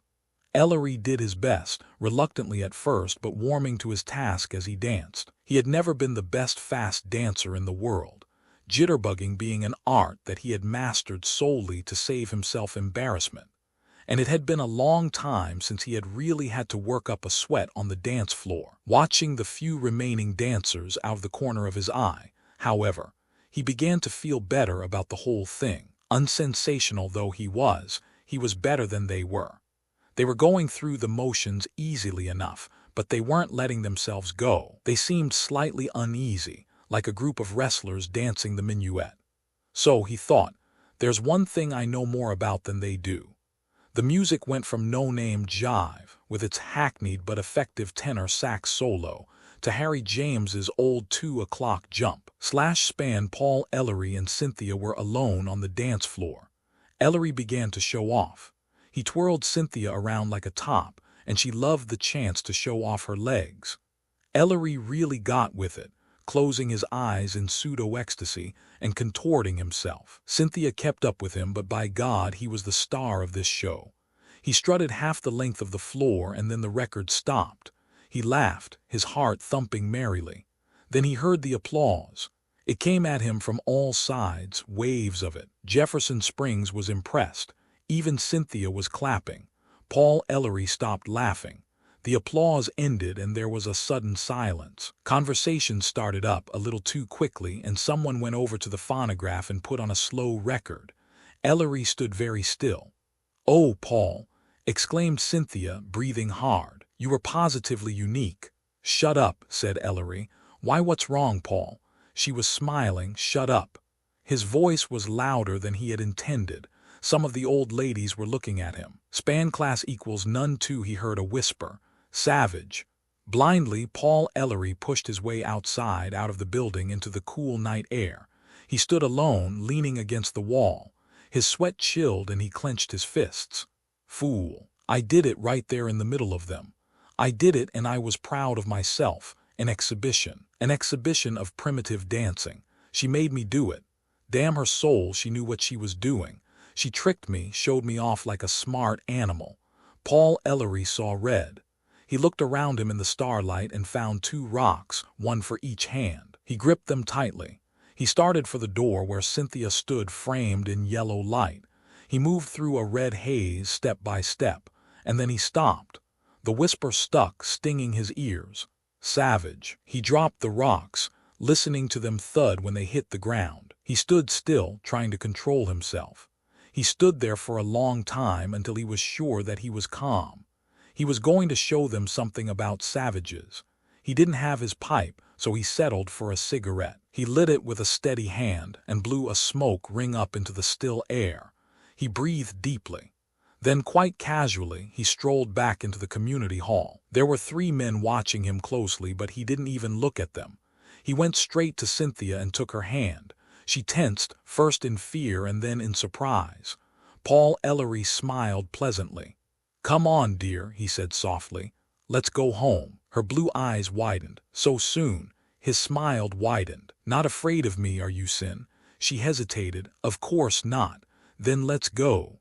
"All right," she said. "All right, Paul." They went home to the little house across from the high school. It was a long night, and Ellery never touched her. By morning, there was a certain respect in Cynthia's eyes. Romans 16. Paul Ellery kept digging. His job on the Jefferson Springs watchguard didn't take up much of his time. He checked in almost every morning, typed up a story or 2, and left. Mr. Stubbs handled the advertising, which was the biggest job on the paper, and how he did it was a mystery to Ellery. He never saw Stubbs move from his precisely tilted chair, and the old gentleman's eyes remained fixed on the blank wall, as though searching for impudent termites. As a matter of fact, he supposed that Stubbs had his paper down to such a routine that it was virtually automatic. All of the accounts were handled by mail, and whenever anyone had a bit of news he always brought it in to Stubbs, like a faithful dog with a dead duck. For a long time, Ellery had been puzzled by the absence of lights at night in Jefferson Springs. The town was never completely dark, except after midnight when everyone was asleep, but on the other hand, it was never illuminated properly, either. The houses, particularly, were darker than they should have been. By 8 or 9 o'clock, there were seldom more than a dozen lights to be seen away from Main Street, and frequently there were none at all. In a town of 6,000, that didn't make sense. The problem did not turn out to be unduly difficult to solve, once Ellery decided to investigate it. It was surprising, really, he thought, how many questions could be answered if only someone would go out and look. His method was simple, if unheroic. He became a peeping Tom. He felt like an idiot, but he got his answer. He spent 2 nights prowling through the dark streets of Jefferson Springs. He walked by houses first, to find out whether or not there was a dog around, and if he didn't draw any canine howls of fury, he went back. The streets were poorly lighted, and except for passing cars, there wasn't enough light to pick him out. He just walked through the yard to the side of the house and looked through the windows, or tried to. All the windows had blinds over them, covering what was inside. The blinds were old-fashioned roller types, however, and he could usually find enough of a gap at the sides to look through. He saw very little at first because the houses were dark, but he stuck with it and eventually began to spot things. A glimpse here, a hurried look there, the back of a head, a table, a shadowy figure, and the blue lights. Many of the houses were empty, but whenever he found one with people in it, he found the blue lights with them. They were simply blue bulbs, as far as he could see, which were screwed into ordinary sockets. They gave off a pale blue light, identical with the blue light he had seen before, that night at the Thorn Ranch. Around the blue lights were seated the people of Jefferson Springs, 10 or more to each occupied house. They sat very still, in chairs or on the floor, and they never spoke. Their eyes were open, he could see them glinting dully in the eerie light, but they were fixed and unseeing. Ellery listened closely, but he could not hear a sound. If there were any transmitters in operation, they were very quiet. He never saw one of the meetings start, because they began early, and he was afraid to risk sneaking around while it was still light. He did see 2 of them break up, at an invisible signal, evidently a time lapse of some sort. Since it hit them all at the same moment, the people came out of their trances.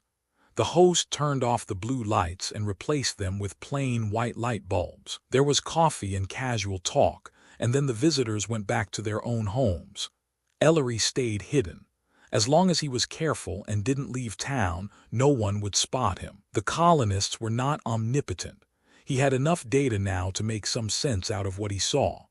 Clearly, the colonists took turns acting as hosts for small groups of people, one night at one house, the next night at another. The blue lights had been used at the community ritual at the Thorn Ranch, and evidently these smaller gatherings served much the same purpose. They were ceremonies with a distinct religious flavor. How did they work? There was no talk and no apparatus that Ellery could see. The people just sat down, the blue lights went on, and the people entered into a state of trance. What happened then? Well, the colonists must have been conditioned in such a manner that they could go into a kind of direct voluntary hypnosis by looking into the pale blue lights. Something more than hypnosis, probably, but certainly related to it. What did it accomplish? Ellery was certain that it served to open their minds to some form of suggestion that had been previously implanted in them. Sitting there in the blue lights, they looked at nothing, and they saw, who could say, scenes and events and commands that tied them to the larger whole of which they were a part, experiences that Paul Ellery could only guess at, experiences he could never know until he went to the center. That was what centers were for, the citizens of Jefferson Springs, watching scenes undreamed of on Earth, back in his house. Ellery sat alone at the kitchen table and wondered about Cynthia. She, for one, passed up a lot of rituals. Perhaps she wasn't a good citizen, but she had gone to one ceremony and she had done her bit. Ellery was making progress. He knew that and felt a certain satisfaction in it. But he knew, too, that he wasn't making progress fast enough. Still, he had the key to the alien culture now. His notebook was paying off. His notebook and the long, lonely hours. He had the key. What made it possible for members of a galactic civilization to live in a primitive culture? How could they possibly spend their lives going through the motions of what was, to them, an alien life? How did the galactic colonial system work? It wasn't a masquerade. That was the first thing to remember. These people, up to a certain point, believed in the lives they were living. These were their lives, and this was their culture. It had to be. But it wasn't their only culture. That was the catch. What the Galactic Administration had done was to indoctrinate its colonists with a hard core of civilized premises and beliefs. That was the skeleton, the same for every citizen, no matter where he might live. On top of that core of culture, the administration had grafted the customs and habits of the area to which the colonist was to be sent. That was the face and flesh and fingerprints, different for every citizen as it was for every human being. It took some doing, of course. There was plenty of opposition. The whole scheme would have been utterly impossible in an uncivilized society. That, however, was just the point. These people were civilized. They had learned long ago that it was the cultural core that counted, the deep and underlying spirit and belief and knowledge, the tone and essence of living. Once you had that, the rest was window dressing. Not only that, but the rest, the cultural superstructure, was relatively equal in all societies. Human beings, by virtue of being human beings, had certain structural musts that had to find outlets. They had to eat and sleep and mate. All societies provided for such needs. And if you were conditioned to live in one specific society, you did it in the way the society specified, and you liked it because that was your way, too. Beyond those basic needs, all cultures provided systems of handling the products of group living. Families. They could be monogamous or polygamous, matrilineal or patrilineal. You liked the one you were brought up in. Economy. It might be hunting or fishing or raising crops or buying food in a can. You liked what you were used to. The arts. They might include beating on a log drum, dancing in masks, or reading books.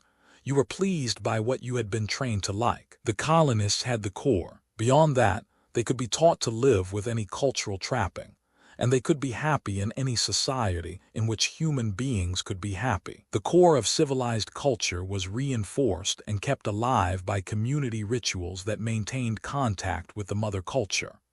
The techniques varied from society to society, but the purpose was always the same, and it worked within human limits. It worked because the galactic administration knew what it was doing.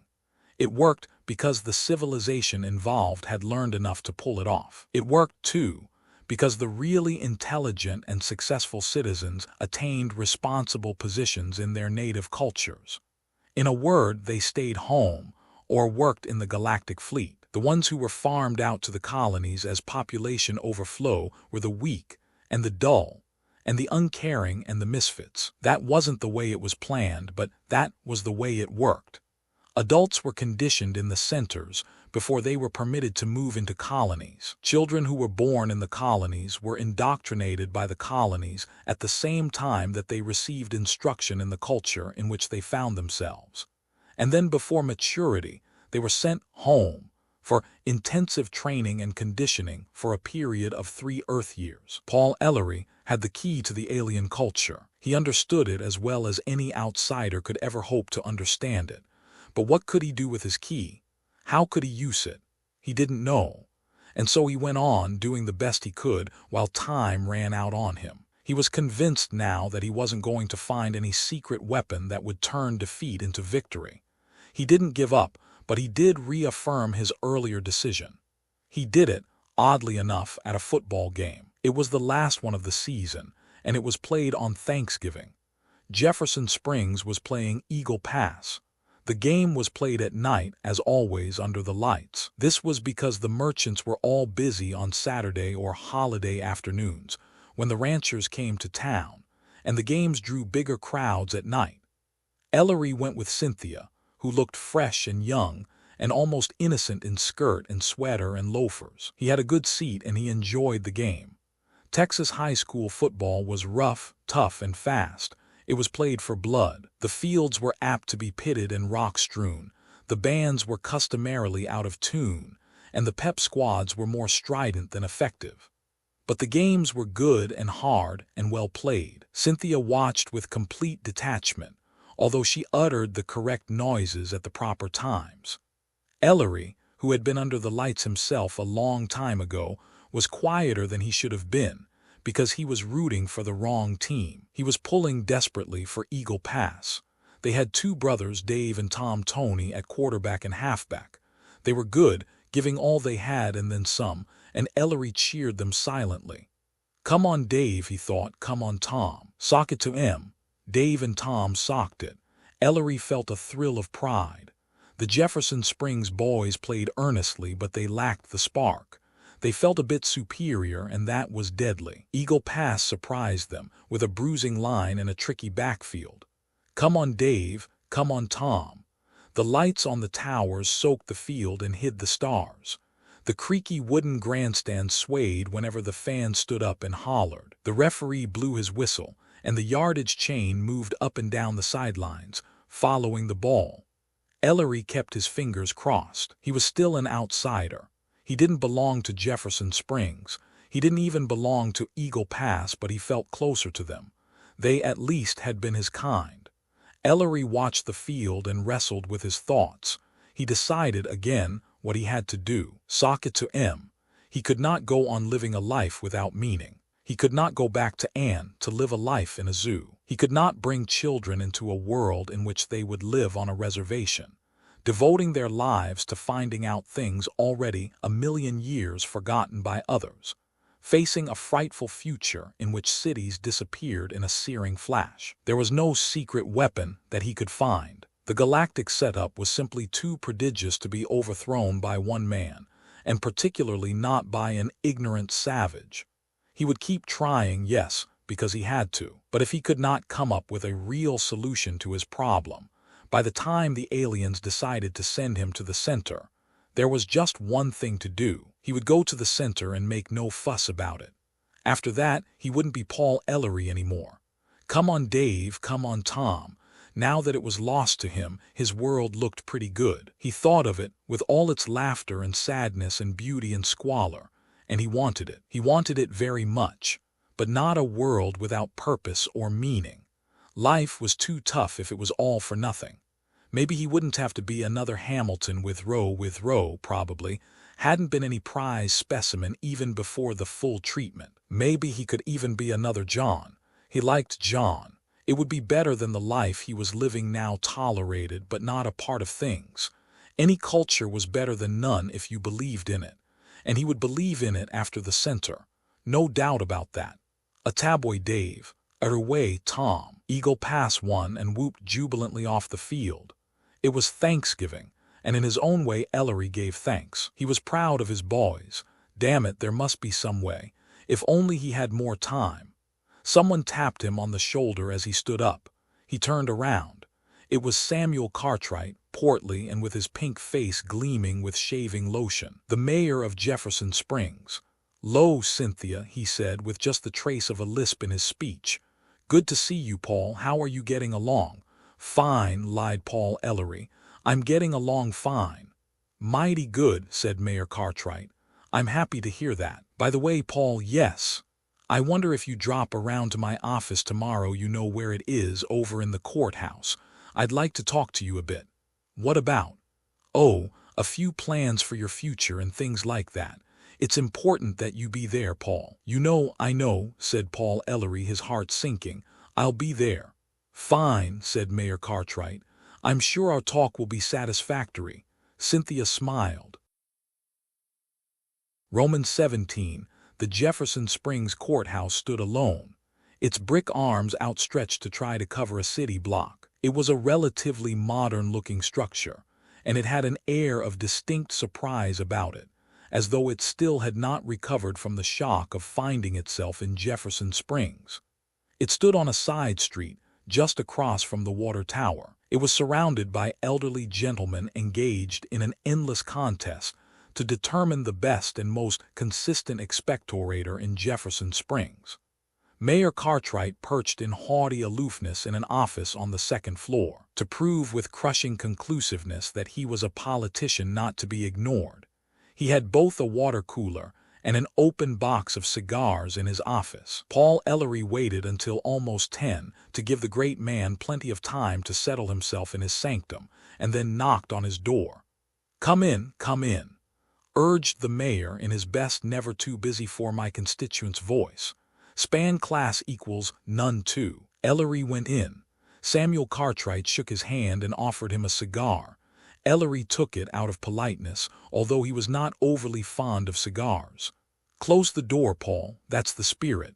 Now sit down, take a load off your feet. There. Nice day, mighty nice." "Powerful nice," Ellery said. "Yes, sir. Go on, Paul, light up that old cigar. I like to see a man comfortable. No airs in my office, son. I'm a plain man." "Everybody calls me son," thought Ellery. "What kind of biology do they have where they come from?" Mayor Cartwright flicked on a lighter that actually worked, no doubt a product of alien superscience, and set Ellery's cigar on fire. "Thank you," said Ellery, and blew out a big cloud of smoke to prove that he was enjoying the cigar. "You're mighty welcome, Paul. Now we can get down to business. I reckon you know why you're here, Paul. More or less. I hope I haven't done anything wrong. Not at all, son, not at all. Your conduct, if I may say so, has been exemplary. True blue, that's me. Nice of you to say so, Mayor. I know it hasn't been easy for you, Paul, the mayor said slowly, speaking carefully to avoid his lisp. You've been with us now for almost 6 months, and you've been in a difficult position. It isn't easy for a man to throw away his old life and start in on a new one. All of us know that, Paul. We've been through it ourselves. I guess you have at that. We surely have. We've been watching you, and you've handled yourself very well. However, we have found it advisable not to prolong the adjustment any longer than necessary. A man can't do it all by himself. There comes a time when he needs help. There comes a time when he has to get off the beach and swim in deep water. You're right, of course, said Ellery. Cartwright puffed on his cigar. That's what the center is for, Paul. It's to help you. We want you to understand that we ourselves have had to go through centers, and we send our own children to them. It will take a few years, and there is a certain discipline that you will have to put up with, but in the long view it's all for the best. When do I start? As it happens, there will be a convoy ship in this area very early on the 1st of January, about 1 o'clock in the morning, I believe. You'll be picked up in a sphere just outside of town, on Jim Walls's ranch. After that, you'll be under center jurisdiction, until they judge that you're ready to come back and take your place in society. I'm fairly sure that you'll be assigned to Earth, since you are already familiar with the customs and the language here, but of course that will be up to them. You'll be leaving on New Year's Day, actually. He smiled proudly. Rather a nice touch of symbolism, I think. Very nice. You'll see things and experience things and learn things that are beyond your imagination, Paul. It will be more than a whole new world, it will be a whole new universe. And when you come back, you'll be one of us, really one of us. You will have to take my word for the fact that when you come back, Jefferson Springs will seem very different to you. You have barely seen the surface here, Paul. When you return, your real life will begin. I understand that. I'm sure you do. And Paul, yes. When you come back, you will of course be under our laws or the laws of some other colony. You may have observed that they can be rather strict under some circumstances. I'm not threatening you, understand. The necessity for our laws will be impressed upon you at the center. I'm sure that you can see that our position requires diligent law enforcement. This is, you realize, as much for the protection of the natives as for our own safeguarding.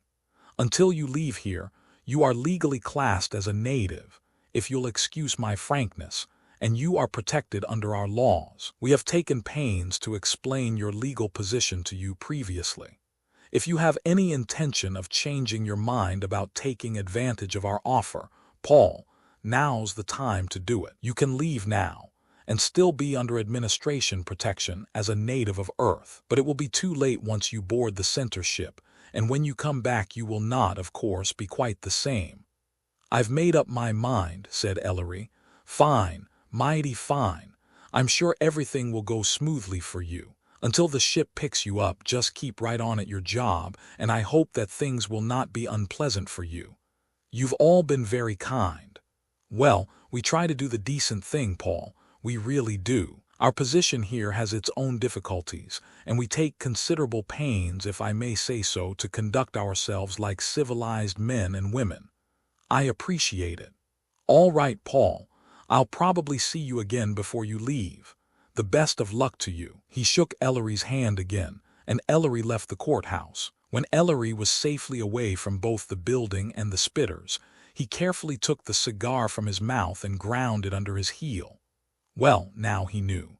He had a little over a month left. 30-odd days to be Paul Ellery. It would be very easy to give up and take what was coming. He could almost do it now. A man could butt his head against a stone wall for only so long, and then he discovered that the wall wasn't going to come down. He endured some chili and crackers at the Jefferson Springs Cafe, risking a volcanic eruption in his stomach, and then he went to work. It was 1 in the afternoon when he checked into his office. Abner Jeremiah Stubbs placed both feet firmly on the plank floor and hauled out his big gold watch. He examined it distastefully, replaced it, and adjusted his green eye shade. "Official business," Ellery explained. "I had to see the mayor." "You had to see the mayor, mister," Stubbs repeated, placing each word under a mental microscope. "You had to see the mayor. You've got the essence of it, Abner. My name, young man, is Mr. Stubbs, but your friends call you Abner, isn't that right?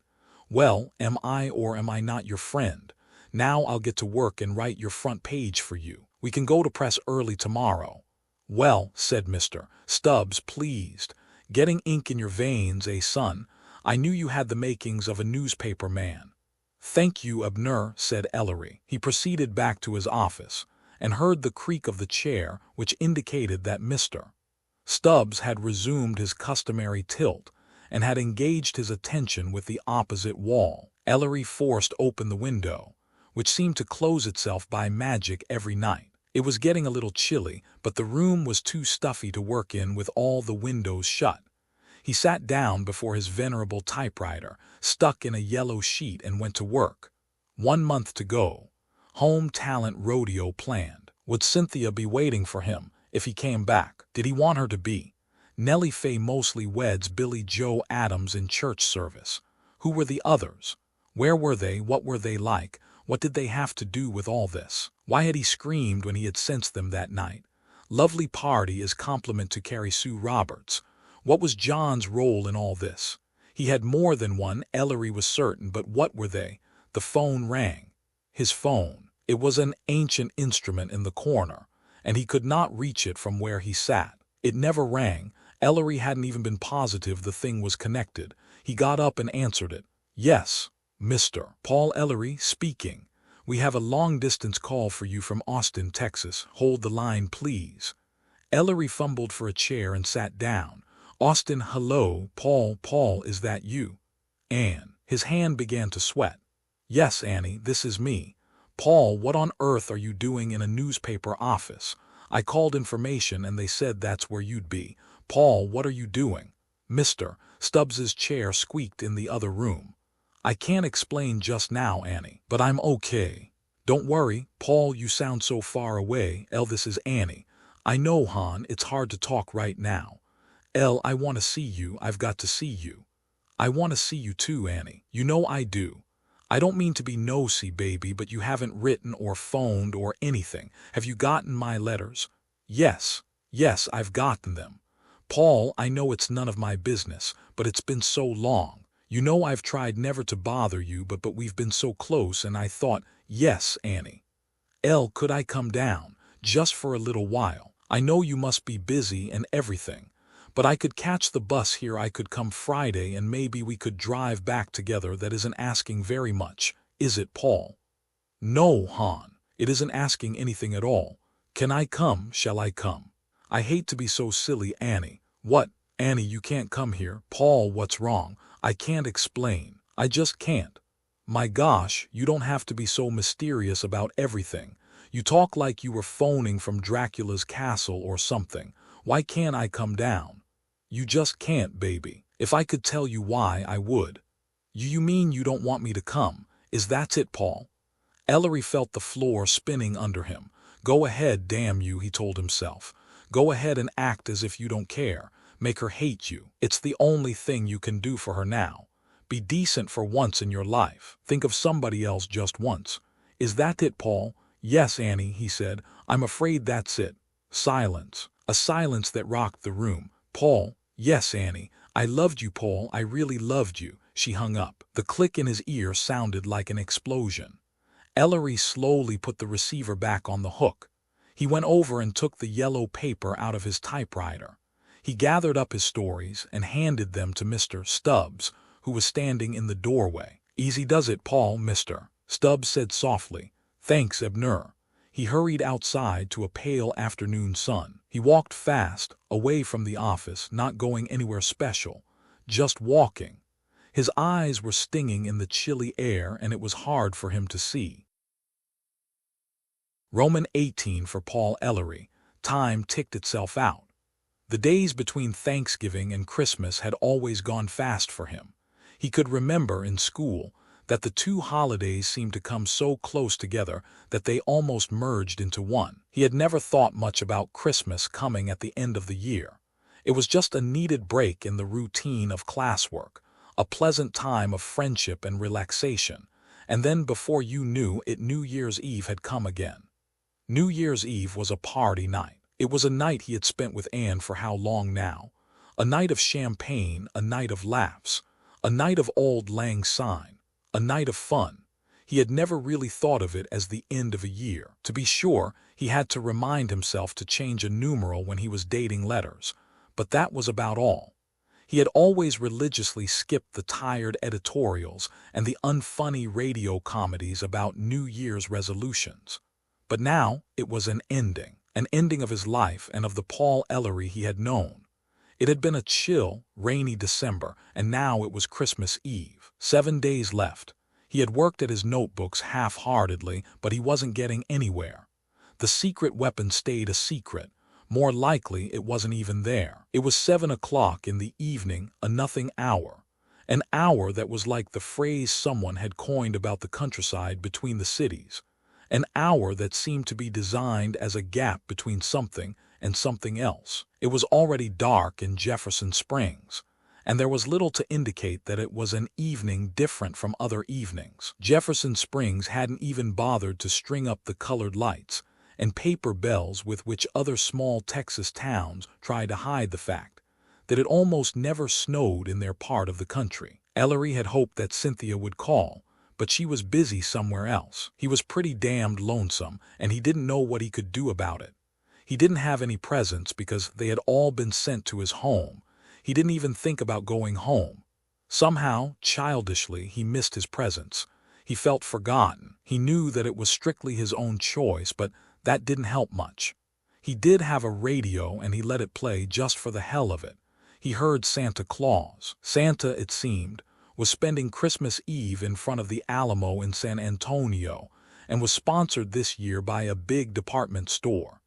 Ellery tried another station.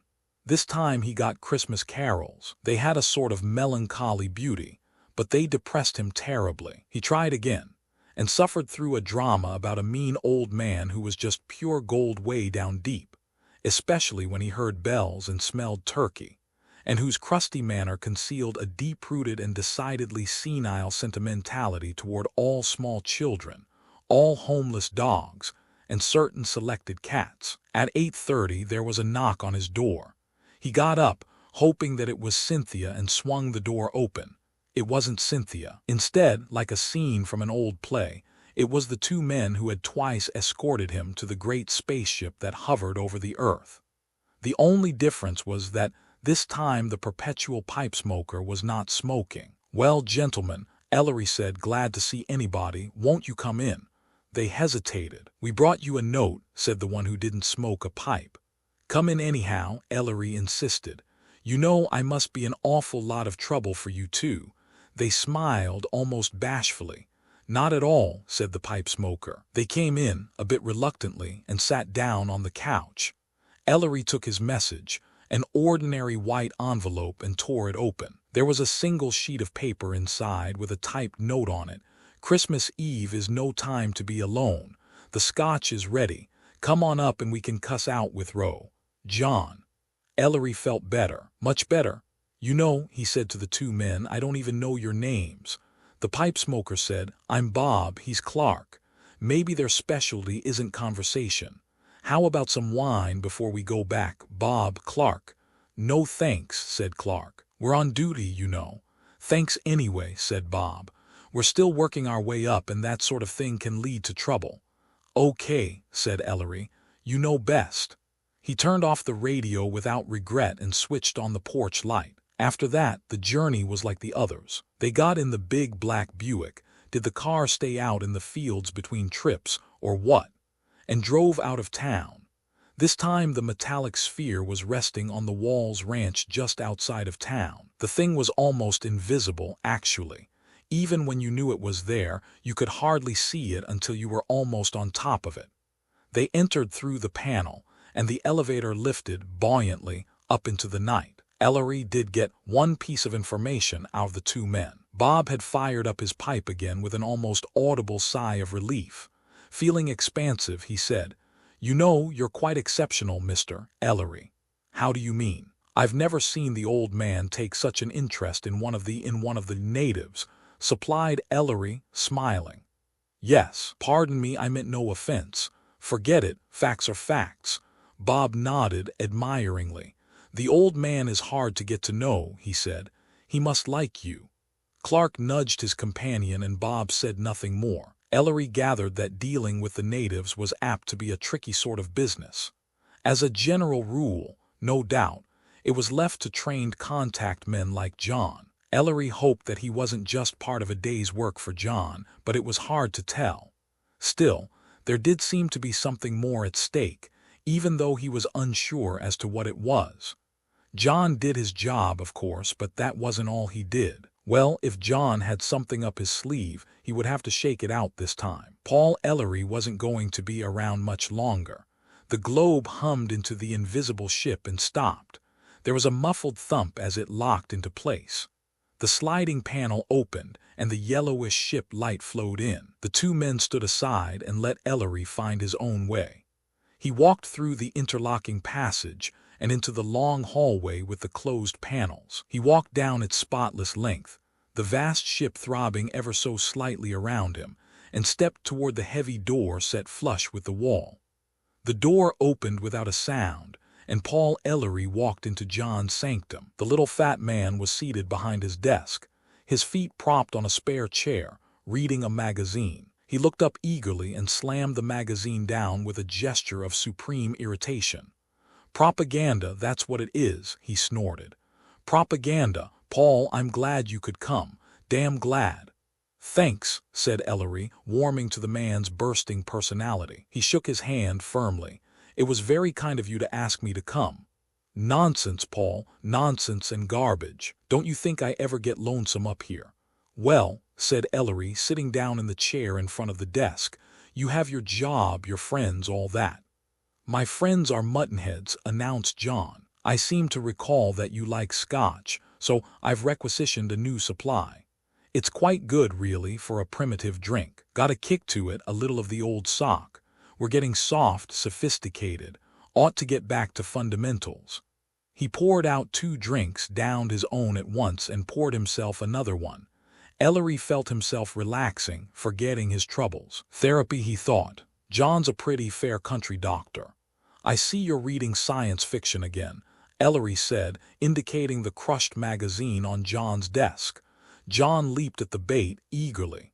"Incredible," muttered the fat man indignantly. "Absolutely fascinating at its best, but so fantastically far off the beam so much of the time."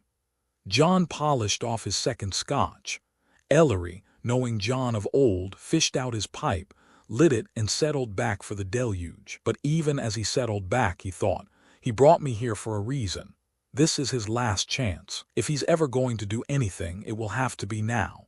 John, however, seemed splendidly unaware of the role he was supposed to play. He was off on his pet peeve. He surged to his feet, bristling, and picked up the science fiction magazine. "Look at that," he ordered, holding up the cover. "Look at that."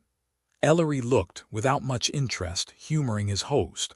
The cover portrayed a bald gentleman with a swollen head. The bald gentleman was staring intently at a wrench which was hanging in the air, fastening a bolt. "You seal," demanded John. "Well," said Ellery, "what is it?" "It's a Superman, damn it," John exclaimed. "I hate Supermen." The fat little man with the red face took another hefty pull at the scotch and began to pace up and down his office. There was something compelling about the man, something dynamic, something that held your attention riveted to him. He held you, even when he was off on one of his crazy tangents, even when your mind was watching in amazed wonder, asking why. "You hate Supermen," Ellery said. When at a loss for words of your own, he had long ago decided, you could always repeat the other fellows. He tried to keep his voice matter-of-fact, but as far as he was concerned, he might just as well have said, "You hate manhole covers. Go on from there." "Yes. Where was I? Ah, yes.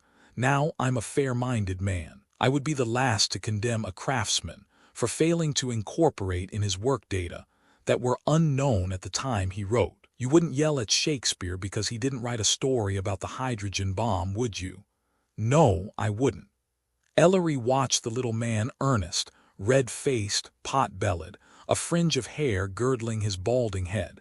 John was a bundle of paradoxes. He was a man out of the future, but he resembled nothing so much as a jovial monk or friar from the earth of long ago.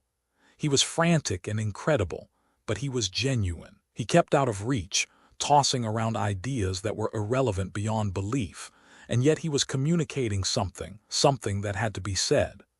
"You look here," John said, waving the magazine. "I don't mind when writers get to yakking about ridiculous mutations that take place without benefit of genetics, that just happen in the germ plasm every time an bomb cuts loose. I don't mind when they blithely blow up whole planets filled with intelligent life, just to keep the story going. I don't mind racial memories and Atlantis and psi factors.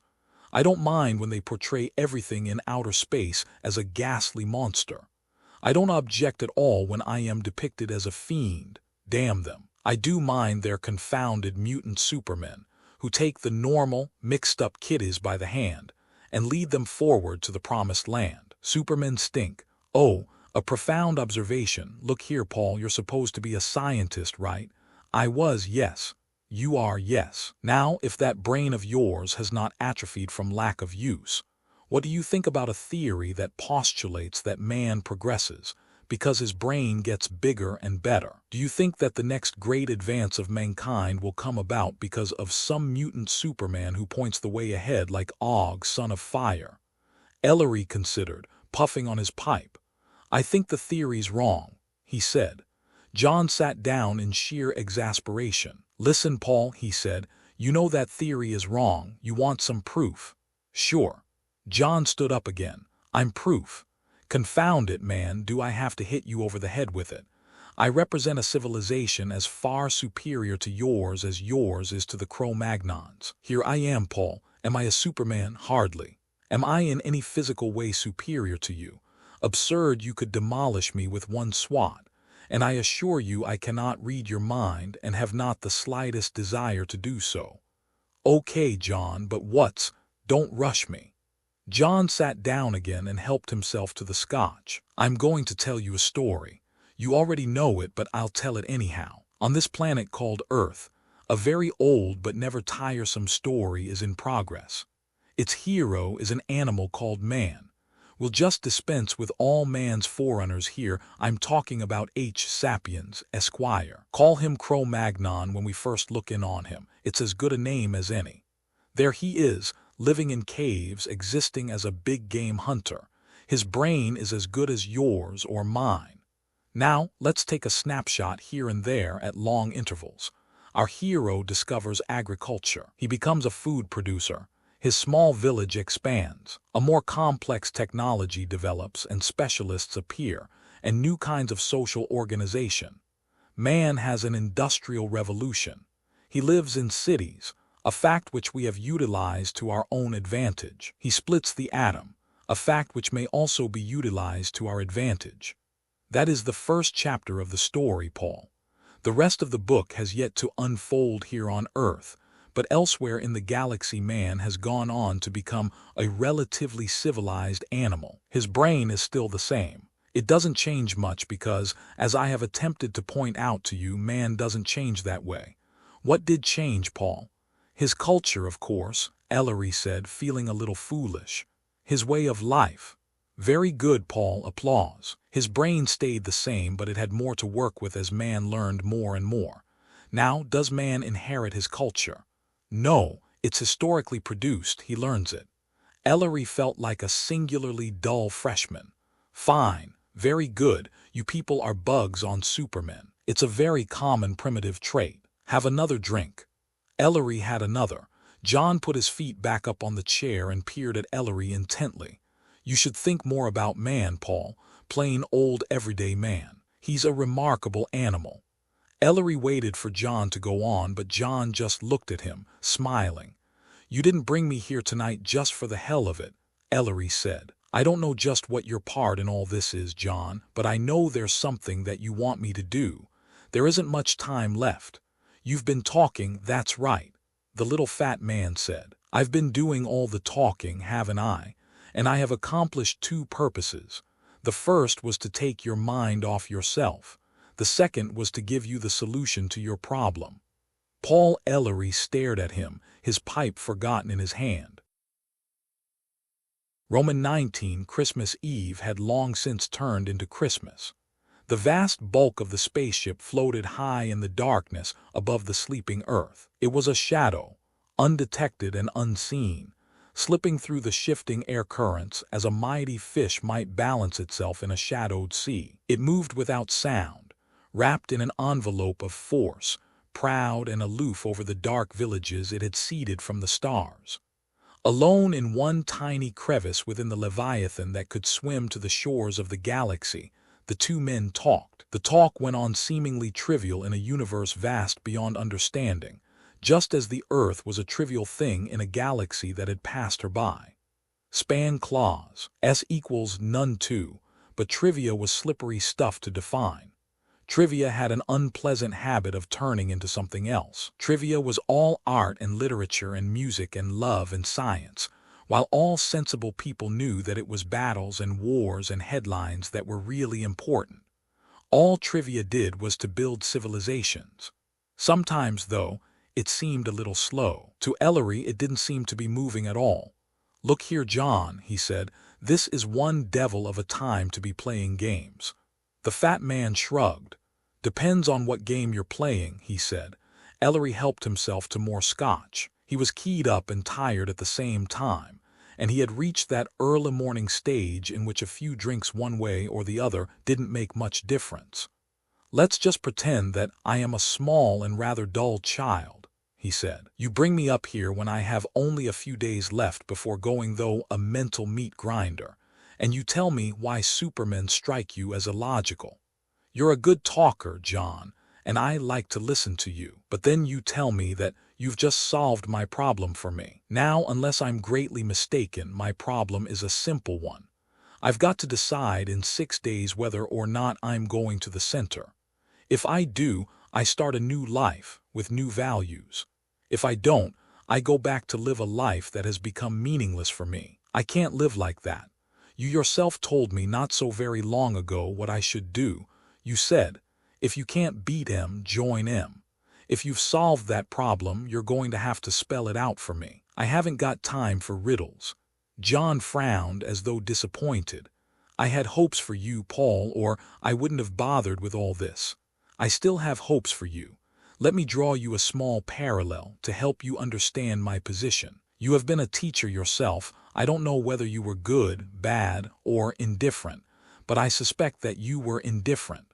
But let's talk about a good teacher. If he's got a student who he thinks has some brains, he can give that student some facts to chew on.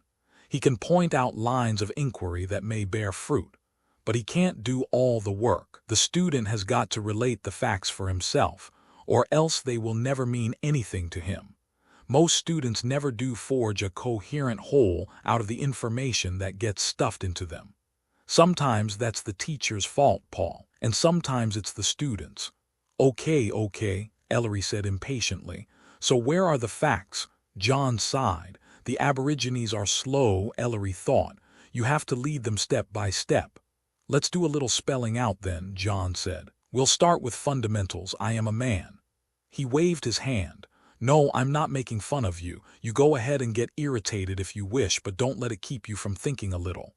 "Sorry," said Ellery. He refilled his pipe and lit it. John said, "Very well. I am a man. As a man, I was by chance born into the culture in which you find me, and into a society with its customs and laws and policies. As a man, I have a job to do. I am employed, if you wish. Since I have a certain knack for getting along with natives, I am used by my government in contact work when such is needed. In my official capacity, I first met you. I gave you the business, and I flatter myself that I did it rather well. Now, however, I am not in my official capacity. Now I am trying to talk to you as a man." "I see," said Ellery, "but can't you be more explicit? If you overestimate my abilities, we won't get very far. John smiled. If I have overestimated your abilities, he said, then you are of no use one way or the other. Ellery absorbed that. He was getting a bit tired of being patronized. But he knew that John was not doing it without a purpose. There were some people you had to sting into giving the best that was in them. I'll tell you why I can't be more explicit, John said. To put it in a convenient nutshell, I am a law-abiding citizen. I have to be. I have not the slightest intention of trying to overthrow my government, and couldn't do it if I wanted to. Ellery waited, almost hopelessly. If he was going to get anything useful, it would have to be soon. Very soon. John drummed his fingers on his desk. I'm not much of an idealist, son, he said. My life has not left me starry-eyed and panting about the fate of the downtrodden. I'm not a reformer. I like to think that I'm a practical man just as you are. What do you mean by practical? John brightened visibly. Ah, semantics. A brain cell has stirred into reluctant life. Damn it, John, climb off your high horse. Ellery smiled. How would you like a swat on the kisser? John laughed, delighted. Wouldn't bother me in the slightest, he assured him. And it certainly wouldn't help you, but I like your attitude. It's a great improvement. Dish it out a little, Paul. You don't progress by just taking it. I'll send your sentiments to Edgar Guest. John suddenly slammed his fist down with a bang on his desk.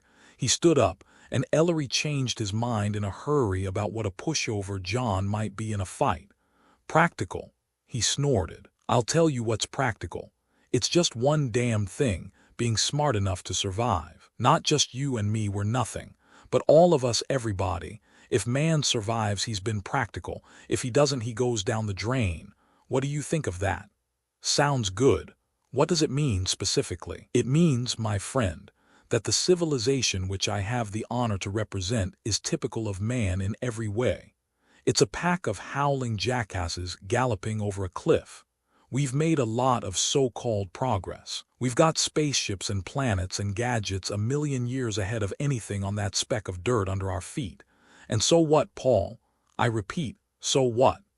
Ellery smoked his pipe. Invisibly, he crossed his fingers. John sat down again and folded his hands patiently. You already have all the facts you need, he said. You're supposed to be a scientist. Let me ask you a question. What is the one sure thing about colonial policies in the long run? The one thing you can always count on? Paul Ellery said slowly. They don't work. Fine.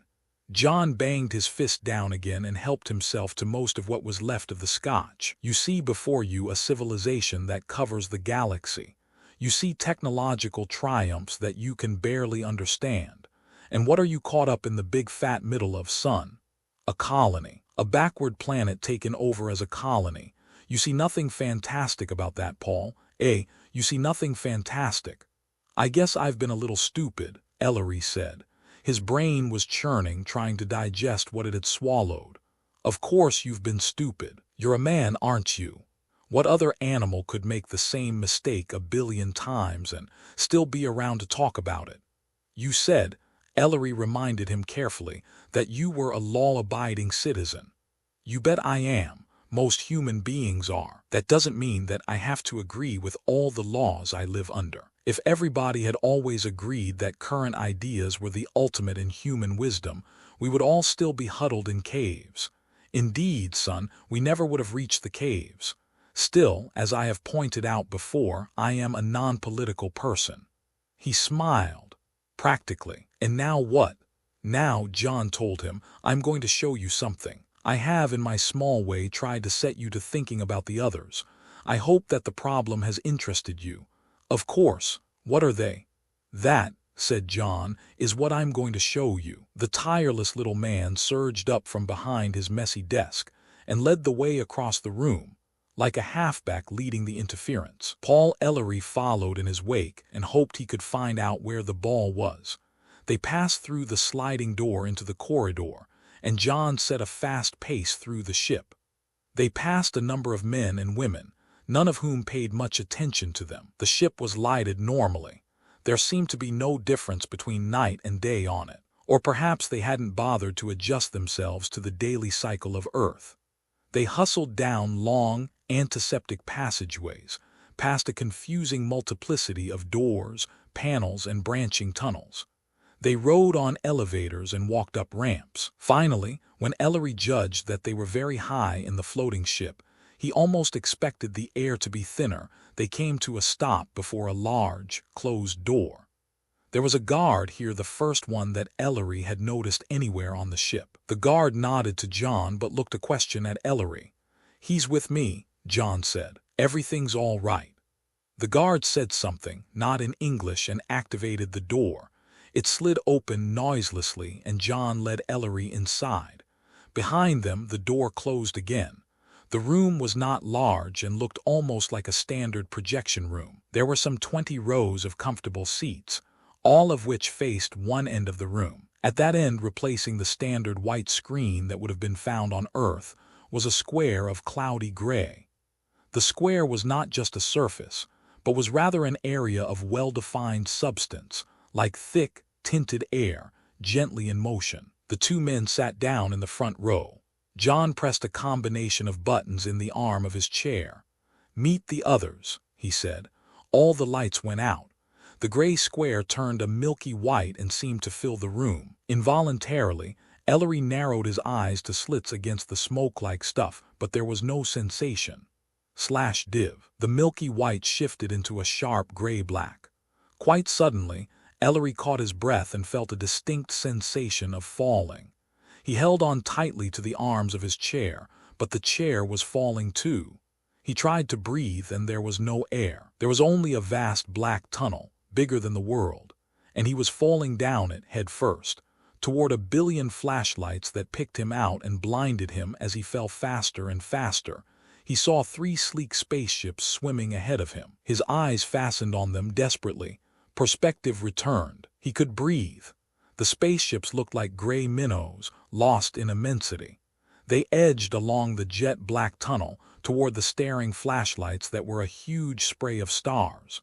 The tunnel widened and became deep space itself. The lights flowed together and made an eye-searing splash of frozen flame. Around the edges, there was a scattering of lesser stars. This was not the galaxy that had given birth to man. The 3 ships slipped on through the clinging ink, with tiny white spots of atomic fire bubbling from their tails. Their movement was lost against the gargantuan scale, but the splash and drops of light came closer. There was something else. Ellery could not quite see it, but he hunched back against his chair, and he wished that he could close his eyes. He almost saw it. He wanted to scream. He remembered that night 1,000,000 years ago, that night in the pale blue lights. It was naked in space, unprotected, alone. It oozed and undulated in an oily slime. It came toward the ships, and it had eyes. It did nothing that Ellery could follow, but one of the ships broke in two. Flame licked out into space and dripped away in every direction. Ellery tried not to see. The 2 remaining ships started to turn, curving around in a long, agonizing arc. They were tragically slow. It took them forever. A pale force started to surround the ships. It grew shimmering. The ships turned, and then there was one ship. The other disappeared. The thing with the eyes flapped. That was the only word for it. It hung in empty space, coated with slime. It waited.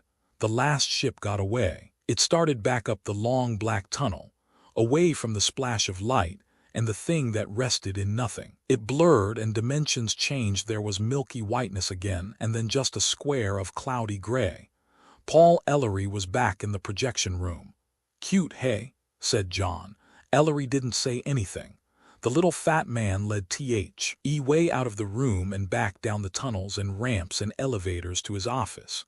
He poured 2 glasses of scotch from a fresh bottle, and this time both men downed them with one long, shuddering drink. John poured 2 more and sat down. "That area is known to your astronomers as the Large Magellanic Cloud," John said slowly. "It is an irregular extragalactic star system. It's where the others live. They live in space." "Empty space?" John shrugged. "They're versatile," he said. "How much do you know about them?" "Not too much, but enough. There are other galaxies than this one, Paul, and other life forms than man. The others are hostile, if that is the right word." Who could possibly understand their motives, if they have any? They have been sighted within our own galaxy, and they mean trouble. Not now, as far as we can tell, but eventually. One day man will have to face them, Paul. If it came today, man would lose. He wouldn't even be in the fight. Ellery sat very still. His mind seemed suddenly a tiny, hopelessly inadequate thing. His horizons had been blasted open to include a galaxy, and he had tried to face that problem. And now there were other galaxies and ant lost in the jungle. "It's getting late now," John said, "and the ship will be moving on. Our time is running out on us, Paul, and I may never see you again. I've almost finished what I had to say to you, and maybe it's been something of a disappointment." He waved at the crumpled magazine on his desk. "I flatter myself that I understand you pretty well. You were looking for a secret weapon of some sort, weren't you? A nice miracle all wrapped up with a blue ribbon." Ellery considered. "I tried to tell myself that there wasn't any secret weapon," he said, "but I guess I was looking for one anyway." John nodded. "There's only one secret weapon that's worth a damn in the long run, Paul. It's the only one you can't beat by dreaming up a better secret weapon. It's called man. There it is, your secret weapon. You see," said John, talking slowly and clearly now, with none of the exaggerations that Ellery had come to expect, "you've got to get to know us.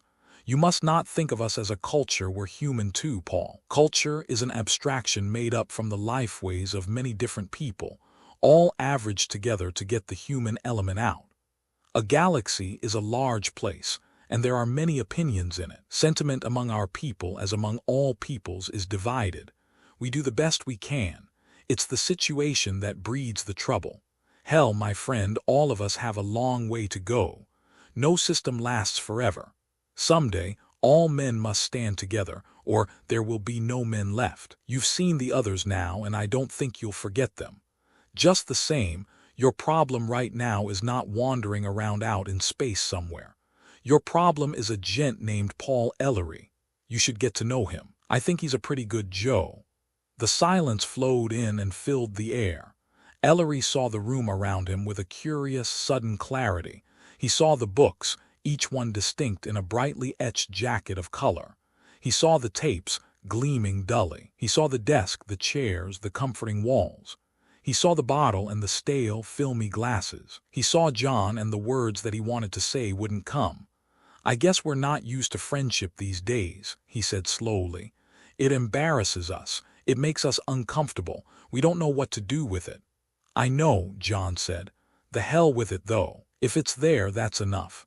Maybe I'll see you again. Maybe." John glanced at a clock on his desk. "It's time for you to go." Ellery stood up a little shakily. John began to fidget with papers on his desk. Without his solid wall of personality, he seemed almost at a loss. The two men shook hands. "Hell, boy," John said. "I'll see you around. Yeah, maybe we'll buzz up to heaven and play the same harp." "Good deal. You'd better roll, Paul, before this crate winds up over Australia somewhere." "Okay, I know the way. Thanks for everything. So long." Paul Ellery walked toward the door. The door opened. Behind him he heard John's voice. "Merry Christmas, son." The door closed. He walked down the long passageway to the globe that would carry him back to Earth and back to Jefferson Springs. He looked at his watch. It was almost noon of Christmas Day. Roman 20. The days that were left to Paul Ellery ticked quickly by. 1, 2, 3, 4, 5, 6. It seemed only a heartbeat. And then it was late morning on the last day of December. At midnight it would be a new year on Earth. At 1 in the morning the center ship would leave for deep space. There was a place for him on that ship. All he had to do was climb on board. All he had to do was kiss the Earth goodbye. He looked outside from his kitchen window. It was a gray, miserable day. The sun was pale and far away. A cold, biting wind scratched at the old glass in the window. Kiss the Earth goodbye. Would that be so tough, really? Sure, it was always hard to overcome your own inertia, pull up stakes and leave. It was always hard, but it wouldn't be impossible. Not now. There was the diseased, hideous bloom of the hydrogen flower, waiting to flash into sudden growth on every hillside. There were other charming new flora too, the gray-leafed cobalt tree and the peaceful nerve gas weed. Ellery had seen war and seen it close. He had been born in a century of war. He had lived with war always on the horizon. The stink of war was in his nostrils. Hiroshima and Nagasaki had ushered in a whole new technology. They had made warfare obsolete, and the hydrogen-torn holes in the poorly named Pacific had underlined the lesson. The culture of Earth had to change and would change, but would it change in time? He had heard the voices so often. I say bomb the bastards now while we've got a chance. Hit them before they hit us. Maybe we'll get wiped off the map, but let's take them with us. War was not practical. War was suicide. But people did not know. They reacted as they had always reacted. No one had told them that times had changed. No one had told them that the solutions of 20 years ago were not the solutions of today. No one had told them. Okay, pal, you tell me a better way. What was there to tell them? They didn't trust the United Nations. They did not believe in faith. They had learned to be cynical in a tough school. They did not know what science was. They did not know that science was a method. They thought that science was gadgets and bombs and automobiles and television. Why not? The scientists hadn't bothered, and the scientists were human too. They weren't just scientists. They were Frank and Sam and Bob and Heinrich and Luigi. They never agreed on anything. It was a point of honor. They would be debating value judgments when the world went bang. There were the men and the women and the children. Each had his problems, his dreams, his fears. Each was right as he saw it. Each was hurrying, trying, working ants in an anthill. And then the bucket of scalding water. Ellery wasn't scared of the preventers. The Galactic Administration could handle them. He wasn't too worried about the others, not yet. They were a long way from Earth. Even Jefferson Springs didn't scare him, not by itself. He wasn't scared of the Americans or the Russians or the Chinese or the English or the Eskimos. He was afraid of all the people. He was afraid of Earth. He ground his cigarette out in a dish on the kitchen table and lit another one. He listened to the icebox humming. He heard water dripping from a faucet over the sink. He got up and punched open a can of beer. Outside the window, the world looked very cold. So much for Earth. Suppose he left on the alien ship. First of all, he would live. That was important to him. He could not pretend he wanted to be a martyr. The civilized people of the galaxy had learned to control their bombs. There was no danger of that kind. If he went to the center, he would be different. He would not be the same Paul Ellery. Was that any great loss? Was he so crazy about himself that he could not bear any change in great, big, wonderful Paul? Different but not completely so. Maybe he would be changed for the better. Certainly he would be happy. The center would see to that. They would give him new values and new goals, and they would equip him to get where he wanted to get. Wherever that might be. He would have most of his questions answered, at least the scientific ones. Possibly he could even continue to be an anthropologist, or whatever passed in their culture for an anthropologist. Take the problem of acculturation, for example. Culture change that took place when different cultures came into contact was fascinating stuff. On Earth, scientists were just beginning to get an inkling into the actual nature of the process. At the center, he could check out a book and get the answers. The answers to the questions he asked as a man might be more difficult. He could carve out a life for himself there. A new life, a better life. He could not even imagine the things he might see, the things he might do. He could walk through the future with a notebook. The aliens were people too. He could start over and face his new life with confidence. He could live in peace and in safety. He could enjoy himself. Perhaps, too, he would have an opportunity to help Earth help her from inside the galactic organization. Surely he could do more good there. Of course, he wouldn't be quite the same, and he might not want to help, and he would be fenced in with laws. But he could still do a lot for Earth. He could be like John. He tried to believe it. He looked at his watch. 6 o'clock of New Year's Eve. At 8 he would be going to Cynthia's to usher in the new year. In 7 hours the ship would leave for the center. He could be on it. Outside, night had come. He wondered where John was now. He could almost see him here in the kitchen, leaning against the icebox, a glass in his hand, eyes twinkling, bald pink dome gleaming under the bulb in the ceiling, waving his arms, talking. John had given him a solution. It was not all tied up in a neat package, but it was there. The Osage Indians had found oil on their reservation. The oil had been important because it had given them what they needed to amount to something in a commercial culture: money. John had given him a different kind of oil to deal with a different kind of culture. John had given him information to bridge the gap. It's the situation that breeds the trouble, John had said. The problem posed by the alien colony of Jefferson Springs had no solution because Earth was not far enough advanced to deal with the problem. A problem could not be solved until its existence could be recognized. No system lasts forever, John had said. That was the key. The problem had no solution at the present time. That didn't mean that it would never have an answer. The aliens could not legally interfere with Earth, and they enforced their laws. If man could pull himself up the ladder, then the aliens couldn't kick him back down again. If the Earth could get that far, if there really was an Earth and not a patchwork of hostile nations, then the situation would be different. Earth would have found its voice. The alien problem would be understandable, and techniques would have evolved to handle it. There was more than that. The galactic civilization would need a united Earth by then, and need her desperately. The shoe would be on the other foot. Ellery remembered. Meet the others. If it came today, man would lose. The human galactic civilization was not alone in the universe. Already, it had contacted hostile life forms from another galaxy, the others who had no name. Men had discovered that the others were deadly, and one day they would have to be faced. Perhaps by then they would not have to be met with naked force, but man would still have to be united and strong to survive. There were wheels within wheels always. Even the galactic administration was young. Beyond the others, who knew what lay in wait for man, he would need his strength. Ellery could not deal with the colony now. He could not negotiate because Earth had nothing to offer. Applying the right force at the wrong time was worse than applying no force at all. But the right force at the right time, that would work. That would always work. The galactic civilization, too, would be interested in survival. The solution was there. It was centuries away, but it was there.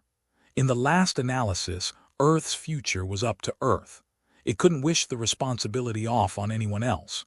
It could pull itself up by its bootstraps until it was a world to reckon with, or it could blast itself to oblivion. At best, the answer was hundreds of years in the future. Earth might never get there.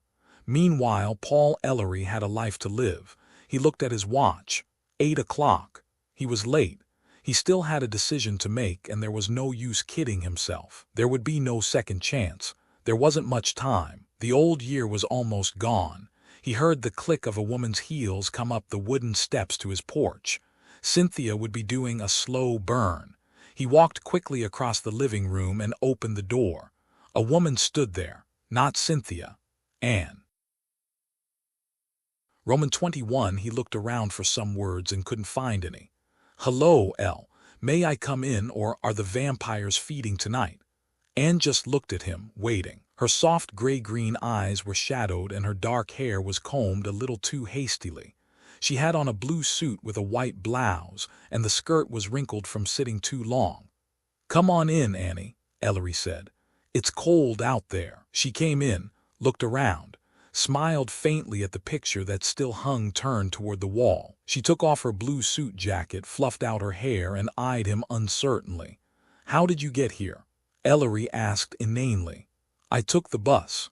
The public transportation system is still in operation, I'm happy to report. There weren't many passengers tonight. Did you have a good trip?" "Utterly delightful. I knitted you a ski suit." "Sorry, Annie, I'm all fouled up tonight. Want some coffee?" "Not now, thanks." She stood there in his living room looking for some answers of her own. He wanted to go to her, but he did not move. "Annie, why did you come here?" "I had to come, Paul. I had to see for myself. We've always spent our New Year's Eves together. I didn't think you could forget them." I wanted to see her, whoever she is. I guess I just couldn't stand it. Her voice was less steady now. I'm not going to cry. You shouldn't have come. I know that. I'm here, though. She managed to smile. What are you going to do with me? I'm going to ask you a favor, Han, he said slowly. Will you do me one more favor? I'll try, Elle. What shall I do? Go out to the crossroads and drive a stake through her heart? It's tougher than that. I've got to go out. I want you to wait here and not follow me. I'll leave you my car just in case. She looked at him desperately. What is all this, Paul? Are you in some kind of trouble? You might put it that way, Ellery said.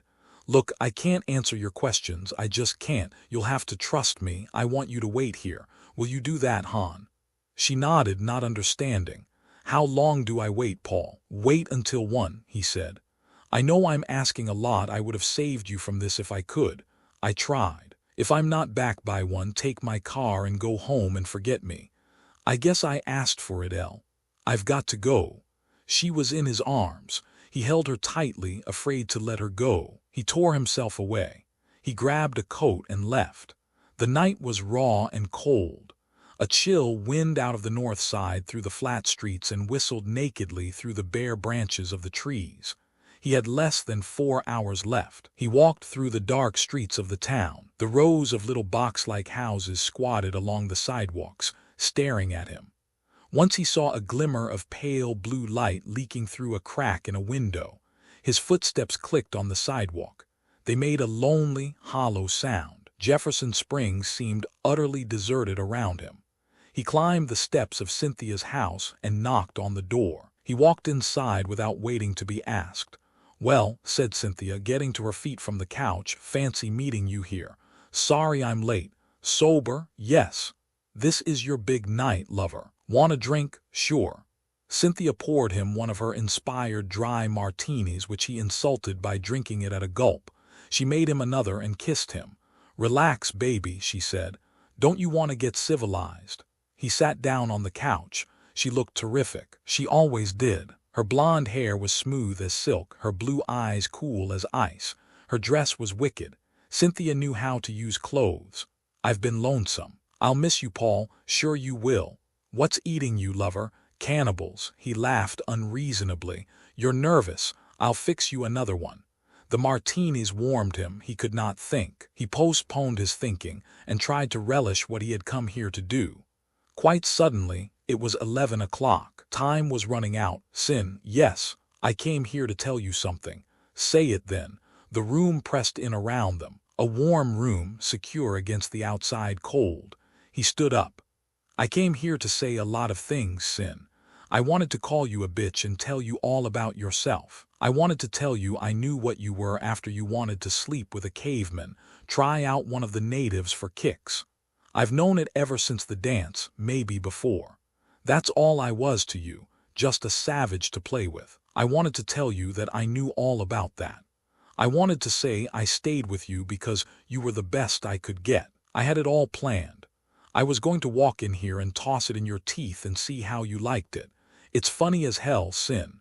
I've been nursing this for a long time and now it doesn't seem worth doing. So where do we go from here? Cynthia sipped her martini calmly. I knew you knew, Paul. He sat down feeling hollow. She lit a cigarette. Baby, we are what we are. Maybe you're just beginning to find that out. I'm a misfit here and so are you. I was lonely too, if you like. I was bored. That was my crime. These people of mine are the supreme bores of all creation, if you want my honest opinion. They're here because they didn't have enough on the ball to stay home. I'm here because I didn't fit in any place. I'm just not a solid citizen, lover. I was alone and you were something new. You were alone, so I gave myself to you. We had fun, didn't we, Paul? Does that make me evil? Does that make me a bitch? Score one for your team, Ellery said. She shrugged. I'll go my way, Paul. I always have. When it's all over, I'll have no regrets. When you get back from the center, if they send you here, come on around and say hello. I won't be very interesting then. No more cavemen. She smiled. We'll see. I've got to go, Sin. Thanks for everything. Good luck, lover. She kissed him and then he was outside. He put on his coat, shivering in the cold, and looked at his watch. Midnight. The time was now. A metallic globe from the center ship was waiting for him on the Walls Ranch. He would have to get outside the city limits and then pass the Garvin Berry place. Jim Walls lived in the next house. It was not too far to walk. It might take him half an hour, no more than that. He stood in the cold wind, fists clenched, eyes closed. He had waited until the last possible minute. He was caught now. He was forced into it. He had to move one way or the other. He watched to see what he would do. The ship was waiting half an hour away. Peace was waiting a short walk down the road. A new life was waiting in a metal sphere. He had his chance. He smiled. He started to walk. His steps clicked on the cold cement. Jefferson Springs was dark and cold around him. He walked through a village of the dead. He did not walk alone. Memories of Earth walked with him. Austin, a hot summer day. The lake around the aluminum canoe, still and glassy calm. The sun on his bare shoulders. Hank and Chuck drinking warm beer and munching stale bread. The fish that wouldn't bite. The wonderful, sharp coolness of the water when they had tossed aside the bamboo poles and lowered themselves into the green lake. Home. A living room filled with the very special lamps and pictures and chairs that had been his world. Mom humming over the dishes in the kitchen. Dad laughing at some book he was reading. Pop, can I have a dime for a soda? All the guys are going. Can I pop? His street outside and the dark sunset trees. Los Angeles. A party late at night after a convention. Stale smoke in the air. George and Lois Sage sitting across from him.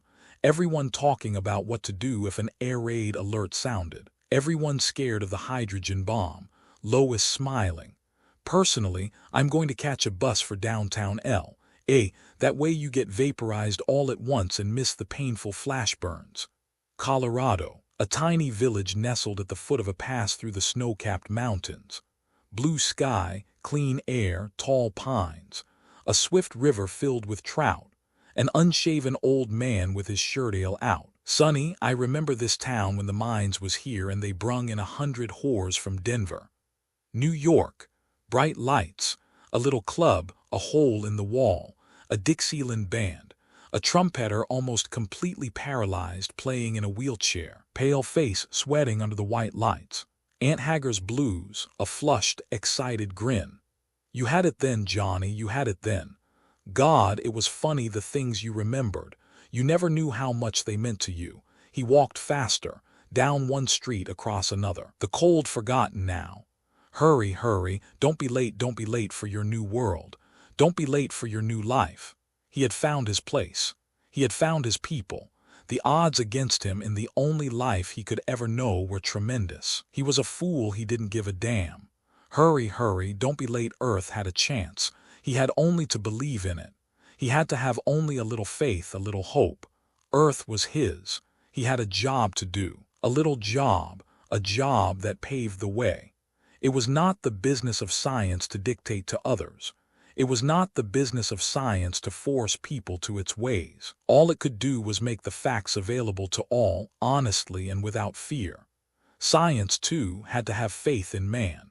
Hurry, hurry, don't be late. No man could say what might make the difference between chaos and civilization. It might be a word in a classroom. P-Claw. SS equals caliber 2. It might be one more man who would stand up and be counted. It might be a faked community study to make men think a little. There was the high school, frozen under the stars. He began to run. Across the street, past his parked car, up the steps of his house. He jerked open the door, ran inside, and stopped. Anne wasn't there, but he saw her then. In the kitchen, drinking coffee, she looked up, startled. Paul, he kissed her. He kissed her neck and her eyes and her hair. He knocked over the coffee pot, the hell with it. Happy New Year, Annie, he whispered. Happy New Year. Paul, quick now, Annie. Grab everything of mine you can get your hands on. Throw it in the car. Hurry, but are you too proud to marry me, Annie? Her mouth made a big round O. She looked at him speechlessly and then pitched in with the energy of a demon. They cleaned the house out in nothing flat. They turned out all the lights and piled into the Ford. They laughed at nothing, at everything. He gunned the engine and the tires screeched as he pulled away from the curb. He drove down the street as fast as he dared to drive, right on Main Street, past the shadowed square of the ice house, out onto the open road. Hurry, hurry, don't be late past the Berry place, past Jim Wall's ranch.